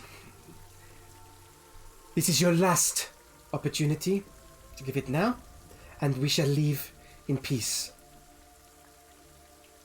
We do not wish to harm you, but you have an item that is not yours to possess. And it won't be yours to possess anytime soon. She frowns at him. Very well. I was just that you leave. What was that? She suggested that he would leave. He steps forward once, twice, 3 times. So there, standing within 10 feet of you, Farrah. Mm-hmm. And as he stands within 10 feet of you, just need to check something.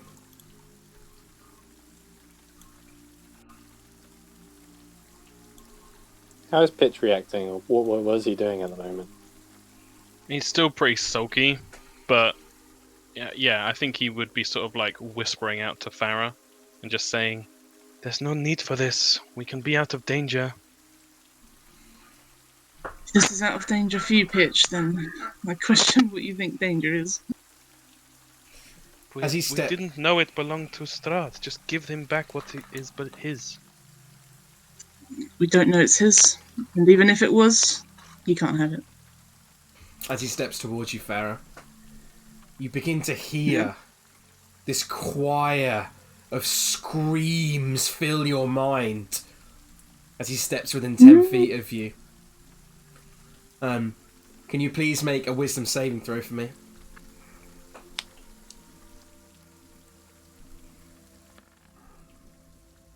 Oh. You take the entirety of this damage. Did. Okay. Roll low. That's not too bad. 10 points of damage. And can you all please roll initiative? Oh shit! Man. Hold on, wait until I clear the turn order. Right. I'm gonna There we freaking go. anti-magic. But the door's magical, just close it. This might not be magic either. You've got to get in, don't they? Huh? Or get in. Wait, No, I meant for. already, Oh yeah, indeed, yeah. did we already go up, or are we still at the bottom? You and Pitch is still at the Osdred bottom. went up. It was just you and Yeah, Osdred who okay. said they were going up. Alright. Right, so bear with me while I grab shit. Oh god, I've got so many things to manage now. Right, I can officially change the name of Rictavio finally on the thing. Hey. Bear with me. Does Farrah recognize the guy? Which guy? The guy that's threatening us. It doesn't, I had to though. check in my notes, but I recognized the name. You'd recognise the I don't. No, but there you go. You can feel free to explain it if you like, Tom. It's the guy that Casimir told us is the one who ripped off all their ears. Oh, He's the shit. betrayer elf. What a bastard. Yeah, let's Yeah. get him. That's why it's weird for Pitch, because Pitch remembers that, so he's like, "Ugh, I don't like this guy, but he's serving a pretty cool dude, so... So, me. I've got that, I've got that. What else do I need? We can close these for now. And then we've got the vampire spawn.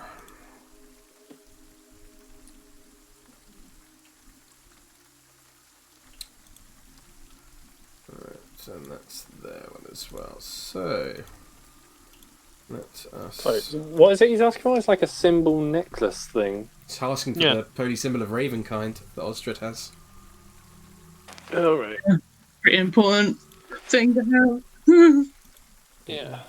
If it's not a That change. could have been your ticket out. Could have been. He offered someone to leave. No one insight checked him. If you That's want, true. you can do that now if you'd like. I don't mind. Slightly retroactive, but people want No, to. Pitch Pitch thinks that's coming from the big dog. He wouldn't Yeah. check that.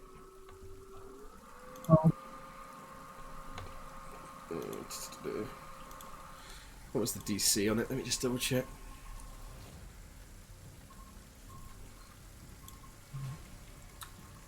Where is it? Special events. Just need to pee quickly. DC 18. Yeah. You're not sure, Neville. Farrah, you're definitely not sure if he's telling the truth. Neville, you don't get the sense he's massively lying either, though. Neville, that's like a pretty close check. The point you don't get the massive sense that he's lying about anything. But you're not sure either. Yeah. He's hard to read. Right. Would we roll if we're not in? What was that? Would Osdred roll initiative if he isn't like aware? I'll say not yet. Yeah. Or you can if you want, and then you'll act on that. But you currently aren't aware of anything. Or if you want to ignore my one, then. Yeah, that's like fine. keep it for whenever. But Yeah, that's fine. We'll do it that way. Ho ho ho. Big roll for him. Vampire spawn. Wait, no, that's fine. Bad for vampire spawn though.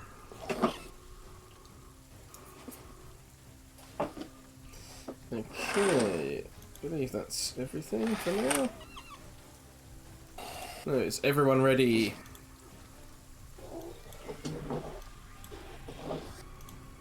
I'll take that as a no. Yes. I was just thinking. Thinking. Okay, you ready though to go, yeah? Yep. Okay. Rahadin's turns up first. He simply turns. He's walking away.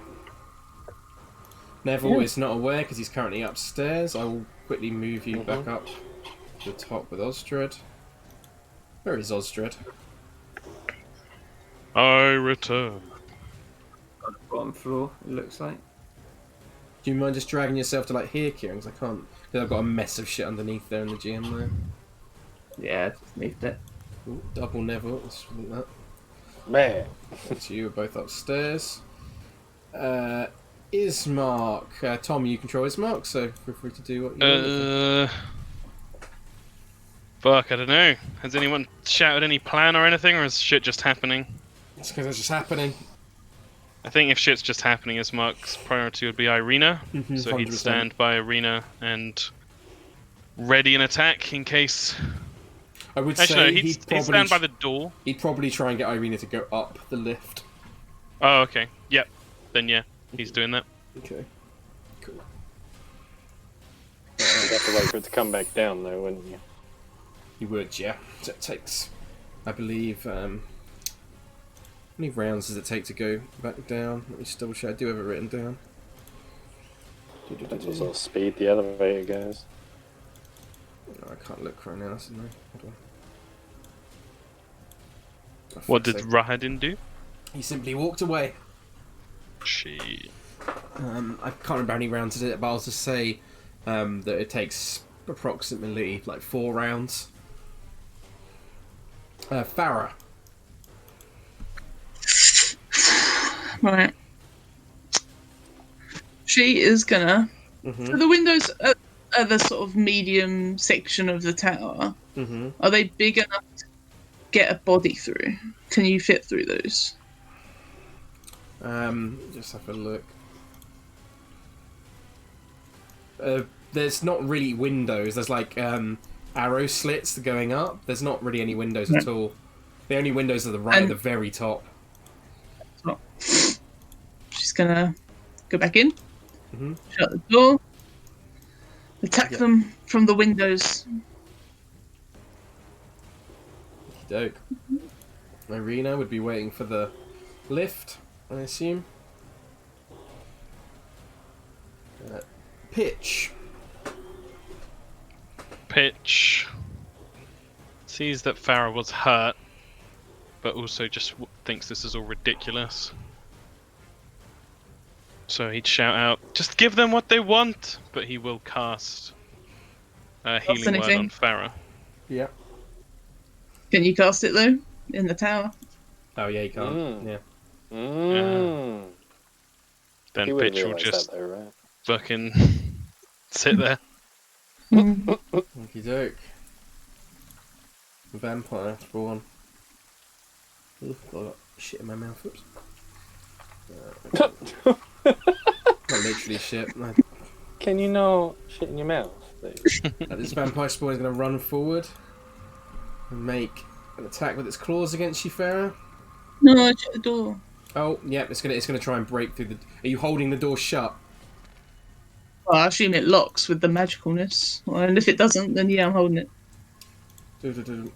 Oh, it's a good question. That's a good point, actually. It would have opened when you do it, and you can pull it through, and it does shut with the magical. And if so, in that case, then the vampire spawn would make its way there, and then go like this, and then climb 15 feet up the tower. Oh. This one can climb 25 feet up.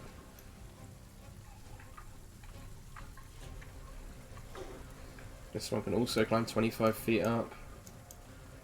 This one. How tall is the tower? 80 feet. Oh. So, I'm going to put 25 is everyone who's red, and this guy is... God, what did I say? 15 feet up is blue, I think it was. Cool, Nigel. Yeah. I can't. I mean, I don't think I can get to him, can I? I can only get to, like, here. Yeah, Well, the door's also been closed. Yeah. Oh, yeah. Well, there's that. Didn't think of that. They're climbing up the tower. So you've got to either open the door and go outside, really, or go to the top and shoot from the windows. He's going to try and get the door open. Okay. The door opens. You're able to open it from the inside without a problem. Then he would... Would that be his action, or can I still... No, you can do... make an attack? He will... They are... That one is 25 feet up and on, like, climbing up the tower. Oh, right. Like, fast. Okay. You see it, Nigel, just, like, scraping upwards. Yeah, that is terrifying. Okay. Yep. He will go back to there then, and he will... Oh, shit. I don't really have all that many. Maybe a javelin?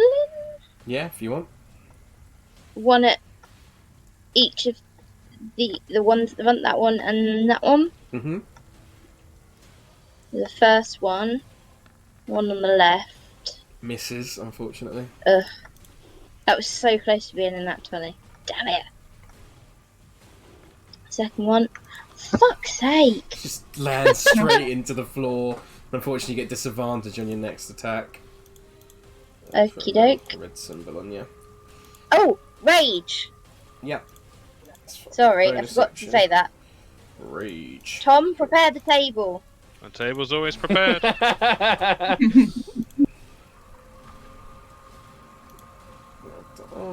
Please be the flump. Please be the flump. 7. It is not the flump. It is flowers and vines temporarily grow around you. Until your rage ends, the ground within 15 feet of you is difficult terrain for your enemies. Well, that's useful. That's alright. It might be. Helen. Yes, I don't know what to do. Difficult. Is there windows or anything? Not at this height, no. There's arrow slits that are further up. But on this level, there are no windows at all. Helen's just gonna look around slightly unsure what to do, but she'll ready and attack if anything comes within range. Okie doke.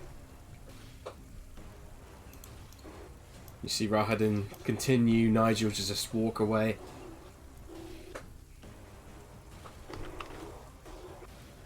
Neville, do a perception check for me. Okay.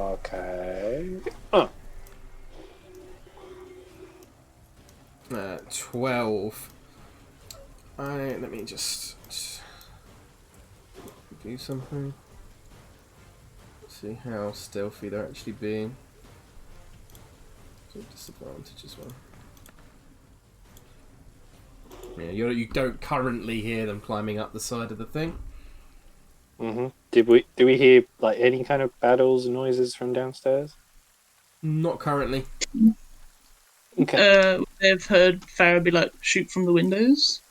It's 80 feet up. It's pretty far. Yeah. So unless you were absolutely shouting it at the top of your lungs, probably not. Considering Probably it's not through top of the wood. lungs. Yeah. Currently, I would say no. Ismark, I assume, is still waiting for the lift, which is 3 rounds away. Farrah.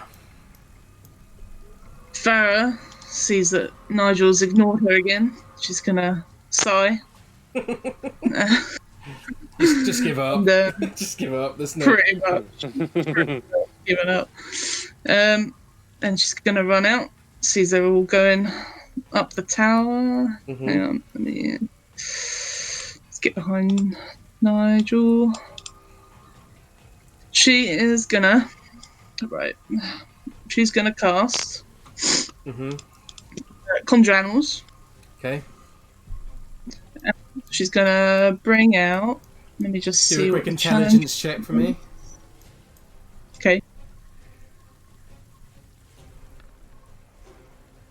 I think Farrah would know that if she can't cast Conjure Animals, if they stepped inside this anti-magic barrier, they go gone. Yeah. Bollockers. Alright. In that case, then, she'll just do it herself. Okay. Oh no, I can't do it myself either, I assume. With that intelligence check, you think that the Druidic Magic to Wild Shape is not the same as casting spells, and you saw that Pitch's charm effect was obviously not affected by it. Or as neither was Helen's fists, so... Pitch's alleged charm effect. It's alleged. Thank you very much. Thank you. Well, I'll be in that hearing case, from my lawyers. have a look. It is going to turn into a big spider, so she can go on the walls. Feel free to bring out your spider token.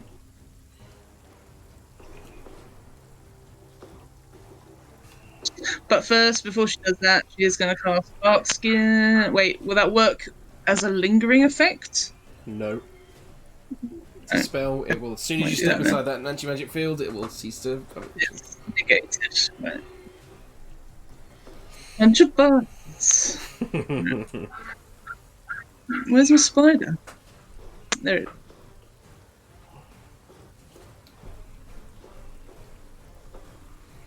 Okay. And she is gonna action shoot web at. Why is this one blue?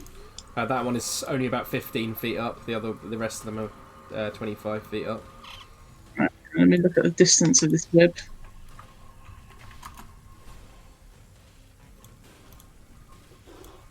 $60-foot range, 30 to 60 foot. So I don't know what that one means. 30 means you'd be a straight roll. 60 feet means you roll with. You can do it up to that range, but it would be with disadvantage. Okay. So how far are these ones up again? These ones are like 25 feet up off the ground. So from there, they are like 5, 10, 15. I mean, it's hard to judge height with that. So they're essentially like 50 feet away from you. This one is only 15 feet, however. So this one would be about 30 feet away. Okay, let's get that one then. Okie doke. With my web. What does your web do? Oh, hang on. That's 17 would hit. Oh, why wouldn't it let me put it in there? If you just read to me what it does. It says, one creature, you can hit one creature. The target is restrained by webbing. As an action, the restrained target can make a DC 12 strength check. Are they just restrained if it hits, or do they have to make a kind of save or anything? It looks like they're just restrained when they hit. Okay, when it gets hit. To the wall then. This vampire spawn is all webbed up. Never been able to use that little status token before.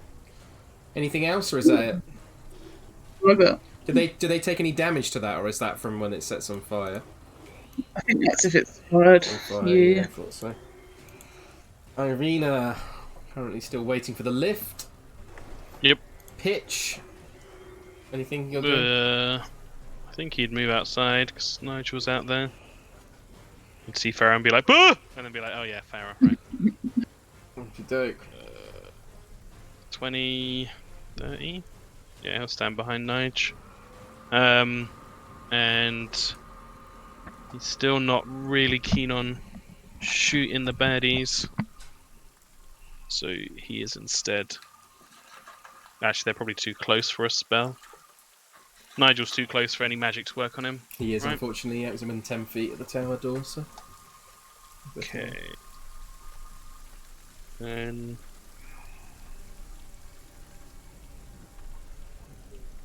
T-would... Oh, but then if Farrah goes up, it's just gonna... Yeah.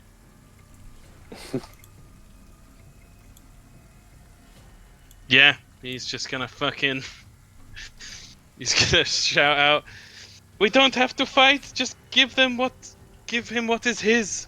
And that's his turn.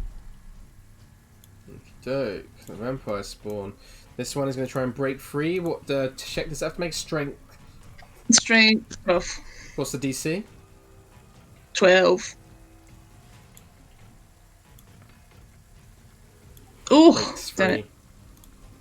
Yep. That is its action, so it climbs up another 30 feet, so it's up 45 feet currently. If you don't mind just writing that on there for me, Tom. Yep, that's the blue one. Yeah, that's the blue one. The other ones are already 20 feet high. They can dash, so they can get another 60 feet, which puts them at 85. They can... This one can go 5... They can get all the way up to this window, this one can. Osdred, Neville, at this point, you look over and you see the visage of a vampire spawn on the other side of the thing. You see Van Richten be like, "Oh, for fuck's sake!" And I'm going to roll initiative for him as well.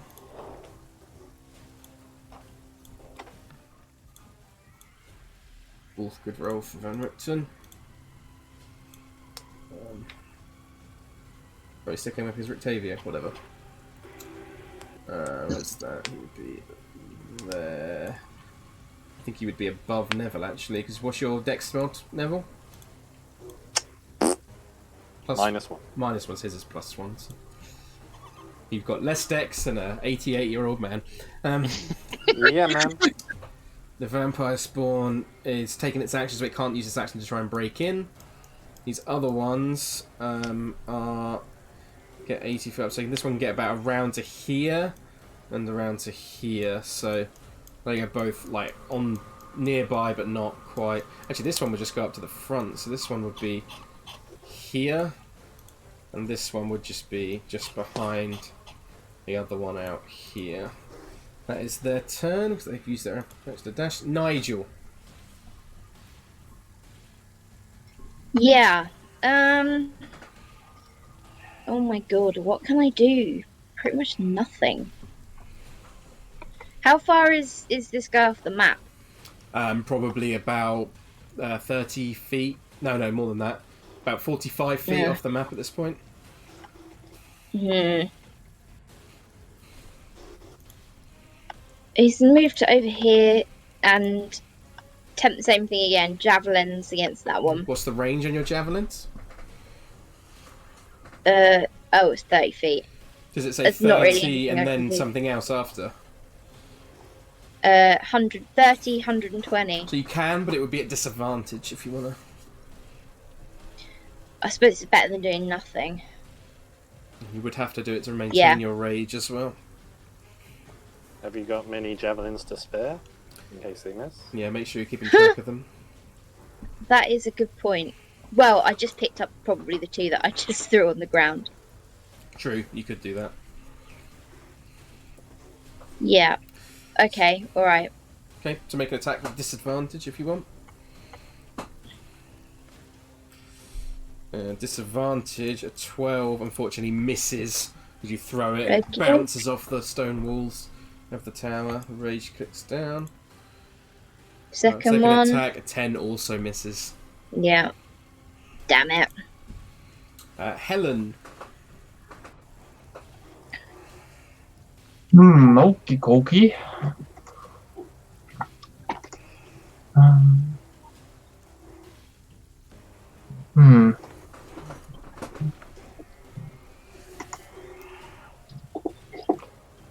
Let's go outside. Have a picnic. Hey, Helen. Okay. And so there's one climbing the wall there that I can see, right? Mm-hmm. About 45 feet up.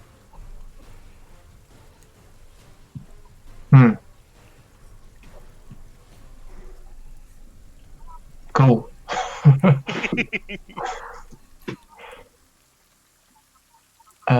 Can I get on the lift again?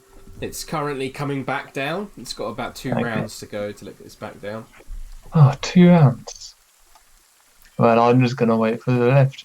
I'll ready in action now, obviously, in case anything comes. Yeah, of course. Rahadin simply walks further away, and then Pitch and Nigel, you would see as this huge black nightmare of a horse appears once more. He mounts it, and then it just runs forward, and then just gradually disappears, as if going inside like an envelope or something. Dang. Awesome. So he is no longer on the turn order. Van Richten is being like, what would he say? He would be like, "They'll break in here within any minute. Ready yourselves, both of you." And he's going to ready an action. They break in. Neville. Oh boy. I've got an idea though. He's going to jump out the window and tackle it. He's fallen once already. He can take it. He's going to walk towards the fireplace. Yeah. And he's going to hold his hand up to Osdred. Yeah.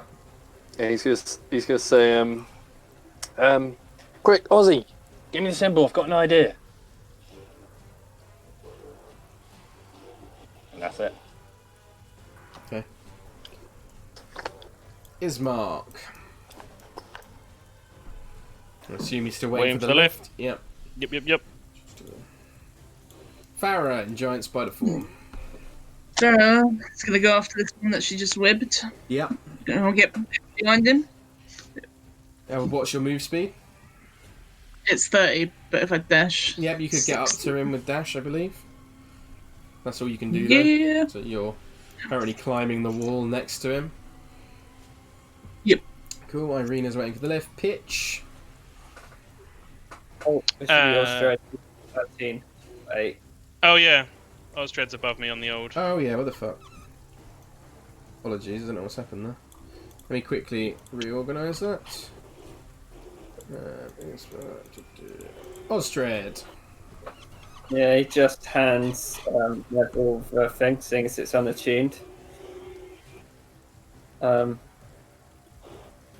he see the vampire to the south? Yes. Like on the window. Okay. And he'll use his action to hold an attack at the window. Oh, yeah. Oh, you got it back, Farrah. Nice. So Yeah. given Neville the amulet. Okay, Neville's got the amulet. We did Pitch's go, right? Or did we not? No, we didn't. Nope. The Pitch. But again, he's conflicted. Yep. He'll back up Nigel. He'll use his bonus action to summon the smoke in the orb. Yep. Roll d8.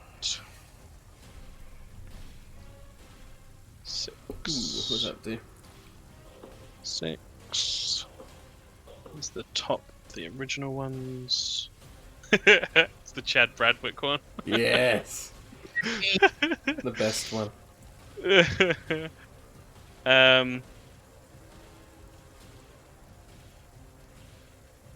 Okay, that's pretty good. Oh, that's really good. Okay, but yeah. He would actually use his action to cast it out, and Farrah now has the smoky form of Chad Bradwick cheering her on. He's like, go on, Farrah, fuck him up! You gain. Hold on. Oh wow. 8 plus our level is 5. You gain 13 temporary hit points. Jesus, nice. Damn. You want to add that on, Farrah? Or I'll do it for you if you want. And while those temporary hit points are on, your walking speed, not your climbing speed, increases by 10 feet. Okay. So yeah, it's good for the temporary hit points though.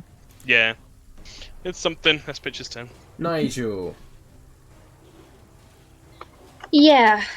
There's not really much more that I can do other than the same thing again. Yep.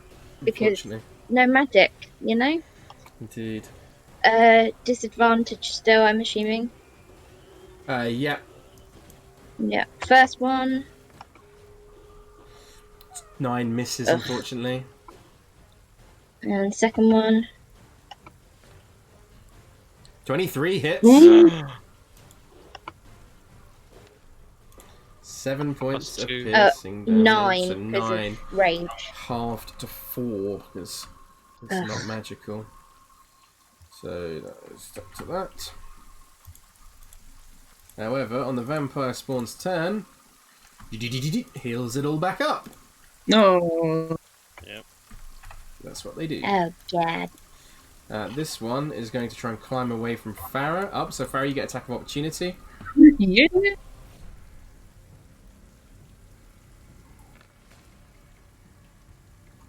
23 definitely hits. Didn't Jesus. What's the con save for? The con save is 11. What does it do though if it fails? Poison damage. Poison damage on a failed save, half as much on a successful awesome. one. Okay. That's a 12. Passes. So it takes half of that, so 5. Okay, so that's still a decent amount though. So that's 17.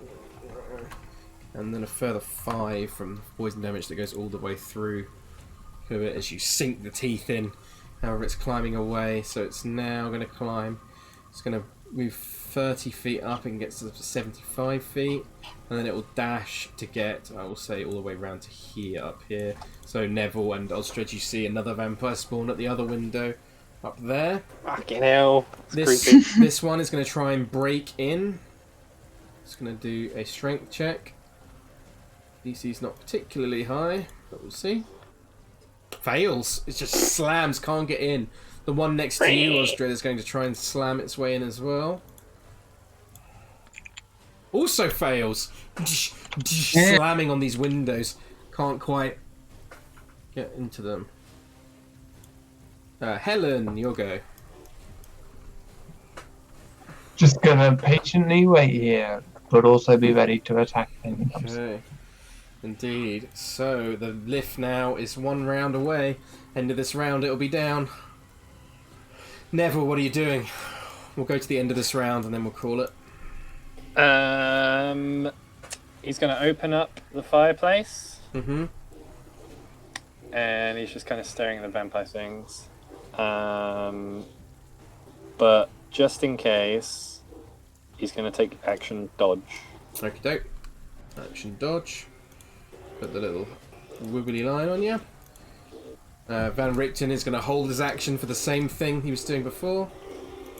Ismark is still waiting for the lift. Farrah in giant spider form. I assume you want to chase after. Let's get up to the top. Yeah, so you were 45 feet up, so you can get essentially next to this guy when dashing, but you can't get up any further than that. Oh, okay. So, there we go. So I'm next to this guy anyway. Yeah, you're next to him, but you got there with a dash, if that makes sense. Yeah.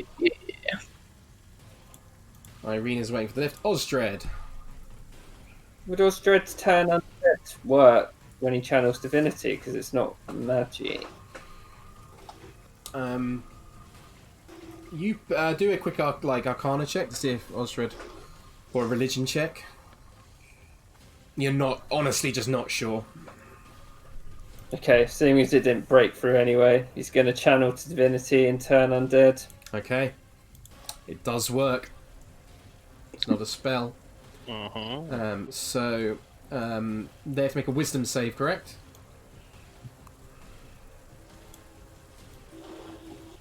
Move 30 feet. You do it with the symbol, actually. Well, like, you have it, and it's not attuned because it's magical. Mm-hmm. So wisdom save for them, correct, Kieran? Yeah. Okay, so the one at the bottom, outside where you are, fails. The one below on the left that you can't quite see also fails. And the one on the left outside the window also fails. And the one at the far top also fails. So they are all turned. I'll put a little skull. Now remember, Nigel, this time you don't hit them.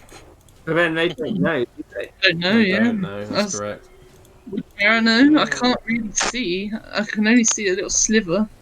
No, but you don't know. 100% not Farrah. Unless Osdred. If there's one thing you could do, Osdred, if to let people know, is you could try and smash the window and then shout it out to everyone. No, But he would like scream. He would scream a pet prayer to Doomafoin as loud as he could, but he wouldn't smash the window. Okay. I would say Farrah, you do hear Osdred then. The rest of you, without the window being smashed, you do not hear Osdred at this range. Rage ticks down. Pitch. Pitch has seen the things climbing up, right? Mm-hmm. So I think he would move to the entrance to the tower. Yep. And just shout in, "The spawn are climbing the tower! You may not want to go up!" Okey-doke. That's my turn. Nigel. Yeah. I'm not really sure what he can do. Nothing really. He'll just stay alongside Pitch. Okey-doke. Spawn begin moving away back down the tower. So they dash as far away from you as they can, don't they, Osdred? So 60 feet down the tower they are now. So you'd see all these vampire spawn begin to climb all the way back down. Pitch and Nigel, like, hurrying back down away.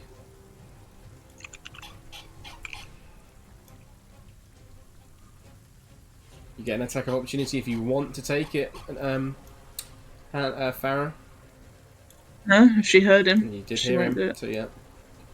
Okay, so they are now 20 feet above you. Helen. Yeah, just stand here some more. Yep, the joys of being grounded. And with that, we will end today's session. Whoa, snap. That's a climax. Hopefully Osdred's bought you some time. Only time. Well, hopefully Yeah. they'll run away, but it does, I think Turn Undead lasts 1 minute, Kieran? Yep. Having a look. Yes, 1 minute. Yeah, so it's only a certain amount of time, but it might be enough to buy you enough time to reorganise. So it was a very good play. Yeah. Right. Thank you, everyone. Thank you. Thank you very much, Lewis. That was awesome. Full of That's good. intrigue. I hope everyone enjoyed the reveal for Van Richten. Yeah. Yeah, That's cool. it's very That's cool. good. I like Strahd showing up. It's creepy. I love it when Strahd shows up. Poor bitch. Yeah. Don't know what you're talking about. Bitch has had a positive meeting with a respected colleague, and You played it you really all need well, to by the way, buck your Tom. ideas up. Yeah. Yeah. yeah. Thank you, that was fun. What was that fucking... Oh man, did you have it written down or planned out or what when you repeated the No. exact same... It's like, holy shit. The reason That I was awesome. remembered it, Steph, is because when I said it the first time, I was like, that's a stupid thing to say, because I didn't finish the sentence properly. I was like, I liked using my abilities... ... And in my head I was like, fuck, that was dumb. So when I came back around again, I was like, I remember what I said. Hey, it I worked. said the dumb thing. Let's say it again. That was great. That was a fun session to run. That was funny. Yeah, man. Like going up the lift. That was funny too. Yeah. Yeah, oh my god, that was fucking funny. Holy shit. Oh, Let me just take a look. Up, please. Big up. Neville. Oh, Neville falling down. Oh yeah. My only disappointment of the session is that I swear, Kieran, you weren't there when Neville fell down. I was making tea, I think. Yeah, I was like, there is zero chance Yeah. that Neville falls down next to Osdred and Kieran doesn't say something. 0% chance. Oh, you gotta go back and watch that, Kieran. It was so I fucking saw funny. most of it. I think I was just gone for the bit where he Landed. landed. It's like, he ran downstairs to get it. Out of interest, what would have Osdred said? I don't know, it's not in the moment. Yeah. Can't take it away. Yes, George, it definitely was. So bad. How How does this contraption work? Out of curiosity, Georgie, did you figure it out before they did? Oh, bullshit, would she?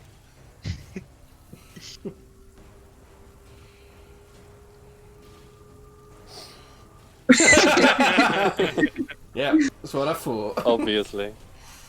God. Right. Have a good evening, everyone. We didn't even figure Thank it you, out. Stefan. You told us. Yeah, I did, yeah.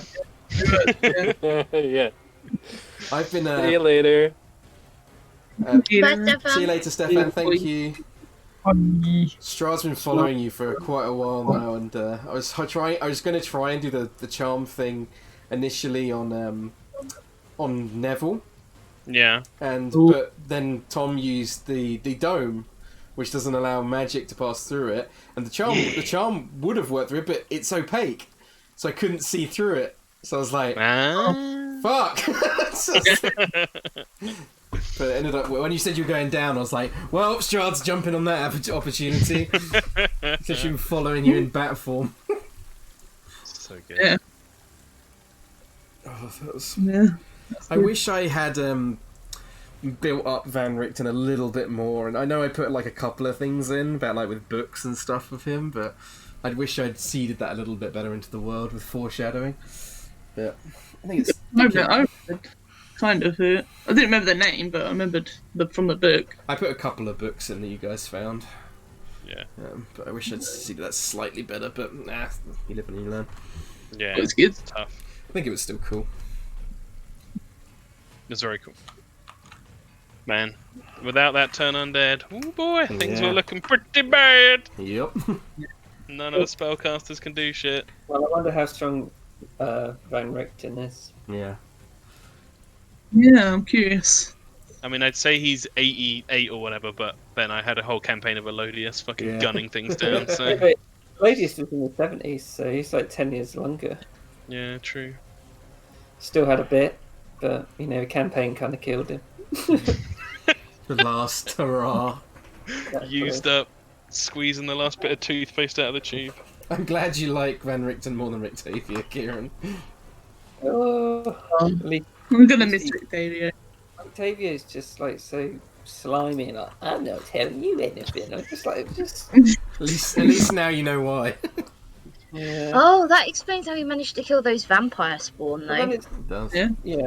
but then it's just like, you fucked my plans. It's like, did we, or did you just let your cat out of a bag? Like, Well, he didn't let the cat out though. no, but the fact of having it, it's like, why would you keep that in the city walls? Well, he was going to. He did say that he was going to use it to kill the Vistani in the camp nearby. True, but he could have, you know, it's like, I don't know. We could have accidentally let it out and done the same thing. Oh yeah, you could have. Yeah. Also, Anja, if you remember Yeah. me and you talking about Pitch maybe getting jiggy with fucking Rictavio, Yeah, maybe not. Yeah. I did send a message to Lewis at one point, and I was like, "Oh, I really want Rictavio and Pitch to get together," and he was like, "I don't think so." Yeah, now you know why. So you might be a little old for him. Oh, that was fun. Anyway, I need to go eat food now. I like the werewolf ambush idea. Fuck, I nearly. Oh god, I should have. Like in retrospect, I kind of wish I'd waited until you were further away.